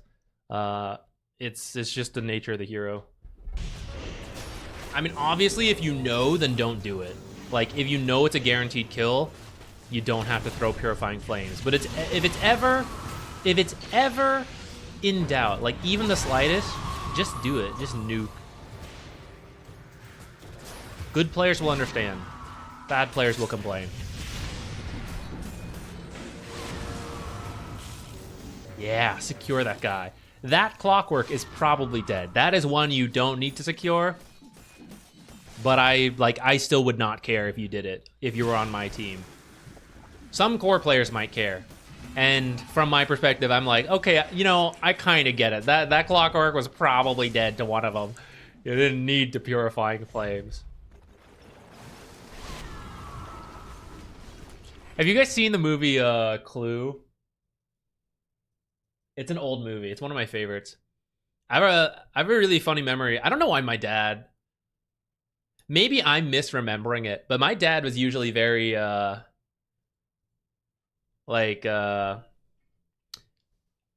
here's like what you need to do, right? Like, go to school, don't stay up too late, stuff like that, right? So I remember I was like a kid. I was in like middle school, I think, somewhere around there. I can't have been older than middle school. Maybe it was younger. And then it was like a school night, I feel. I was in bed going to sleep, and then he just comes in, and he's like, guys, Clue's playing on TV. And this was a time where like streaming was not as big. It's like, let's go watch Clue. And it was like partly through the movie, I think. Maybe it was at the very start. I don't know. And then he just like, whoever was interested, which is like me and my siblings. I don't remember my little sister went. I can't even remember my older sister. I just know I went. And we watched Clue, and it was like late at night. And then I had school the next day. And I'm like, I don't know why. Like, I guess he really likes Clue. But I mean, I really like Clue too. It's really, you know, it's a funny movie. But I'm just so surprised. I can't believe he like got me up out of bed on like a school night when he's usually like so strict about that stuff. But anyways, for kill securing, I always think of that scene where I think it's Mr. Green. Mrs. White is like screaming in panic. Spoiler for like a triple decade old movie. It's not that big of a spoiler, but she's screaming. He comes up and he slaps her, and then everyone's like, everyone's just looking at me. It's like, well, I had to stop her from screaming. I think of that for kill securing all the time. When the cores are like, what are you doing? I'm like, well, I had to make sure he was dead. I had to. It's a requirement. Damn it, Joy Cave. We are focused. We're explaining in relatable ways why it's okay to kill secure on Oracle. It's a focused replay.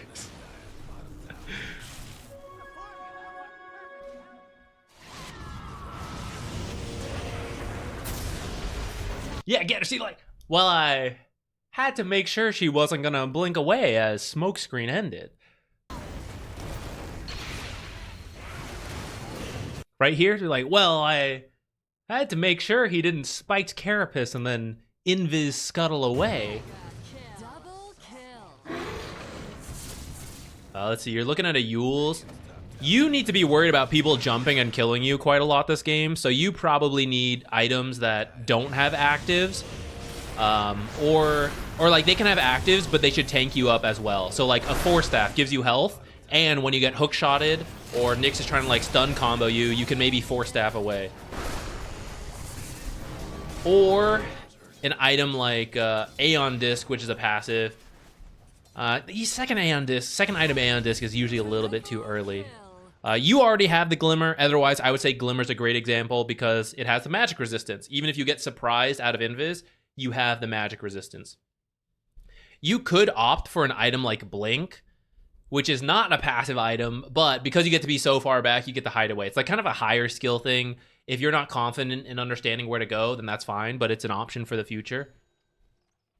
Yules, right? The active will help you, but you will just drop right back down. So if you, right, you kind of need to like throw the spell. So if they just kill you right after, it's like, eh. But also if someone like Nyx finds you or Hookshot gets to you and they just kill you before you get to do anything, then the Yules doesn't really help. Dyer's mid tower could use a little help.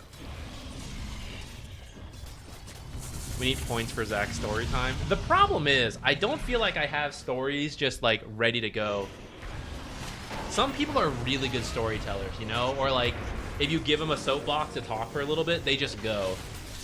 And I do think there's certainly streamers like that. I think I have various stories, but usually it's like something reminds me of the story, so then I start talking about it. Or something gets me like going on it. But otherwise, I'm not like stand-up comedian, you say like that.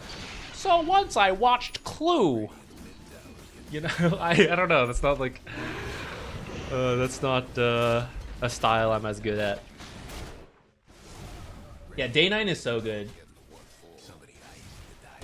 Day 9 with the stories.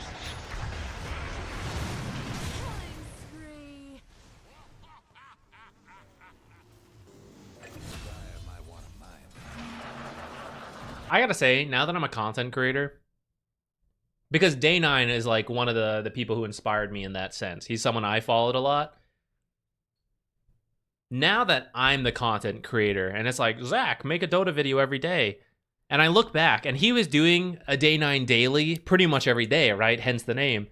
And the daily would go for hours, and it had so much prep. And now when I'm doing it, I'm like, where did he find the time? How did he do this? The amount of grinding that takes to do like so much prep into the topic, and then still do like whatever school and other stuff, right? And then like, okay, now here's like the 3-hour daily, right? That's crazy. That's so much work. I know, story time. That was a short story time.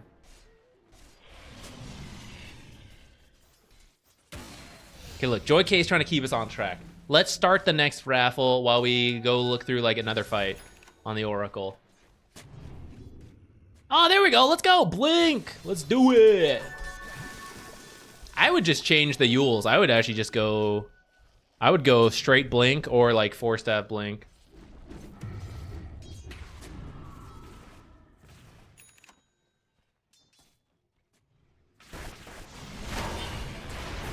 Look at that. TP in, and now we get to help.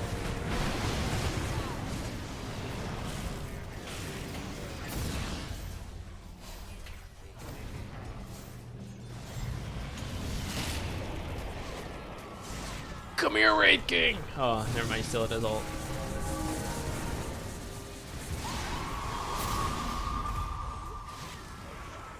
Ricky! Okay, never mind. You're fine.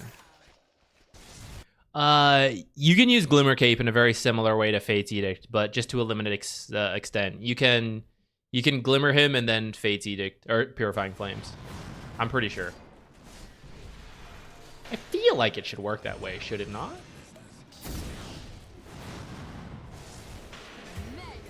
See? Perfect. Well, I had to make sure she wasn't gonna blink away.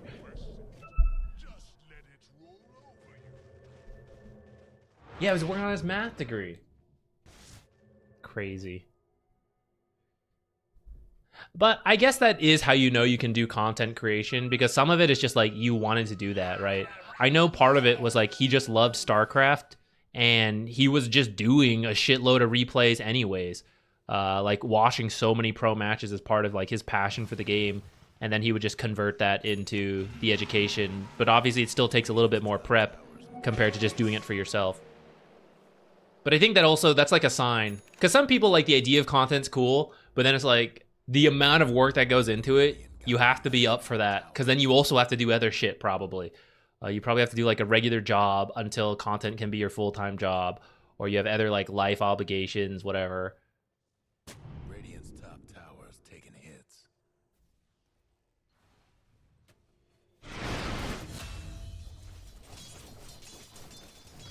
Careful of clockwork. You're reaching the stage of the game where as Oracle, you should probably just follow around one of your favorite heroes, whoever's been treating you the best and you think has the greatest chance to win you the game. Alchemist or Wraith King sound good. It's a little awkward to follow a Riki because you're kind of like, you're kind of breaking the invis for him, you know?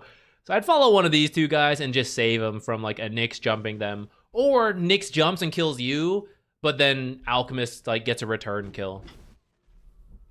Rather than try to like be on your own and split push. There's other heroes for this that are better and safer at it than Oracle. There are times for it, but you know, maybe because Undying's dead, we could argue it's okay. But now it's time, right? With him being up, maybe we make a smoke play. Roche could be up. I don't know. We jumped around, so maybe the timer's bugged. But double smoke, why not? Yeah, sure, that's fine. See, you're in the front again. Get back. You even bought the blink this time. You should be like back here, wherever you think Nyx is coming from. You're like back here, and then you blink here, and then you ult here. Actually, your ult's even longer range now, isn't it? Oh, 100. The scaling on this is much less than it used to be, I guess. I remember it being more, but yeah, the whole point of the blink is that you are not here. You're way in the back, and you blink in as necessary. He was looking at you. That could have been it. See, you're at the front. You're at the front. Don't do this. Let them be at the front. Am I crying in the club right now? Dude, the first... Wait, am I thinking of the right wall? Right? No, I'm thinking of the Song of Healing, maybe. In Majora's Mask, the girl in the desert with her dad... No spoilers for a 3-year-old game. Or a 30-year-old game. 3 decade is what I was thinking. Man, that freaked me out as a kid. What the heck? What the heck? But for some reason, I was thinking of it with Song of Storms. Is Song of Storms playing in that building?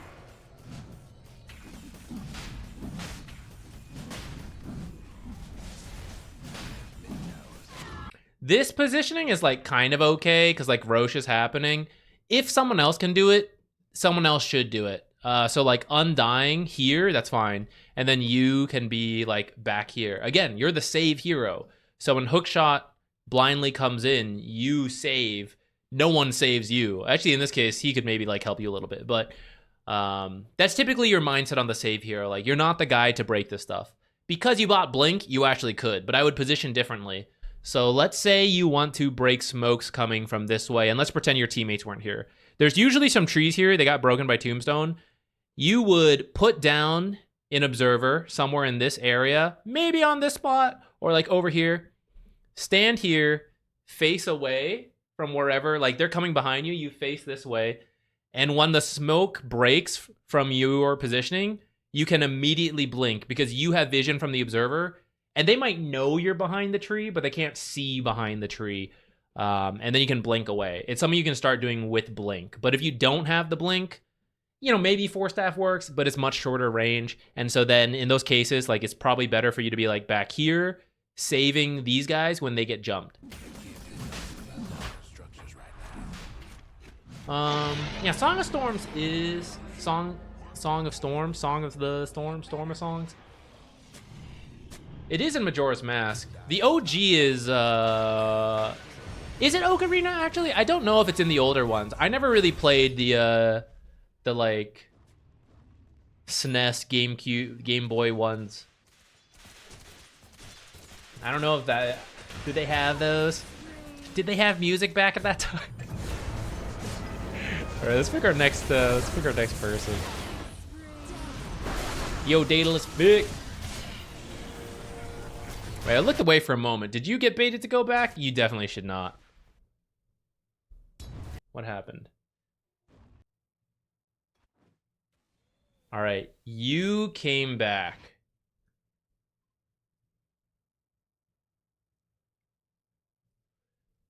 So this is where people can have different mentalities. I think if you are going to be a save hero, you are stuck with these guys. Even if you think the decision they're making is garbage, and you're like, we're losing a tower for free, and these guys are like about to start diving enemy heroes, you're like, we have to go back. If you're a greedy scaling support, I think you get to go back and make your own call. If you're going to pick a save hero, this is your guy. You know, you're like, ride or die. Like, you're going to dive? Okay, I'm with you. Because otherwise, like, who are you saving afterwards? Right? When these guys throw, and then you're defending on your own, like, what's happening? Like, what are you doing with the gold that you, like, came back and got? It does suck, because I do think your team should fall back and, like, push out the lanes. And I think you're on the right track. And if you could explain that to your team and they listen, then that's great. But this is the reality of the pub scene. I don't think you need to ward like this, actually, though. But the reality of the pub scene is that when you back and these guys keep going, I believe, my own philosophy, you can disagree, I personally believe it's better to take a stupid fight with your teammates and have a chance at winning right here, and maybe you lose this to creeps and a split pusher, but you win the fight, and then you actually win the game off of that stupid fight. And you know the correct decision was to fall back and like repush lanes and all that. So you knew the right thing to do, but that right thing is not happening. And these guys are about to go throw without you, the save hero. So we are in. We are diving the fountain with them.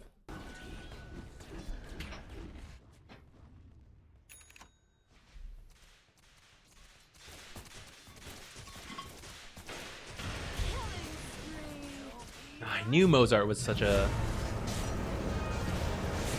influential guy. Inventing music. Incredible.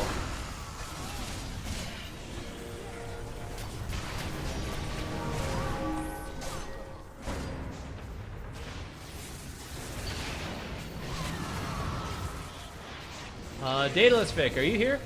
Are you finding your match?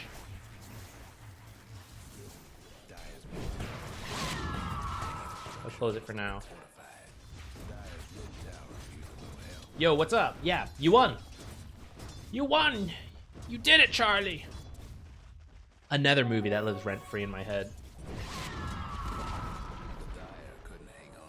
Got a bit of whose fault is it anyway? Heck yeah, let's do it.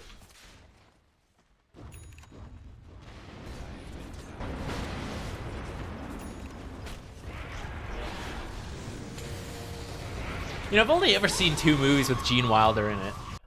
I saw the original Charlie and the Chocolate Factory, and then I saw Blazing Saddles. 2 very different roles for that kind of guy. Or like for that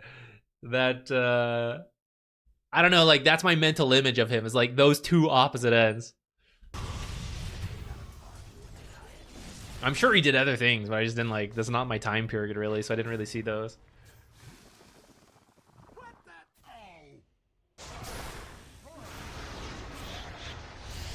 See how you're initiating his Oracle again? In this case, Ricky was with you, so it's sort of okay. But just be careful, right? There's times for this stuff. This time he had 2 kills and Ricky was nearby, so it was okay. But I want to point it out, right? There are reasons it was okay, and not something we should generally look at. Look at you blinking forward! You're looking first as the safe hero.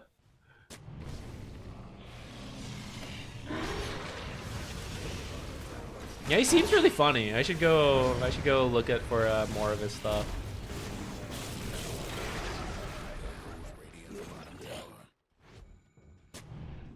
Got a CS move the course, dude.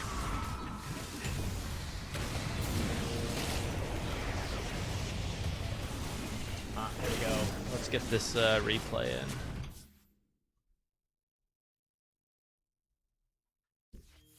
Good news, guys. We have not been logged out since changing the timer. Thanks for the tips.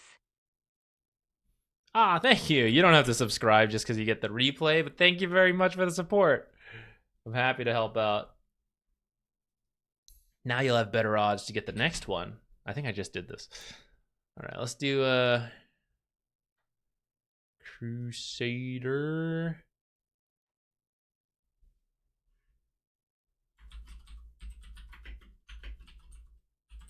Thought the silencer was insane.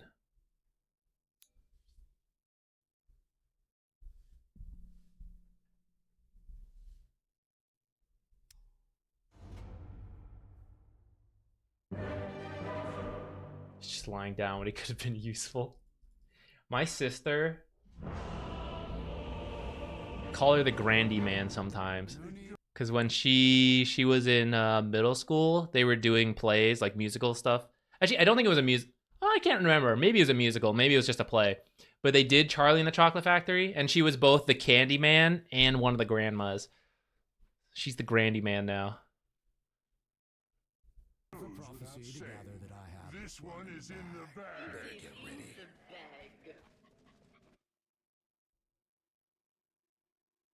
The producers? All right, I'll check that out. I say that. I'm very, very, very, very, very slow on movies. But maybe one day I'll be sitting down to look at a movie and I'll be like, someone mentioned this is good. I won't even remember who said it. It'll have been years down the line. It'll be like, yeah, okay, let's do it.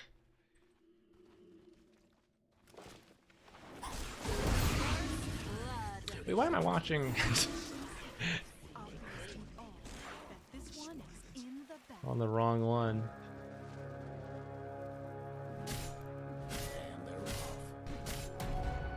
Let's see, came for this rune.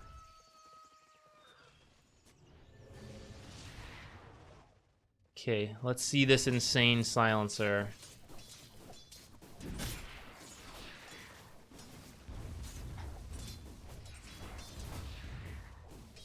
See, TA is a bit of a tough lane. Ringer protection's good. He could probably just be in the lane hitting. Same as Witch Doctor. So the fact that he's like distracting is like kind of okay, but...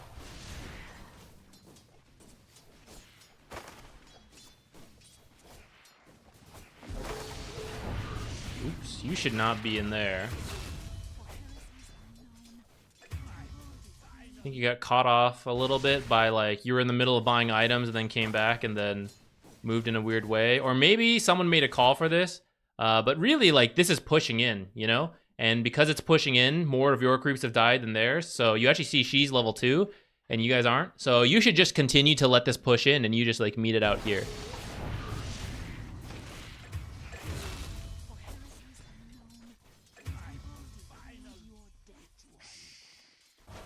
Instead of variety games, watch parties during Riyadh. What would I watch? The other games going on? That's so much Dota. I mean, I get it, it's my job, but like, dang, that's so much Dota. I'm gonna be so overwhelmed. He was pinging the Witch Doctor.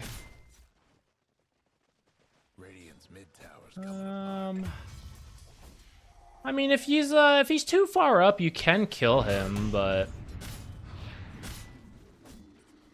like, okay, that was like a decent trade, and then we leave. Right? If you guys leave 3 seconds sooner, let's just go. Let's go see it.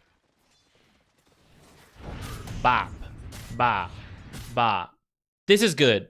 We're not killing this guy. I can tell because I've played a lot. If you're not sure, then it's fine. Go for it. But if you once you reach the point, you can start telling he's not dying. This is already a really good trade. You guys just removed over 300 health, and you guys have not taken any damage, right? You use a little bit of mana, whatever. So at this point, just leave, right? Just turn around. You can see TA from the lane. She's like starting to come over. So you just now like run this way, and this little distraction, the lane is pushing, right? So thinking ahead, probably in about 30 to 40 seconds, the lane's going to start being up here. So we took a good trade. Lane's going to be in a good spot, right? These are all wins, and you don't need to do any more. By going too far, maybe you start going into the tower. Maybe they start getting trades like this. Good cask into Maledict, and looks like Silencer's going to die. You will at least still get the lane equilibrium, but Silencer didn't really need to die there.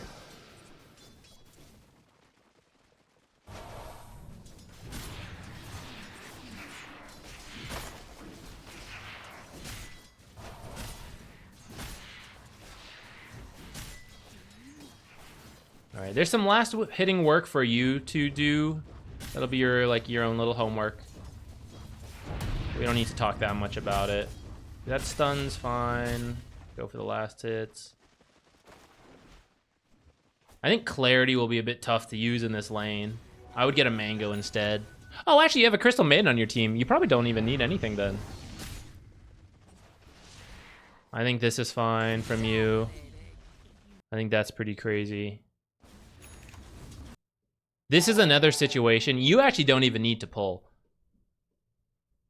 Quick look. He did a full pull. Witch Doctor full pull, single camp. These creeps are under. If we look at this, is this Harpy Scout going to kill this creep and this creep? No. So again, envisioning the lane 30 to 40 seconds from now, it will be here. Silencer players, for the supports in this situation, you don't need to force anything. It's nice if you can get these last hits. Don't risk your life for it. Maybe you didn't see the Witch Doctor, so maybe you thought it was safe. But a lot of times if someone did a pull, they're like in the area. At this point, you could just stack your hard camp to use for yourself later. Depending on the timing, you could maybe come stack something like here. You've got some like choices. You don't really have to do that much. You can also like come hit the carry a little bit while you have some creeps. While she's distracted, like trying to get the creeps into the tower. Just don't stick around too long and then be in a really bad spot. Like he's sentrying at this time. When you sentry the small camp and you blocked it before and it's unblocked, if you're going to block it again, you need... I'll just give you a rough figure, like 15 seconds, let's say. Because you need to feel comfortable to circle around this entire thing, which is like pretty deep in the map. The creep wave could be coming. Like you need to circle the whole thing to kill the enemy sentry. So doing it when two heroes are on like either side of you is psycho mode. And he's going to die for it. Or at the least, you would just lose your sentry for nothing. Go! Locator orb, feel, lose health. Okay, we're good. Not going to be disconnected. See how you're doing on last hits. Oh, look, she's not that great either. So, like, with everything that happened, if you just worked on your own last hitting a little bit, you'd be over TA. I've seen enough missed last hits that you could probably be at like 20. This is why in pubs, I recommend not like over fixating. I'm not saying you are, but this is where a lot of flaming comes out. Where it's like, this silencer ruined my life, and I deserve to like dox him. Like people get insane about Dota. But sometimes you like look at it and you're like, well, actually, for everything he did, if you just last hit better yourself, you would have won the lane. So a lot of people like fixate way too much on looking to blame people, and we are kind of blaming him a little bit. I'm seeing him do more mistakes than you, so he definitely made your life harder, but there's still room for you yourself to get there. Not that I thought you like weren't thinking that way, but I'm just highlighting it for everyone.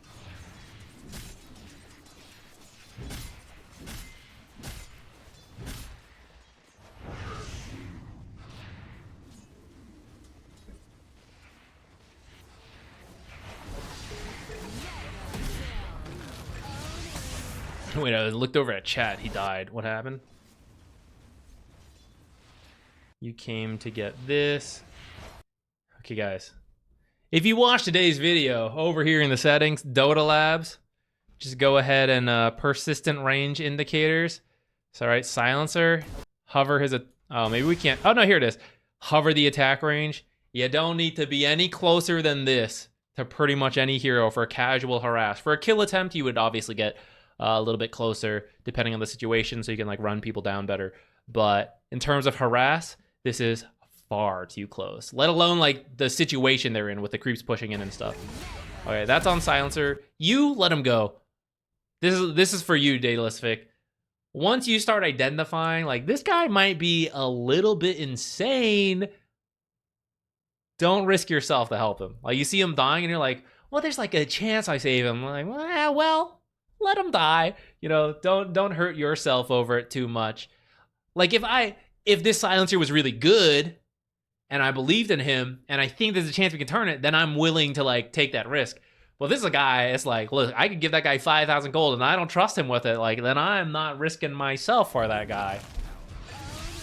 Because of that, it looks like you are getting bopped right now. You might die.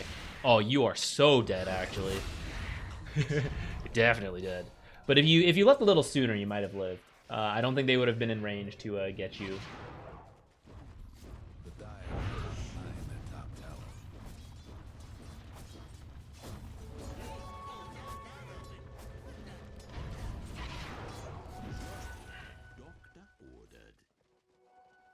Also, hard lesson, don't try to save the support. There's a bell curve on that for sure. But you're kind of right. It's like, oh, just let him die. It's like the beginner player's like, I just let him die. And then it's like, try to save everyone. And then at the high level, it's like, just let him die. But I don't know, it goes both ways. Where like sometimes it is good to try to save him. And you can't ignore him too much.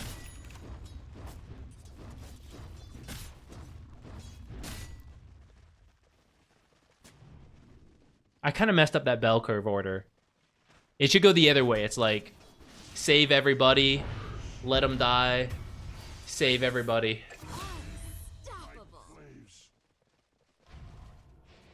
Okay, yeah, Silencer's just dying a bunch, so yeah, we're entering just mental farm mode.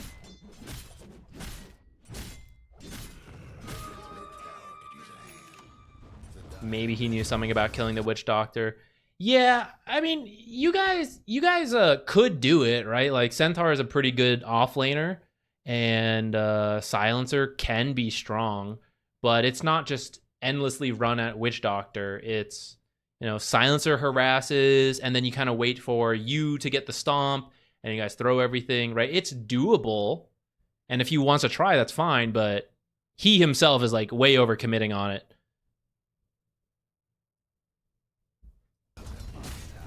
All right, we'll start the next raffle. Anyone who wants to join in, exclamation point, replay. Let me see, what time is it? 4:47. We'll probably do, it depends how focused we are. We'll do at least like 2 more, I think, and then we'll go from there. Ah, TA! TA, leave me alone! Ah, she's still chasing me! Okay, we made it. Guess what's happening? Radiant's top towers. The Dire bet Radiant's top towers in bad shape. Oh no, we're out of water. All right, I'll just let this keep going. Join in the raffle. I'm gonna run the ads while I'm gone. I'm gonna get more water. We'll come back and we'll pick our winner. Be right back.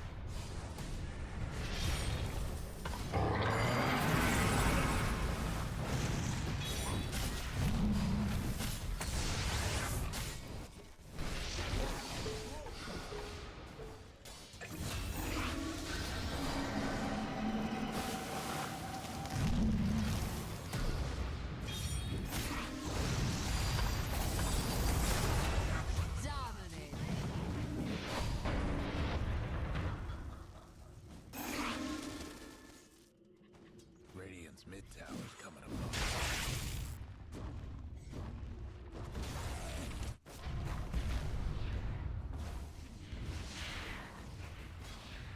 I want to mine the top tower. Silence.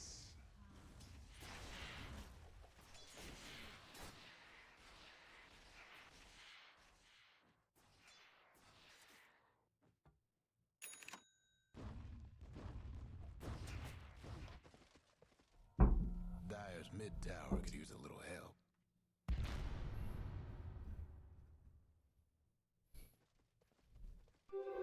Oh, Dyer's mid tower's having there we go. technical difficulty. I must have bumped into it. All right, who's our next person? Bonus on Twitch. Excuse me.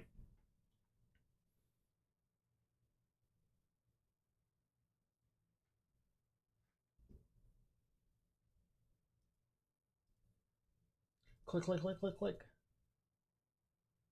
Don't DC me.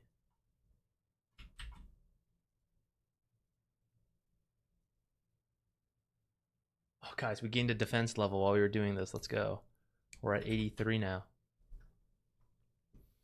All right, downloading. This is the Dota stream, not a RuneScape stream yet. Okay. Wait. I've been putting the same format for years, and I still don't remember it. The real reason we're doing replays. Yeah, it's like too hard to click when I actually play Dota. So that's why I'm willing to do replay streams, like, you know, to play RuneScape truly. Are these replays for specific positions? No, I'm happy to cover whatever. I am best as a support player, and then like maybe offlane next. But depending on your rank, right, I can still help with the other roles. So happy to look at whatever. As long as you guys are happy to look at whatever, depending on your rank. Like, if you think you want someone better at the core roles, then, you know, I would get it. Okay, bonus on Twitch. Any particular questions, or are we just going to, like, zoom through? Looking at the lane. Looks like you got the smoke. Ooh, going for a first blood. Marcy did not get the memo.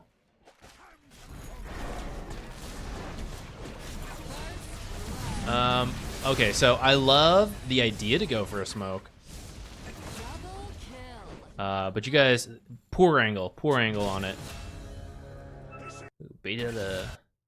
So in particular versus Pudge, you have to avoid like the common Pudge spots.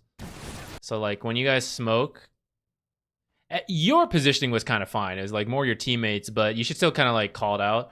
So rather than go through mid like this, where there's a big danger, the most popular Pudge hook spots, if he's not going for first blood and invading himself, the most popular rune first hook spots for Pudge would be right here,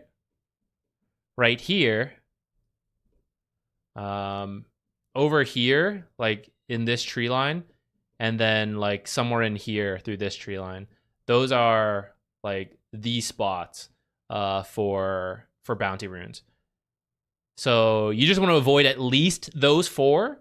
And so as you guys smoke, you would come this way. Maybe Pudge is down here and maybe he hooks you.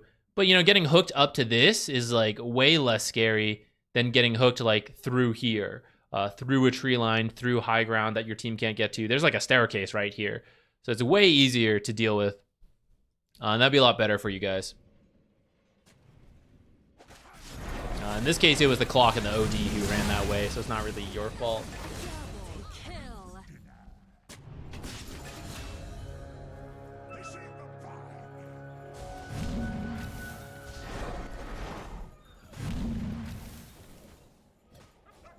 He's got no mana. Let's go. UNTA, another witch doctor, and the Pooge.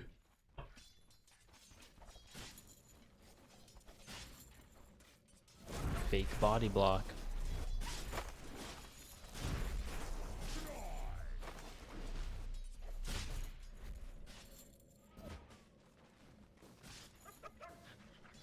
You wanted to do that pull, that'd be fine as long as you use a half pull. But you actually don't need to if you look at the creeps. It's actually pushing in your favor. Always got to be careful of that.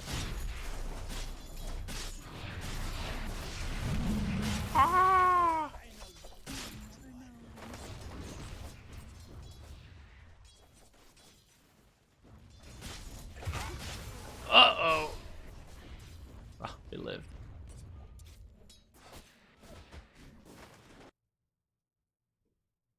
This should also be a half pull. Now, Witch Doctor might be about to screw this up, but what you're doing is looking like a full pull. What's going to happen? This goes to here. We'll see what Witch Doctor does. He might change the outcome here. These two creeps are going to fight. Here they are. These 4 creeps. They're going to die. They're going to push in. The small camp is going to be just about dead at this time.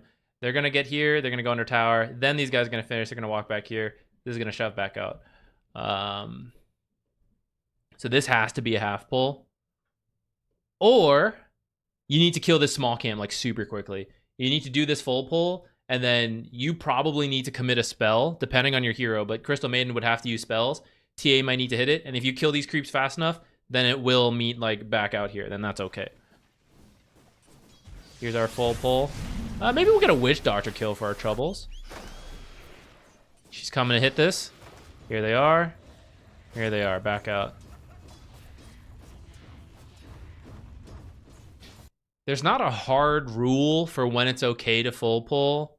It's something like through a lot of experience you learn, which I have a bunch of pulling videos and the like practical examples where I talk through it. So if you ever want to see those, it's a, you know, it's not as fun and exciting and sexy as like playing and all that, but there's a reason I can tell like super quickly all the time in like these replays that you guys are pulling incorrectly. And the only way to like learn it is to like do the repetition. So if you want to check it out, you can. But otherwise, roughly you need like 3 healthy creeps or more pushing before you can do a small pull. And even with like 3 healthy creeps, you probably still have to damage the creep wave a little bit. But it really depends on what the enemy's heroes do. That's why there's like a bunch of variability. But 2 or less is definitely not enough. These pull videos are very sexy. Thank you. I put a lot of effort into them. They're kind of dated now, but not that dated. Maybe it's time to redo them. I've been thinking about that lately, where I feel like I covered a lot of laning, but I know it's, damn, what a pudge hook. I know it's scattered throughout the years, and like some of it's dated, but most of it's there. Maybe it's time to just redo it. But then for the people who've seen it before, it's like, didn't you already talk about this? And it's like, well, yeah, I kind of, you know, it's here and done better now this time. You know.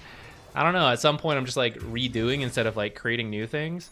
But how many ways can I like, there's not more new things. Like when there's new things, I try to talk about it, but there's not like, this is the new pulling tech. It's like, it's the same pulling tech. I could redo it, cut out the outdated parts, but then the core concepts would still be the same. Talk about half pulling for like 3.5 years now. That's where sometimes I don't know what to do.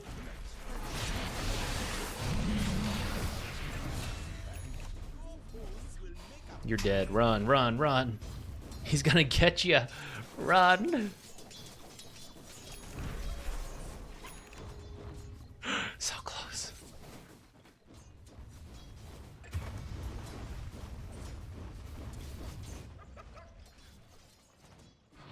Radiant structures must have been fortified. Yeah, this song's actually a little VOD viewers, you can't hear it. This is a Portobello Head by Danny Baranowski. I think I butchered that, but this is from Crypt of the Necrodancer. I've been stuck on the same thing for Crypt of the Necrodancer for years. I love that game. The story mode, you have to beat through multiple characters in a row. One of them, you essentially have 2 lives. You insta-die anytime you miss a note or you get hit. I have been stuck on this. Like every time I take an airplane, I work on this. Maybe if I did it more consistently, I'd finish it. But I have been trying to beat this story mode. Like even just the one character. The one character that is super hard, I've been working on trying to do that consistently. The story mode is to go through 3 other characters and then this one. And that's not even like the hardest character you can do. They have some like crazy extras in there. But I feel like this song makes me think of the level I frequently die at. Like eventually I clear some of it, we start progressing, and then I freaking die on like in this stage area where this song comes up.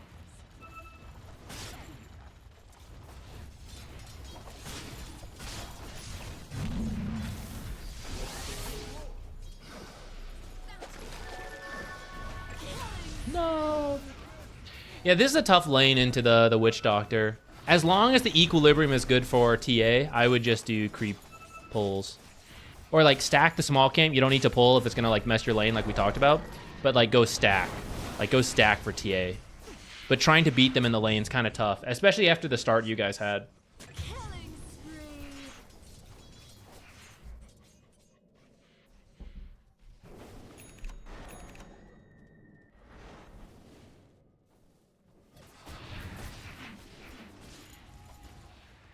Because in bad lanes, TA is actually really good about just shoving it and then leaving. Right, like this kind of stuff is going to keep happening to you. I probably should have said this sooner to put more context into the laning stage. But once you can tell, just keeping equilibrium for your carry whenever they shove it out and then give him stacks to do, that's good. I take it all back. Simply kill them in the lane. Double kill them. Excellent. You knew what I was saying before. It was just a test. A test if you would know that you should actually just stay and just double kill them easily. Just like that. Good work. Good work. Yeah, it's not easy. The Witch Doctor, even with the nerf, like once he gets going, it's like really good.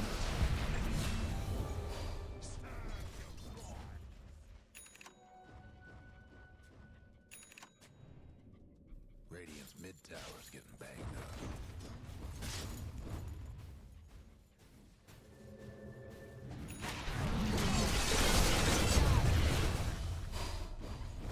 If you can get an observer, or actually number 1 is a sentry because TA has traps.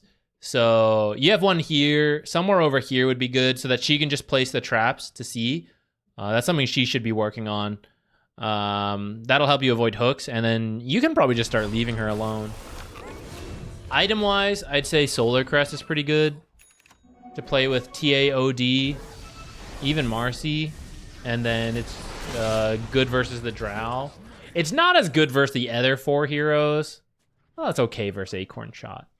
If you wanted like Glimmer or Force Staff, I'd say that's also okay.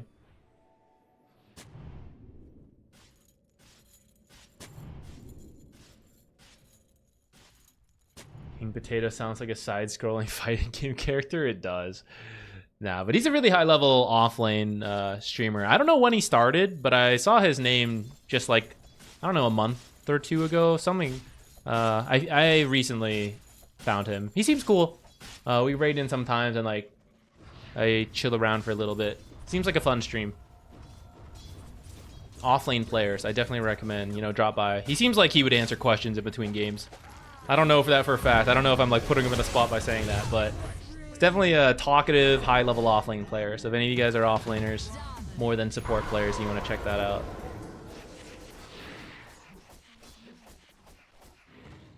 I forget the numbers at the end of his name. I'll have to go look it up. I bet there's other King Potatoes out there. Radiant's mid tower could use a hand. Okay, you left. See, this is another one where you could have just walked instead of TPing, and that way you could TP to rotate as necessary. Dire might want to mine their top tower. The Dire went and fortified their structures. Dire's top tower, you know the drill. Oh, fantastic. What a gust. Dire might want to mine Radiant's bottom tower. Marcy? Marcy didn't believe. You guys believed. Radiant's bottom tower and Dire's second tower. You were wondering where you got him from? Yeah. Radiant's bottom We raided in. Sometimes I wonder that too. Like, you know, I leave a stream up, I leave, and suddenly I'm who knows where. Like, what was the pathway?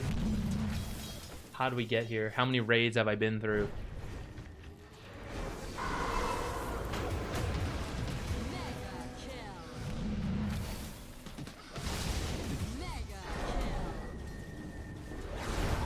Okay. Bonus on Twitch. Anything else? Should we talk through?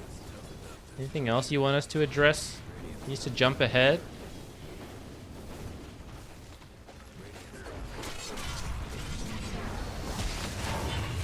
What do you think of my camera right now? Oh, nether hook.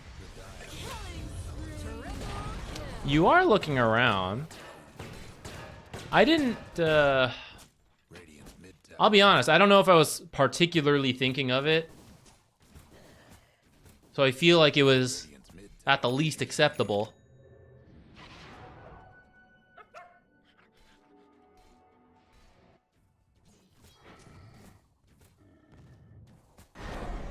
You new hotkeys and how to micro video.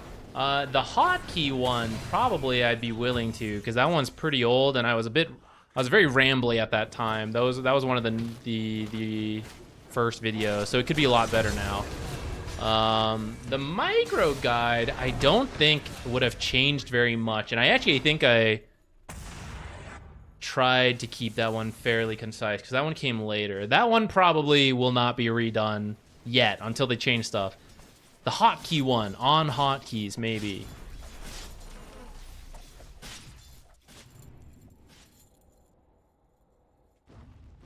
Dyer's mid tower could use a little help.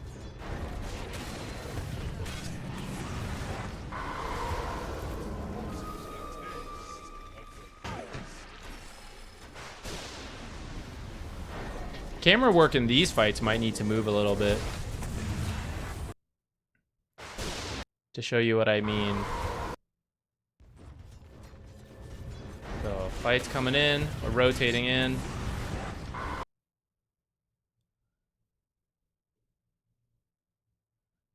Yeah, these are the guys we want to keep an eye on, right? These four. So then it's like, I don't quite know where that like last hero down here is. We're like moving the camera down a little bit. Or like having to, you might have to move it around a lot because this fight's kind of like wide. It's a scattered fight, but I do feel like we're missing a little bit on the bottom half in this fight. It's like very focused on the witch doctor as your target, and now it's like, oh yeah, there's others.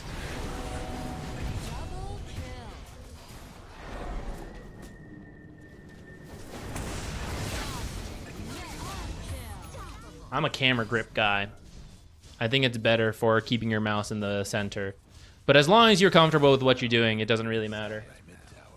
Is my final point. Oh, but I believe keeping it in the center is best.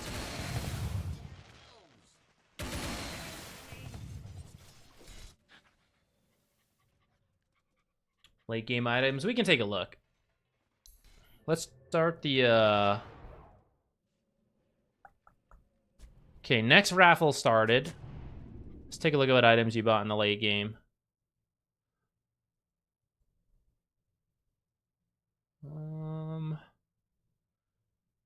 Blink, Vlad's, Lincoln's, Yule's, Force Staff, Graph, player items. What was this order? Tranquil's, straight Yule's, then Force Staff, Vlad's, Lincoln's into blank. Okay, so the issue I would see here is that first, Yule's is, it's like okay, but I do think that Crystal Maiden is relatively squishy. It's actually a lot better than it used to be because now there's like health talents and neutral items, but still like an item helping her survive is good, like to tank up, which Yule's, if you use the active, does, but it does mean you're always using the active on yourself and you're not using it on the enemies, like to cancel channeling, which I think is maybe why you bought it. However, you have OD on your team. Maybe he's not playing like the best way, but he's like built in Yule's, so it's kind of overlapping on taking someone out of the fight. I would rather get like Glimmer or Force first as a survivability item. And that way, like if you get silenced, you can use it on yourself, or you can still use it on allies as needed, rather than the Yules, which you can only use on yourself. Which is why it doesn't feel like a very supportive item at times.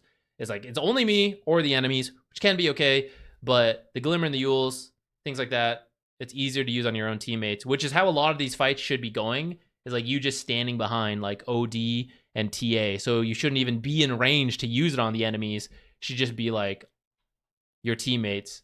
Vlad's, I don't mind. I think Solar or Drums is better. I think it's going to be easy for you guys.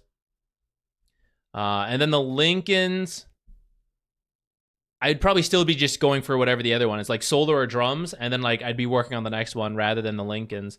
The Lincolns here is canceling like maybe Pudge Ult, but I don't think that's that big of a deal because again, you have like Astral to cancel Pudge Ult, Astral the Pudge Ulted hero, Hookshot, Battery Assault, Cogs, Marcy Stun, Basher probably. Right, there's a whole bunch of things to deal with it.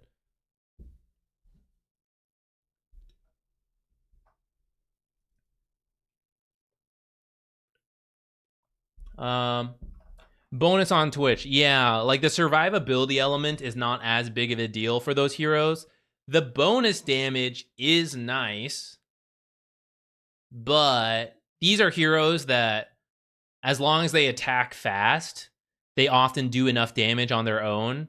And that's why like Solar Crest and Drums are really good for these heroes because it just makes them attack faster. And as well as like potentially protect them.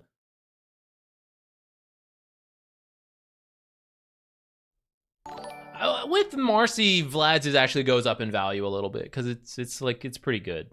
But I just think there's like better stuff. But as your team fills out that, like someone else bought Solar, someone else has Drums, and now we're kind of like moving down the list. It's like, well, okay, Vlad's, you know, we got there.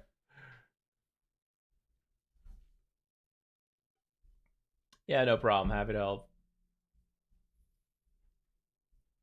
All right. Anyone else who wants to join in on this these raffles? Your last chance before we pick our winner.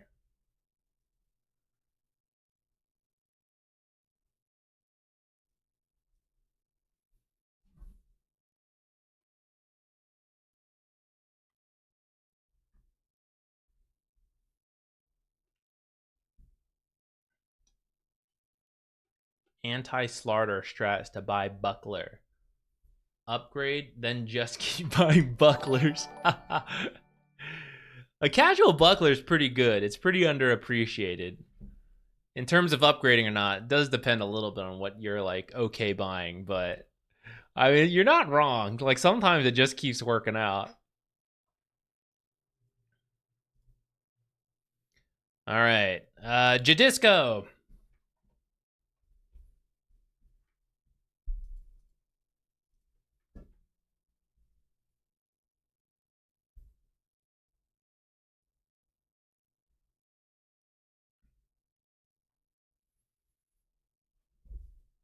Okay, while we wait for Jadisco, let me think. What else do I have to do today? I decide how much longer we have this stream going. I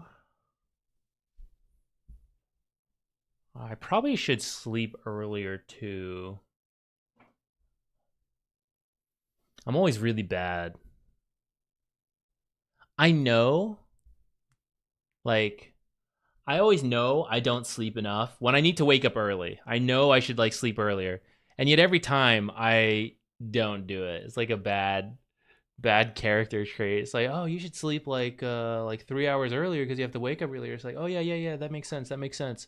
So I'll get ready like at the time I should be sleeping. It's like, well, I mean, okay, you'll miss an hour, and then we get to that hour, and then it's like, or I can do something else, or I can still not sleep. I'm terrible about it. But it does mean if we're trying to be better about it, I got to make sure I finish everything else. So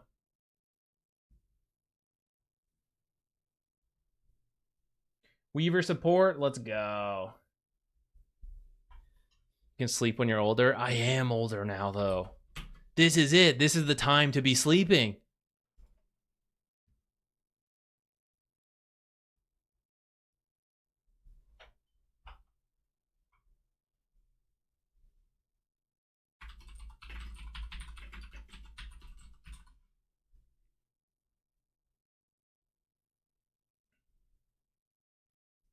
All right, let's do this Weaver replay and see where we're at, how we feel.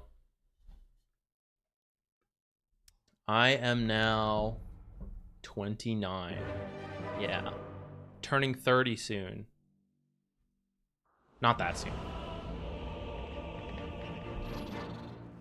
It's in the But kind of soon. Places, everyone. 29 isn't older, but it's older than where I was. This is the oldest I've ever been in my life. I think we can agree that this one is in the Looks like you're deciding on what to buy. That's fine. In the future, if you can Shikuchi out, that's a strength of Weaver. Getting out relatively fast thanks to Shikuchi. I almost feel bad. No hells. No, the statement was true at the time, but I can't repeat it. You know, now would be live. I said it again. Now is the oldest I've ever been. Sick first blood, double down. Just wait until people start guessing your age. No, that won't work. I'm Asian. It'll always be younger than expected. And then I'll instantly prune and shrivel and die. But people will always guess younger. People still think I'm like college age. Like, I don't know what carries through the camera, but I'm like, it's just the Asian gene. You always look younger until suddenly you're the oldest thing anyone has ever glanced at. Then you tip over and you die.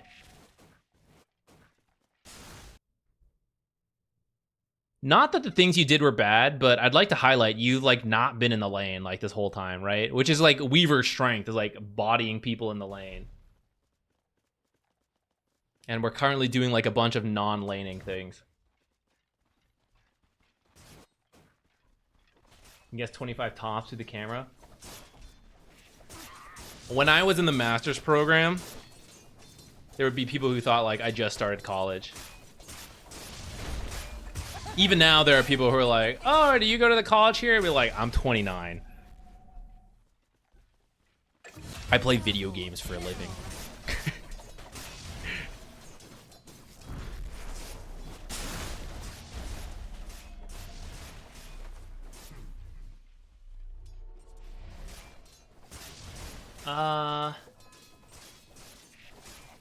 Back from Dota, thinking about doing a coaching again. Yeah. It's on Patreon still. It's there. The next couple of weeks will be pretty busy, but if you do decide to do coaching, yeah, we can sort out times and stuff.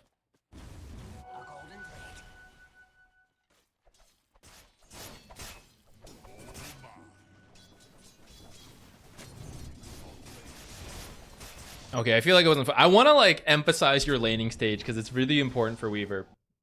So like this isn't bad to do, but like you didn't really have to do it right now when there's a witch doctor like in your face, you know. And then part of the reason you're doing it now is because you started over there, right? We came to the lane and then left the lane, but like Juggernaut's here. Let's go like hit that guy. You know, yeah, we're kind of keeping like witch doctor out of the lane, but especially after the nerfs, I feel like Weaver is a more impactful hero than Witch Doctor. And then because you cut off this way, like Witch Doctor is actually back in the lane, like before you. All right, in the lane, one deny. You're kind of like fighting over denies, which is like sort of okay, but you could also just be hitting Jug and let the cores worry about denies while you just hit Jug for free. See another body block, like that part's fine. Here we go, we hit him with a Geminate attack. He's still got 3 tangos. That's how little he feels pressured.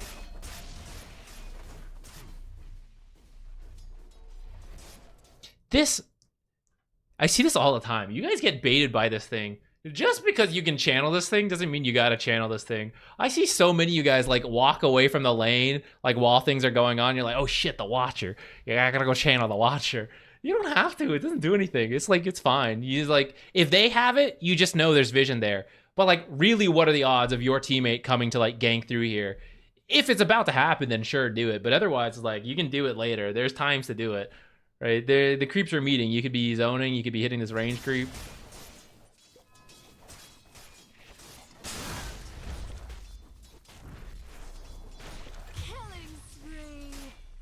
You just misclick it a lot. Once I channel it, I can't misclick it. Fair. But maybe on Weaver, go Shikuchi down there ASAP. Go capture it. And then you don't have to worry about it in the laning stage.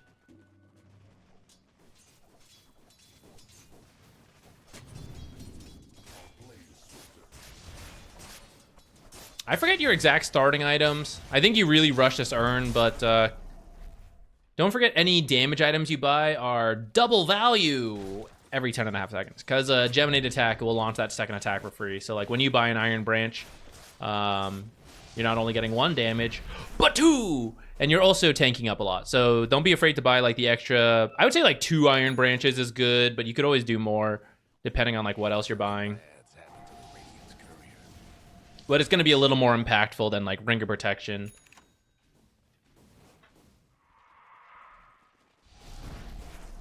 Urn rushing is like good, but the most important part is winning the lane, which the stats will help with. And if you buy the urn like slightly later, like 30 seconds later, whatever. There we go. Let's kill him. Kill him again. As soon as we started being in the lane, things started getting better. Look at that. I'm just kidding. The last couple of minutes you were in the lane more, but that's kind of exactly why, like, I don't want you to spend too much time in the jungle. It's a bait!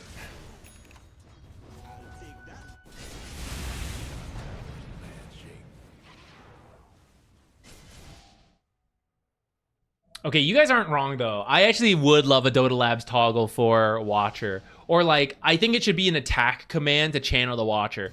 The amount of times I click on it in team fights, or like Roche fights, that does happen a lot.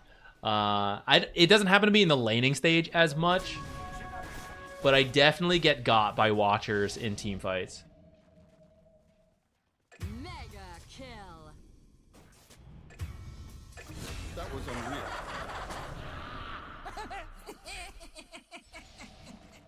Wear your sunscreen, that's the hack. It's true, sunscreen will protect your skin. I'm slowly getting better about that. I also put lotion on my face every night after I shower to fix my dry skin. And floss. That won't protect your youthful outer appearance, but it's good to do. And I'm gonna make that my thing. I'm always gonna remind you guys to floss. I guess you don't have to have Spirit Vessel this game, but it's not bad. There's a lot of like Witch Doctor didn't take the Voodoo Festiration talent, so he heals. Soul Rip will heal, Enchantress will heal, and then there's Healing Ward. So although no individual hero is like, that's the guy I must Spirit Vessel, it will still be pretty good for you. And it's just like a really solid Weaver item, so I'd probably still build it this game.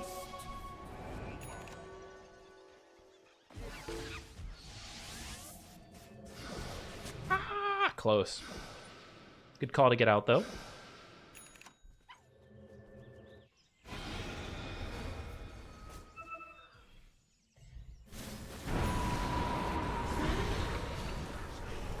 think making risotto at midnight wasn't a great idea. But boy, do I want risotto now.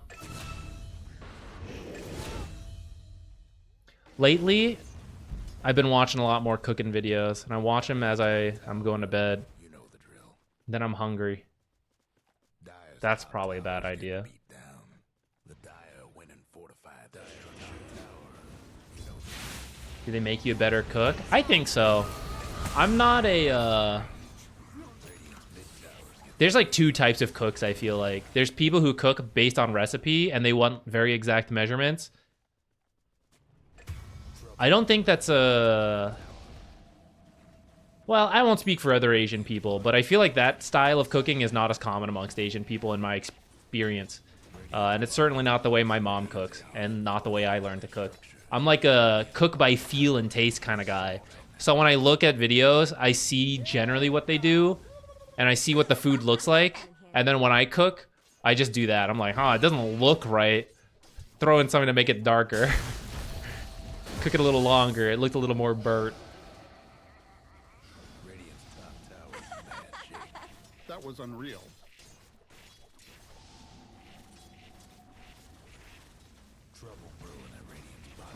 I need a recipe to follow. Well, sometimes I still do look at a recipe, but I don't worry about the exact amounts. I'm relatively good at like eating something, trying something and being like, huh, this doesn't taste how I want to taste. What does it need? Just eat a lot of things, I guess. I think about, there's a documentary, Jiro Dreams of Sushi. And I think one of his lines in there is like, yeah, I make sure to like buy food for my workers because you have to eat good food to make good food. Not that I go out of my way to buy super high quality food because of that line, but I do think about that when I eat. And anytime I try something that's like cool and I want to make it one day, I think a lot about how it tastes. So then later when I cook, I'm just eating out of the pot. Like, it's not salty enough. It was tangier before. You're really good at eating too? Nice. Can't deviate at all. Yeah, see, like, there's two ends. There's some people who really like to follow the recipe, which is fine. I don't mean to, like, flame it or anything. It's just interesting to me. It must be some kind of, like, I don't know, like, personality or, like, brain thing where, like, some people are on one end, some people are on the other. That's always what I hear, though, from people who cook. It's either, like, a strict rule follower. Like, my brother-in-law and my sister, my older sister who's married to my brother-in-law, they're more, like, follow the recipe type people.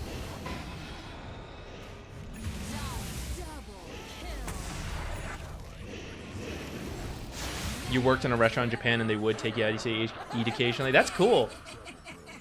I didn't know if that was a culture thing or just his own philosophy. That's cool. Meepo's removed from active hero pool. Ooh, he's gone. He's been pretty buggy. I thought they fixed the bug though. Is there a new bug? Who's that? Thank you. Whoa. Love cooking talk. Hope Shrimp stream has been gripper. good today. Thank 3. you. Yeah, I think we went well. We got to play Sven Support, and now we're having a good time doing replays. Jadisco, I don't know how much Weaver support feedback he's getting. We're at the end. This is this is the rambling time. Speaking of grip and shrimp, I was watching a documentary, not a documentary, a YouTube video on the shrimp farming recently. Double kill. I don't know if I have a point to that. I've been in a seafood zone though. I've been watching videos on like people on fishing boats and stuff and shrimp farming. I watched one on like stone crab. It's crazy. Stone crab is one of the only, I think there's two and I can never remember the second one, but stone crab is one of the only renewable meat sources. Seafood if you count that as meat, but you know, like animal product, animal meat I guess, because they regrow their claws. But it's still a little sad because they're catching the stone crab and they're just like ripping the arms off and just chucking them back in. But apparently, this might just be copium from the crab industry. But when they have claws, they're like predators. They look for food, they kill things. When they don't have their claws, they just like filter feed and like scavenge and find like food that's already dead. And actually, is this very stream appropriate? It's an animal fact, right? That it's kind of a darker part of the animal world. I don't know. Is this what we want our stream to be about? I've already dug my hole, so I'll finish talking about it. But I guess it helps with mating amongst the stone crab population, because when they have all their claws, they like fight each other off and stuff. But then when they have no claws, They can't do that. It's kind of like, I don't know, seems like a darker part of it, but you can take the claws off the stone crab and then they'll grow it again without killing the animal. There's another one, and I can't remember it, and it's probably a really quick Google search, but I'm not going to do it. I'm just going to continue to be confused. It's just nature. Meebo's a new bug post every day. True. Let's see, next is Atos. I would actually recommend getting the Vitality Booster first over the Staff of Wizardry for Weaver. You typically have less mana issues and more getting burst to death issues. And as long as you're a little bit careful, especially because you have a Crystal Maiden on your team, but you could also just buy like a Clarity, or maybe you get lucky on neutral items, just careful about your spell usage. You have less mana issues than you do health. And the more health you have, the more you can push it. You can like Shikuchi into the enemy team, they focus a lot of spells on you, and then you time-lapse all of it off. But for that critical step, the time-lapse, you must live. So health will be your friend there.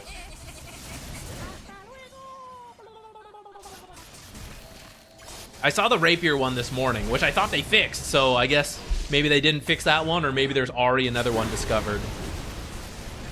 Rip whatever pro team had a very strong Meepo draft planned. Hopefully it will be fixed, and he'll be back in the pool soon. Or maybe he'll be allowed in captain's mode, right? Because you could just tell him, like, do not copy a Divine Rapier in your neutral slot. And you would have to be, you know, a certain team to still then end up maybe bug abusing. But I think most would then be okay, right?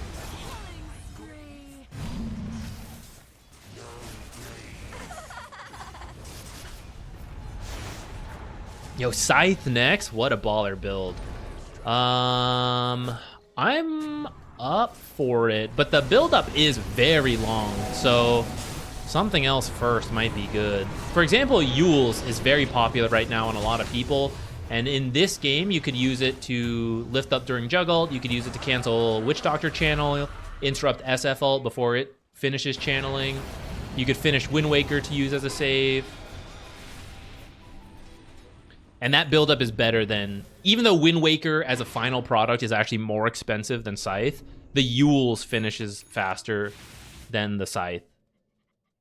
Or, if you really want the Scythe, I would maybe recommend buying a Shard, because the Shard will increase your farming speed, and you can probably, like, you can still buy the Shard and then still end up with the Hex at a faster time, if I had to guess. I haven't done a bunch of trials on this, but I do think the Shard massively increases your speed, and it will be like a short-term power spike for you, more so than the Scythe. I mean, I'm not, you know, no names named, but just saying, it's pretty easy to not bug abuse.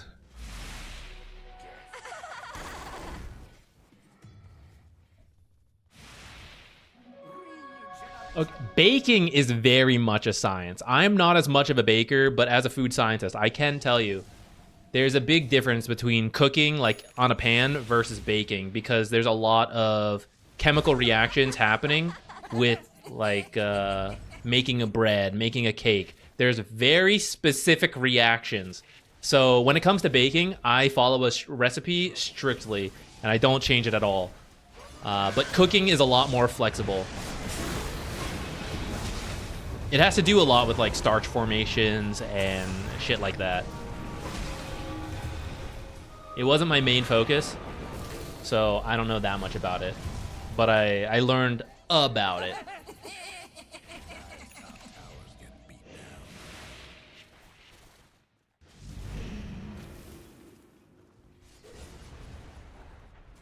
Yeah, the yeast. Yeast also is a big reason why there's very specific stuff with baking. I guess this is our podcast mode. We're cooking talks. Cooking talks and occasional Weaver advice. Get that healing ward. Before we actually continue, let's just go ahead and see when you ever finish this Scythe. Yeah, so from like the Gleipnir, and looks like you did buy the gem. So we'll say from the gem to here, right? Like 10 minutes working on this, which it's still early enough that the like other small items are pretty good. And I mean, hexing people is good too, but like you do have the blink stun from Sand King and the lift from telekinesis to then be followed up by like a stun from Wraith King that I don't think lockdown is the end of the world for your team. That I would feel you have to rush this hex. I mean, for baking, you could just start simple. Even though I just talked about how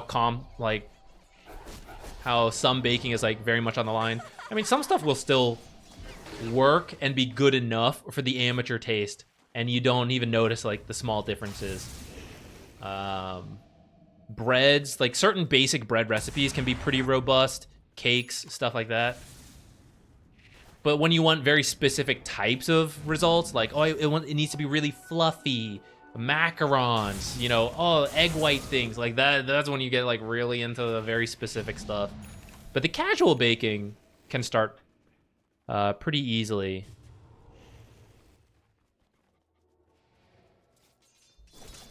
Shrimp Gripper, you're a line cook? That is a very perfect Twitch name then. No, I think I like cooking too. I am very food motivated. I don't know, partly how I was raised or just some people are food motivated people. I'm one of them. So I also think a lot about food. I've been cooking. Okay, well, yes, I've been cooking more, but actually I meant to say I've been planting things more, which right after this stream, I gotta go move my plants around and miss them because the Texas heat is trying to kill them all. But I'm growing some lemongrass for cooking. I want to grow things I can eat.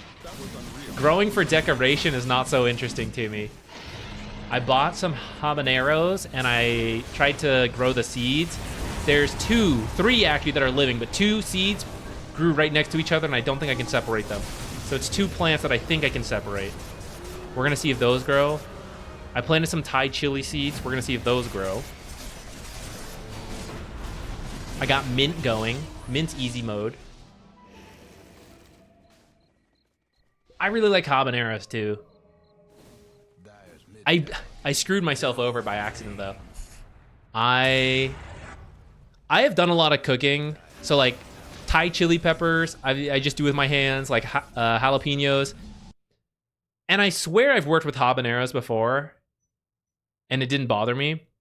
But this most recent time with the habaneros I got them, I cut them up, and then my hand started burning later. Part of it was because I had a cut under my nail, and I didn't think about that, and then I got habanero there. That hurt a lot. But then later, just the skin on my fingers was burning, which has never happened to me before with cutting peppers, and I didn't think habaneros would be a problem. So now I'll, like, glove up and stuff. But it was, like, bothering me through the night. Like, I was trying to sleep, and it was, like, burning my fingers and stuff. And then, weirdly, it stopped. I went to sleep. The next day, it was fine. And then towards the evening, it started again, which was really weird. I don't know if I touched something again that still had it, but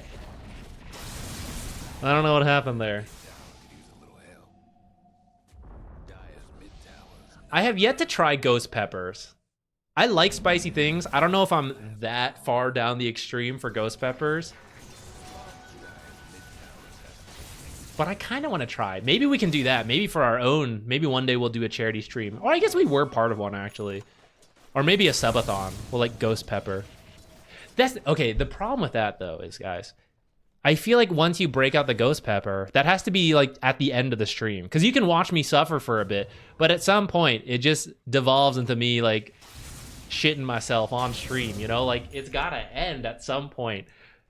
Like when we break out the ghost peppers. So, I don't know. Is that a good end goal? The stream ends with that goal. It's not that bad if you're good with spicy food. We'll see. We'll see. 24-hour ghost pepper stream.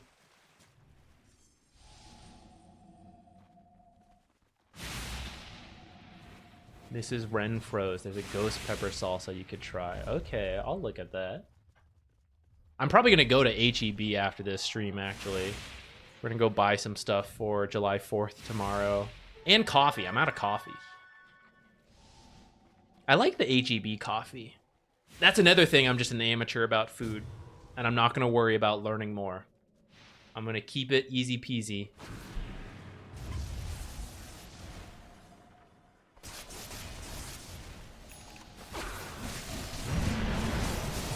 Nice. I think this is another game where like Lincoln's is not that important. Lincoln's doesn't block Juggernaut ult because the first jump gets blocked. Everything else goes through. Lotus is a better counter to Jug ult, but actually Yule's is then the easiest because he can still react sometimes and not Jug ult when he sees the Lotus, even if you're trying to catch him off guard with it. But just having the Yules or the Wind Waker to throw after he uses it is like the easiest. Best way to learn about food is to eat it. So true.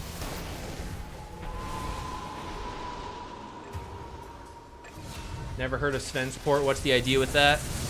So the facet heavy plating, I think it's called. It's a physical damage barrier, and barriers take into account reductions. So you're getting armor to be better versus physical damage, and then your barrier is stronger with that armor. Get the shard, so now the barrier and the armor and the move speed is all undispellable. Once you have the talents, it's 15-second duration, 20-second cooldown. So you're just spamming it, AoE stun. You buy Solar Crest, more physical barrier. You buy drums, whatever. You're pretty much giving people haste, right? All of that. Your laning stage is like, it's like the iffiest part. But if you have a good lane matchup, or you're playing position 5, so you can just do things like creep pull, stuff like that, you are really pushing it, my guy. Ah! No way. That was very close. Then yeah, it's good. And at the pro level, it'll just be a flex, right? You'll pick Sven early, and you could have a pretty decent position 5, or you could end up with the carry Sven if it's a good match for it, and you just have to be worried about that.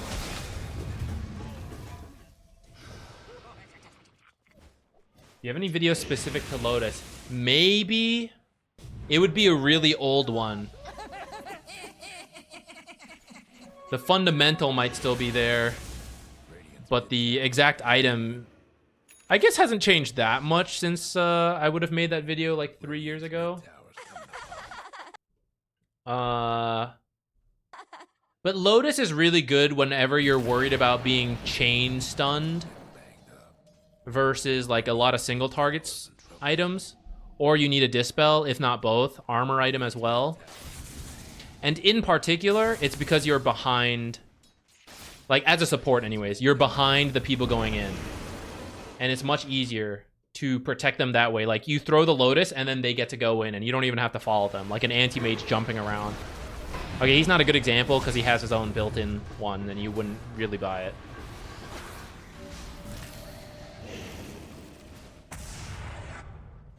Favorite dish to make? I guess depends what mood I'm in. This has been noodle week. I've been doing a bunch of pad thai stir fries. What else? I learned. I didn't realize I made this. I learned it from my mom's restaurant, co-owned restaurant. This like ginger beef recipe. I made it for my girlfriend, just as like I just made it right because I knew it. And then she was talking later. She's like, "Oh, I really like this dish, like that Zach makes, like the ginger beef." And I was like, "I haven't made that dish in years." She's like, "Yeah, I know. I didn't realize it's such a big, like it was a noteworthy in her mind." So I made it again recently. What else? Fried fish is. There's one I learned from my mom that I like a lot, but I don't like working with fish that much, and I don't like frying things that much because it's a lot of work. But fried foods are really tasty. So this is really dangerous what you're doing because you just heard them take roast. They're coming out here. You have to be really careful pushing that creep wave. It's probably safer to just cut the next one or throw the swarm and the Gleipnir and then just leave. The Dire might want to mine their top tower. What's the base for your pad thai sauce? Tower's gone. Some sweet soy sauce, some regular soy sauce, some dark soy sauce, some oyster sauce, some chili sauce. I don't know the actual recipe. Some MSG, put that in there. I forgot to put it in the last couple times. I should put some in.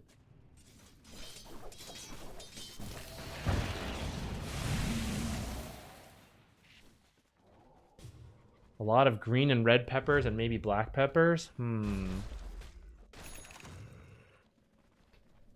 I did try to make Hainanese chicken. That's a Singaporean dish. I don't think that's the one you're talking about. You have a day job? I quit that day job about 1.5 years ago. We are trying this full time. And I think it's kind of working with casting. I probably still need to, like, it needs to be more just because, like, I never know when it ends. So hopefully make enough to then, like, if it drops off, I have enough. If I don't, then so be it. I guess I have to go back to being a process engineer, but I kind of accepted that. But the ideal path would to become ultra rich. Anyone ever think of that? It's a good plan, don't you think? Oh, I like curry. I've been doing more Indian foods recently. Curry is convenient because it's like easy to make in bulk and reheat.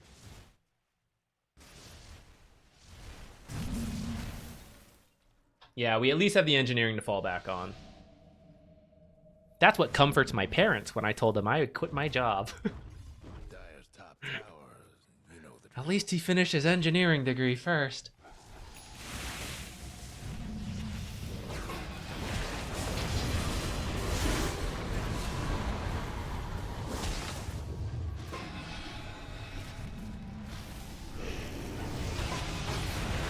If you're a utility weaver, then I think Scythe is fine, and so is the Axe. But we're kind of seeing...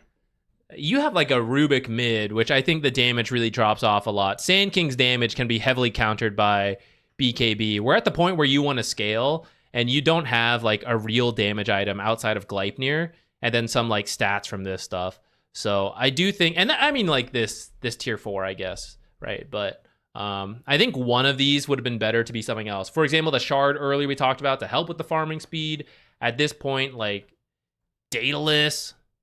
I don't know if it's, like, too late for Deso, but I don't feel... Like, we kind of see the supports don't feel that threatened by you. Or if you're Utility Weaver, then you shouldn't be trying to go in like that on your own.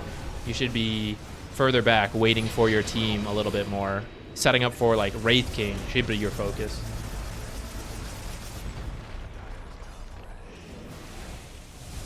Twitch was worried about you saying Asian parents. Is this a racial comment? Context matters. They were definitely worried when I said, like, that's what I wanted to do. But I think they mellowed out since I was a kid. It's been easier for them to consider these, like, alternate paths a little bit.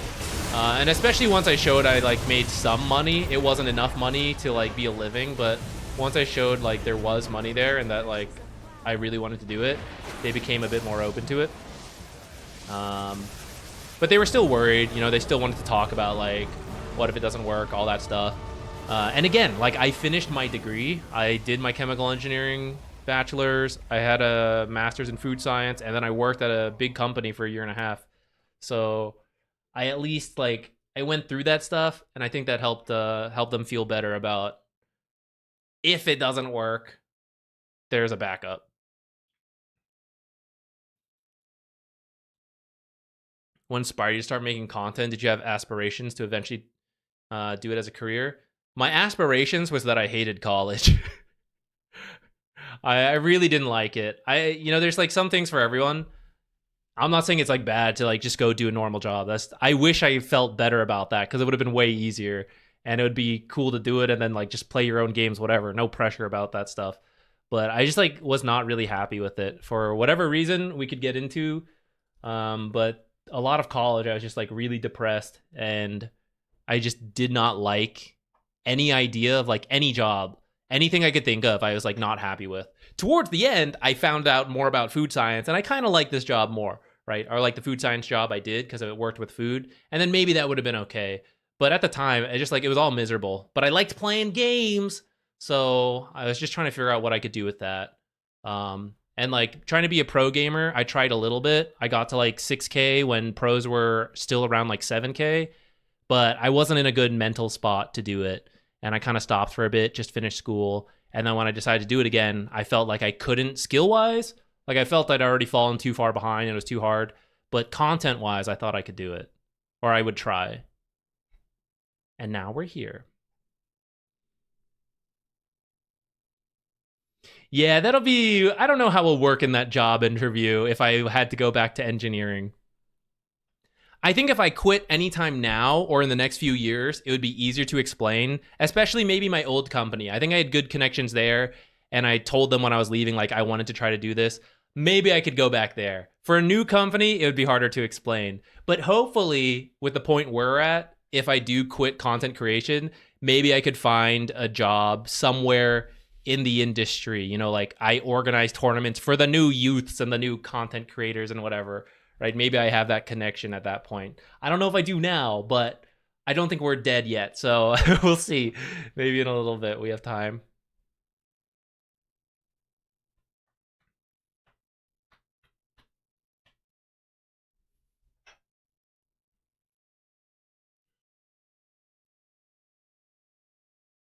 Thanks for the sacrifice. Nah, thank you guys for coming here.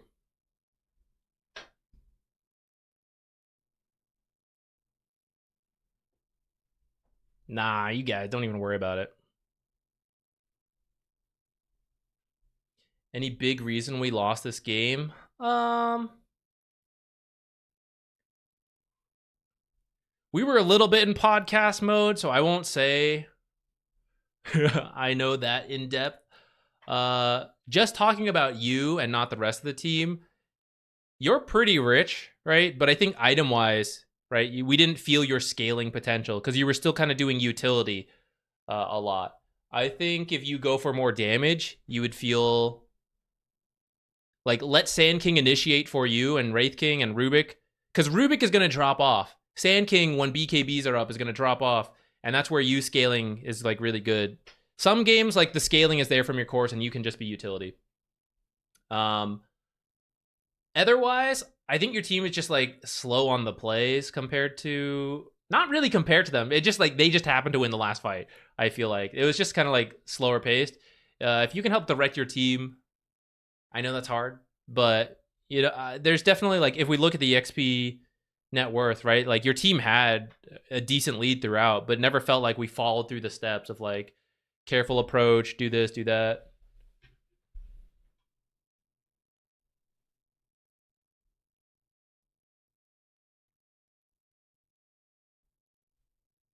Yeah, Sand King also dropped off, but that's kind of why you have to recognize like, oh, I'm awesome. That guy's not having such a great game, so like let me pop off. Let me close it out. Yeah, it's Cannabis. I you know, we'll see. We're still going. I think the casting's a big step forward.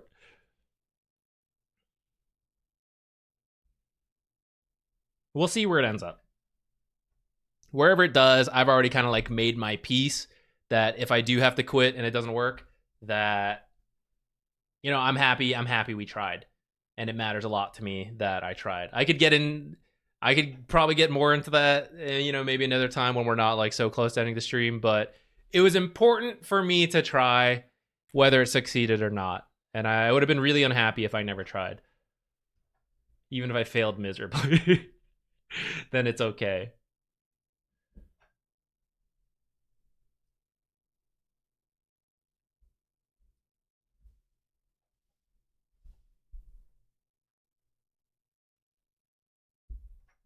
I remember rating this. This was a cool place to come. He was pretty high ranked in Melee. It looks like his MMR, I feel like it was higher than I remember last time we rated. I always think it's interesting to see people from other games come try Dota, or I mean it works in any direction, right? Let's go raid over here when we're done. I think we will stop for today. Tomorrow we are casting Riyadh Masters. I almost said Major. Riyadh Masters at the Esports World Cup. Ricky and I should be a good time. We're the later series. I don't know what time zones you are, but you'll find us there. I'll ping it on Discord, the Twitch chat, like usual if you guys want. And then afterwards, we'll probably do variety streams. I don't know about tomorrow. Tomorrow's July 4th for America, so we're doing some like holiday stuff with friends. We're gonna like eat, which one I have to go prep for. But the other days after the casting, we'll see how we feel. Like maybe we'll get inspired to do some fun stuff, but other times it's just tiring, you know, to do so much back to back. Variety wise, I want to finish Final Fantasy. We're about halfway through it, I think. Final Fantasy 7. 7's the one. We got the super remade version. We're halfway through it, I think. I could be totally wrong. There could be a lot more left to it, but I think we're halfway through, and that's my plan to finish that one. Then I bought Elden Ring on sale. Still really expensive because of the DLC, but it is what it is. Elden Ring, I think, will be next. But I'm open to switching it up to something else. But I think that's what we got. Probably one of those two. Working on the 4th Dota isn't a government job. Erdtree's frustrating. I'm looking forward to it. I've loved all the Souls games I have played. Actually, that's not true. I played Dark Souls 2 and I didn't really love that one. But I like Dark Souls in general, that whole vibe, and I've heard Elden Ring, you know, very good. So I'm excited to see what everyone's been talking about after we finish Final Fantasy, which I'm also excited to see what everyone's talking about, because everyone always talks about Final Fantasy and the stories, and I only played like one of them, and I've heard Final Fantasy 7 is like, you know, significant. So I'm looking forward to being hit in the feels and all that stuff.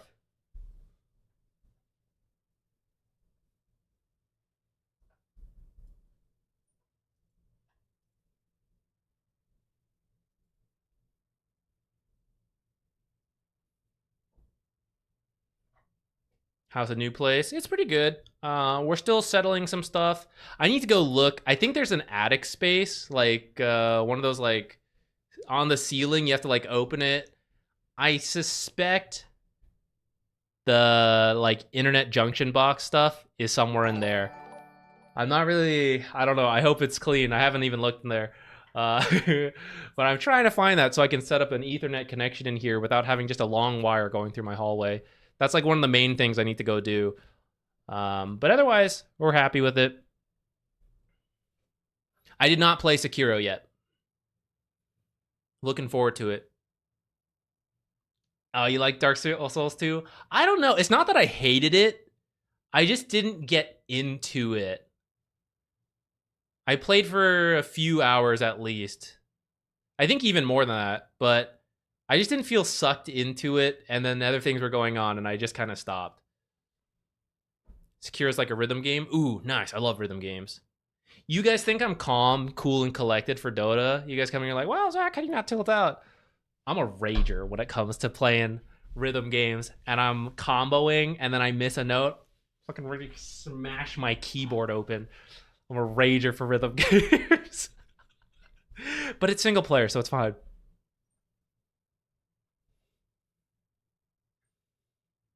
Yeah, my girlfriend and I play some games together. We haven't played one recently, just because we haven't like found one. The most recent one was Pal World, which was fun. She's been playing Genshin Impact and Wuthering Waves with some friends, which I played some Genshin. I like the story and all that, but I don't know, the gameplay's kind of like dull. I say this as someone who's still playing old school RuneScape, but I don't know, like the boss fights are interesting in old school RuneScape and stuff. Genshin is a lot of like the same, very repetitive and not that complex, which I don't really enjoy. Yeah, anytime you guys got co-op games, hit me with them. I have not tried the Pal World update. I do want to go back and play more Pal World at some point, but I'll wait for them to like really update it more. Overcooked is too stressful. I'm fine with that kind of stuff. She doesn't like that level of stress. Like she'll do it for a bit, but it's not something she like loves going back to all the time. Something more teamwork oriented. Overcooked is teamwork, but it's like very quick time, short stress, you know, versus like the longer, relaxed. We liked Outward. That one was fun. We did Stardew in the past.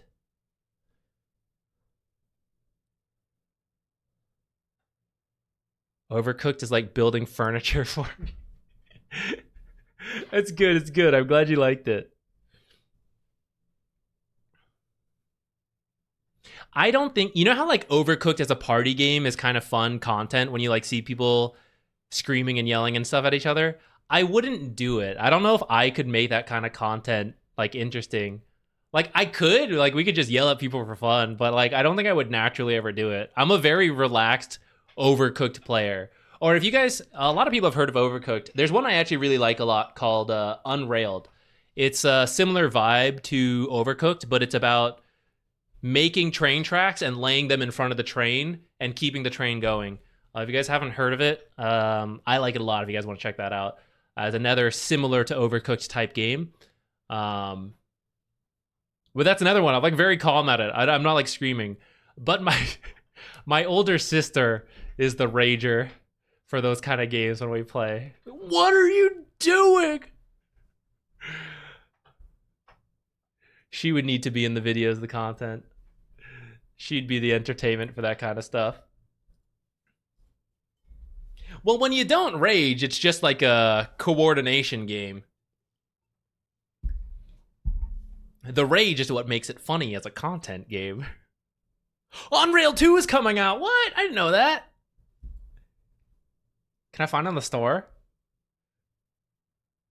I like the music in Unrailed. Unrailed 2, back on track. Yo!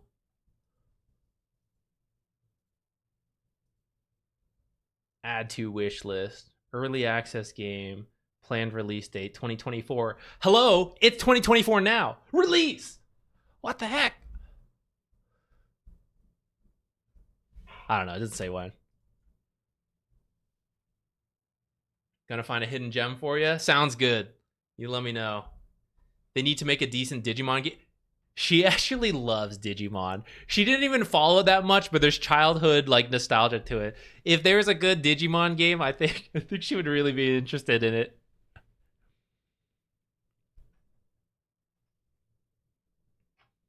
Oh, I mean, there's definitely a limit to getting like truly mad in a game like Overcooked, but I think it's fun a little bit from the content perspective of when there's like a little bit of yelling. This is your favorite Fall Out Boy song? I like this one a lot. This one's good. Old one. It's been in the playlist since high school, all the way back then. All right. Let's go raid over here. All right, guys, I had a lot of fun with our ramble topics here at the end. We'll have to do it more in the future. I think we do it like at the end of every replay analysis stream lately, so I guess it is. There's a staple now. 2 years ago? Oh, you know it. You know it. We're going to raid over here. He used to be a high-level Melee player, I think, based on his profile. I don't know exactly who he was, no offense, but Melee's cool. I love Melee as well, so it's cool to see someone else from another high-level game like playing Dota. So let's head over there. I will see you guys on the stream tomorrow. Riyadh Masters, casting, what? And then we'll see about Friday after that. Souls like Star Wars games? Ooh, I'll look into it. All right, guys. Thank you so much. I'll see you later. Bye, everybody.